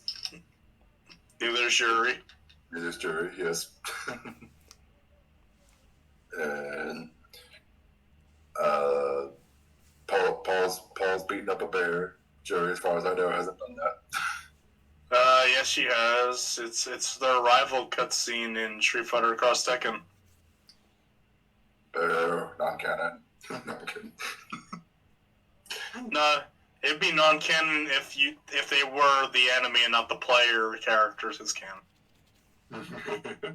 Literally. Yeah, but Jury only did it once. Paul's done it 5 times at least. Well, that's the only arcade mode that me and Kevin did on the channel. Yeah, we gotta go back to that. So it is canon to the NNBandicoot universe. Get fucked. Yeah, but Paul beating a bear 5 times is canon to the Tekken universe. Yeah, but Tekken is not as great as the NNBandicoot universe. No, it was 4 times actually. Never mind. It was 4 times, not 5. Yeah, but Tekken is not as great as the NNBandicoot universe. No, wow. That's a really strong argument. Yeah, but Tekken's been around longer. Is that a compliment? You're older. Get fucked. You're gonna die. Well, first. just because something lived longer doesn't mean it's better. It all depends, really. Kevin just said I'm better than Tekken. Get fucked. I was just making crap up. We're both making crap up this morning. Yeah, I know. I mean, there is one good thing about Paul. What's that? You can put a coaster over his head and put a drink on it. Wow. Put a coaster and put a drink on it. Wow. Yeah. And I think that deserves Actually, now they both have motorcycles. But Paul's has his for a front.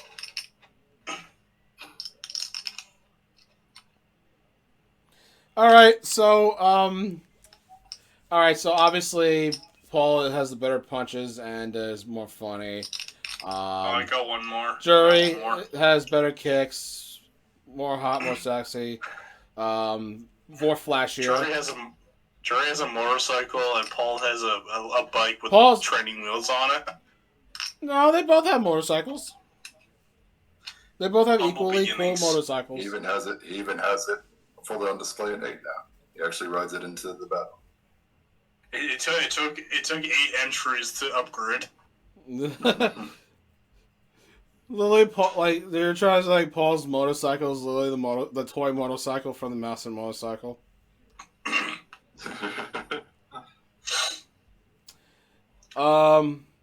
Juri would probably look better with her hair down than Paul. Damn. Well, I'm gonna say this now. If Kazuya didn't make it there, then Paul can't either. So I'm going Juri. Yeah, I thought so. Sorry. You know, Juri, I bet this is nothing new to you, but I'll appreciate you for having the biggest kill count on my team. And also, I couldn't stand Eli's like punch with Paul. That just took 50% of my health. So that's another reason. Anyway, wow, down to the final fucking wire. Wow, Noah, like you really got super lucky there. Made it this far. I was confident Juri was going to make it to the finals. You know what? I'm fucking lying here. Yeah, she would. Absolutely. Alright, final match. Juri versus King. This is for all the marbles. One character left standing.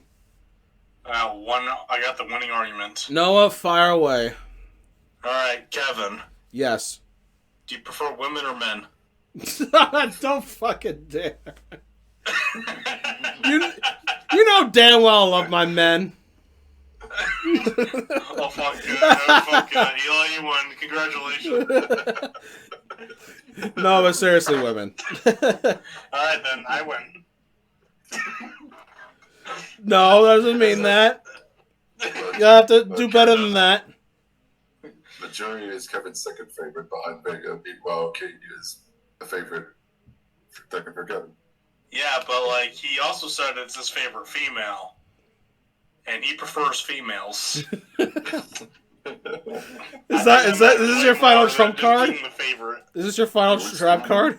It would seem we have reached an impasse. Pink one is right. I mean, green one is right. He's not really exactly pink. Love a green guy. Yeah. I say wrestling is cooler than Taekwondo. That's bullshit. Because wrestling's fake. You take that back! Still real to me, damn it! I still love Taekwondo. You're living in denial. I still love Taekwondo anyway for the reasons I provided her. It's on a personal level. But, yeah. Zach, what though? But anyway, yes. Wrestling's cool.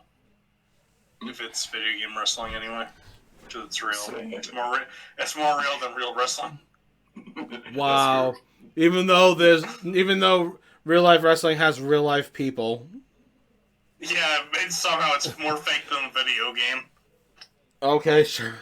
That makes sense. King is a serious mainstay. Juri's only been in Street Fighter for probably about a third of the time that Street Fighter's existed. And again, she's not going away anytime soon. And neither is King. Good. Yeah, neither of them are.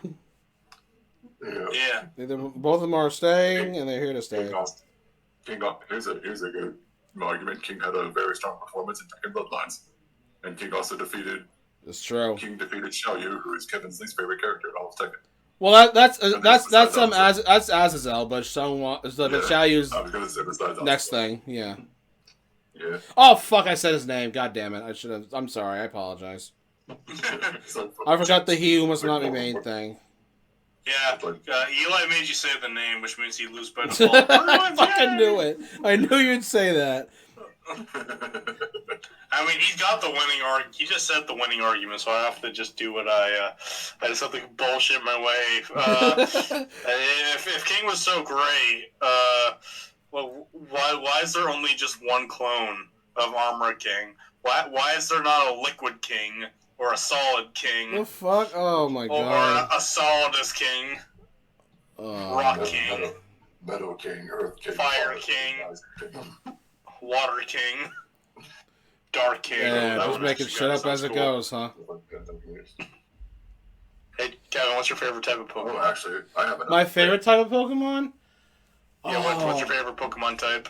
Oh my god. Alright, I guess electric only because of Raichu, but I really love Ghost and Dark. Okay. If King was so great, why is there no Electric King? Like, come on. God, Tekken, get your shit together. I'm checking the. Actually, Well, actually, Jury can have a better typing because could be Ghost or Dark. She would be dark, yeah. I'm pretty sure Kevin didn't do a breakdown video on Street Fighter 6 Jury. Meanwhile, he did. I actually did. Oh, that's right, I did. You didn't do that, Kevin? I actually did, yeah. I thought we were friends. What the fuck, We are. dude? We are. Wow. I'm actually hurt by this. What the fuck? Oh my god. I thought you were subscribed. I thought you noticed in your subscription I box. can't believe it. It wasn't bad enough that Hakon lost in the first round, but now this. Yeah. I heard that is HotCon. You see, I'm trying to change the name up so we could be Con of Outworld someday. Hey, I let it roll out. Hakon, the new Emperor of Outworld Outworld. will be annoyingly. And then Katana's like, "Oh, we're so fucked." And then he has a 12th child. Yep.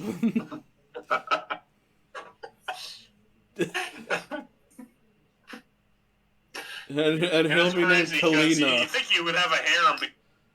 And he'll name her Melina. And he'll name her Melina 2. Melina Jr. The fuck? Melina the second. And then Katana stares at the child intensely. So at the end of the day, Hakon should have been the winner. In terms of family, yes. And in bed, Yeah, yes. in terms of everything, he's the Giga Chad. Look at that. He doesn't care what gender you are. He will give you the biggest meat hug ever, and then shoot you out of his ass. Yep. Yes, he would. This guy needs to come Oh, back. God. Yeah, but I don't think he will. Tekken Cross Street Fighter. Let's bring him back and do his Super to King, and then everybody wins. Yeah. Drew's got feet. King wears boots. Like, if King was so great, why not show off his feet? King's got a mask, a jaguar mask. A jaguar mask. Here are my words. One day we will see what's underneath the mask, and it'll be ruined for everybody.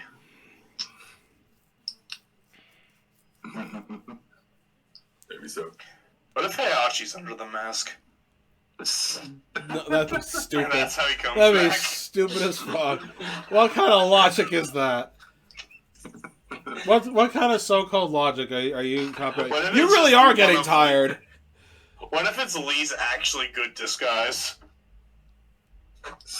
You even like King finally unmasked, and then just Lee's fucking head shows up like, excellent. Fucking horrible jump scare. That would be the greatest ending of the Tekken game. What the fuck? Just imagine it in my head now. Oh my god, this is so fucking scary. Like Lee, you're not And that Armor jacked, King's my mask guy. is just Oh my god. and then they just both go, excellent. Excellent. Oh my god. Man, Lee, you better be an 8. I'm telling you now. You should have a good shot. You only missed 3. Yeah. I don't see why he wouldn't be in it. Like, if he isn't an 8. I mean, he's then, with Jen and Lars and Lisa. For God's sake. You know, I think King does deserve to win. One of his moves is literally the crash ball from Crash to Insanity. Oh my god, it sounds familiar. Can he at least start spanking his opponents if you do It sounds nothing? very familiar. I want to learn how to do that move, the crash ball move that Noah just. Yeah. I think I know what you means now. Yeah, What? the, You want to the actually cradle. do that? No. I meant like when actually playing as King in Tekken. Oh, I was about to say, I want to do the crash ball thing in real life. And I'm like, wow, that's gonna be painful. Something. That'd be fucking painful. That's gonna be painful. It's gonna be painful for both of you. I want you both to do it on the trip. No, that's gonna be painful for both of us. Oh. Oh my fucking god! What a night! What a night! All right, I think it's time to end this, and I'll see what I can decide. Okay, so yeah, Jury has better feet, but I'm more of an ass guy. King is way cool. King is way cooler, but Jury is hotter. Jury is not a furry. King is. King fights for his friends. Jury doesn't. She doesn't have any friends. No.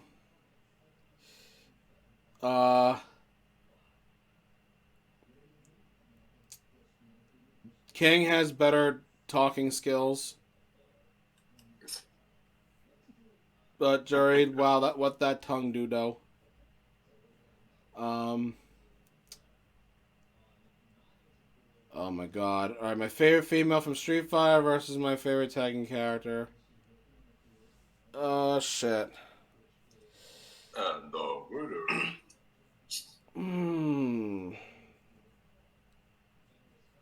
Okay, correction. This is the toughest. This is the toughest one. Decision. I've seen you train with King though, like just for funsies. Sometimes you share your screen in the members call and you're Yeah, I did remember that. Yes, I have. And I bet you're gonna do that with Tekken 8 as well. Yeah, and and you see me go nuts with Jury before. Yeah, but in Street Fighter 6, you can during a loading screen, you can make their faces do funny things. It's true. You can make her tongue stick out too. Oh, yeah. That's actually kind of. And that's yes. Kind of hot. I'll be right back. Yes. Oh my god. Oh yeah, I'll probably do that later. Yep, that's the one. Duh. Will you love me now? Yes. Yes, hard yes. I don't care what that voice is. I'm just saying yes to that. Smash. Oh yeah, she's got that fucking like bulldog collar thing going. Oh yeah, shit. I forgot she did. That's a new thing. That's new. She never had that. Damn. Oh my god. That's gonna be rough. And those pants.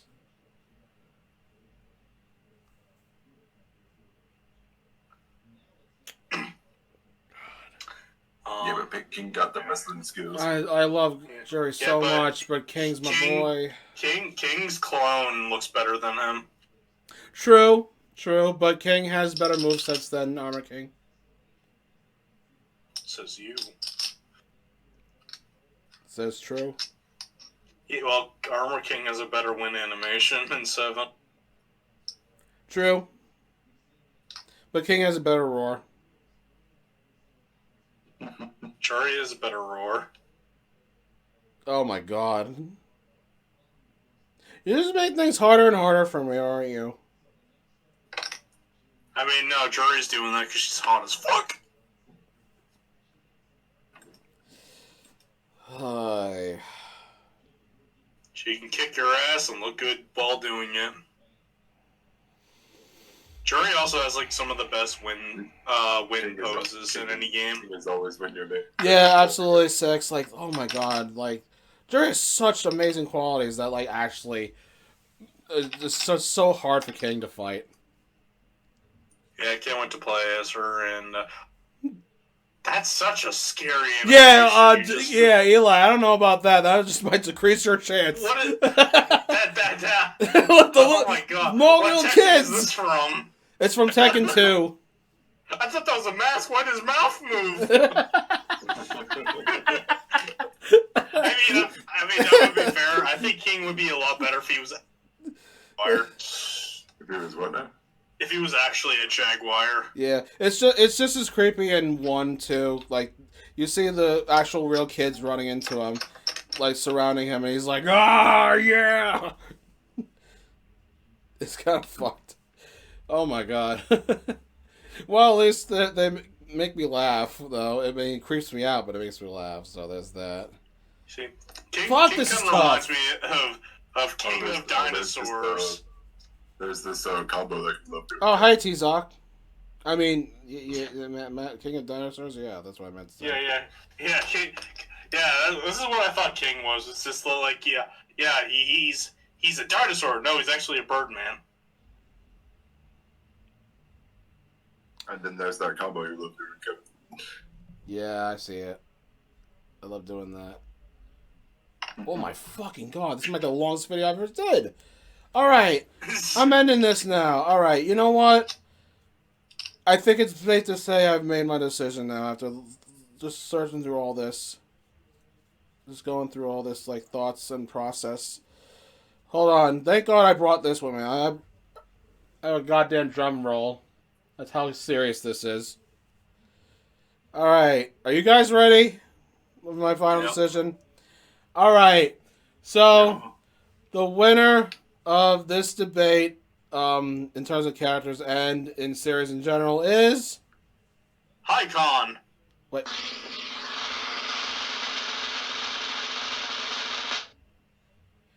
King and Tekken. Shocker. So, there you have it. Tekken wins. Thanks to King, he wins it for Eli. It's okay. King of Fighters have better characters anyway.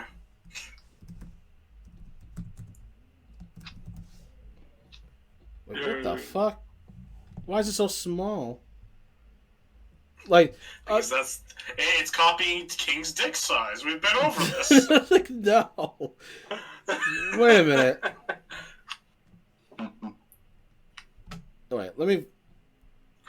I'm using a different thing, by the way. Like, I'm not using like the one I usually use.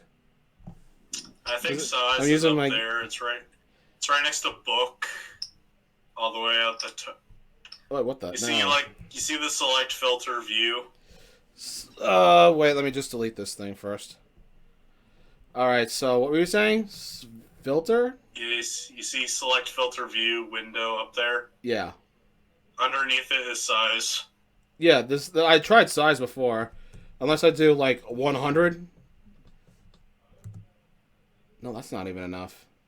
Is it highlighted? Yeah, it's highlighted now. Alright, try it now. Wow, okay.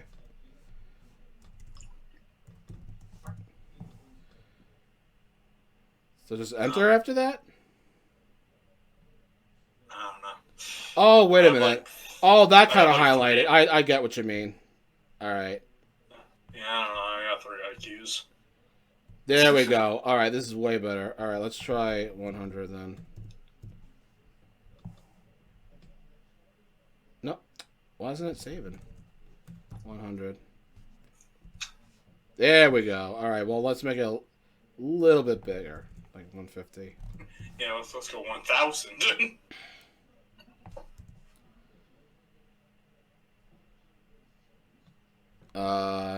No, 200 actually.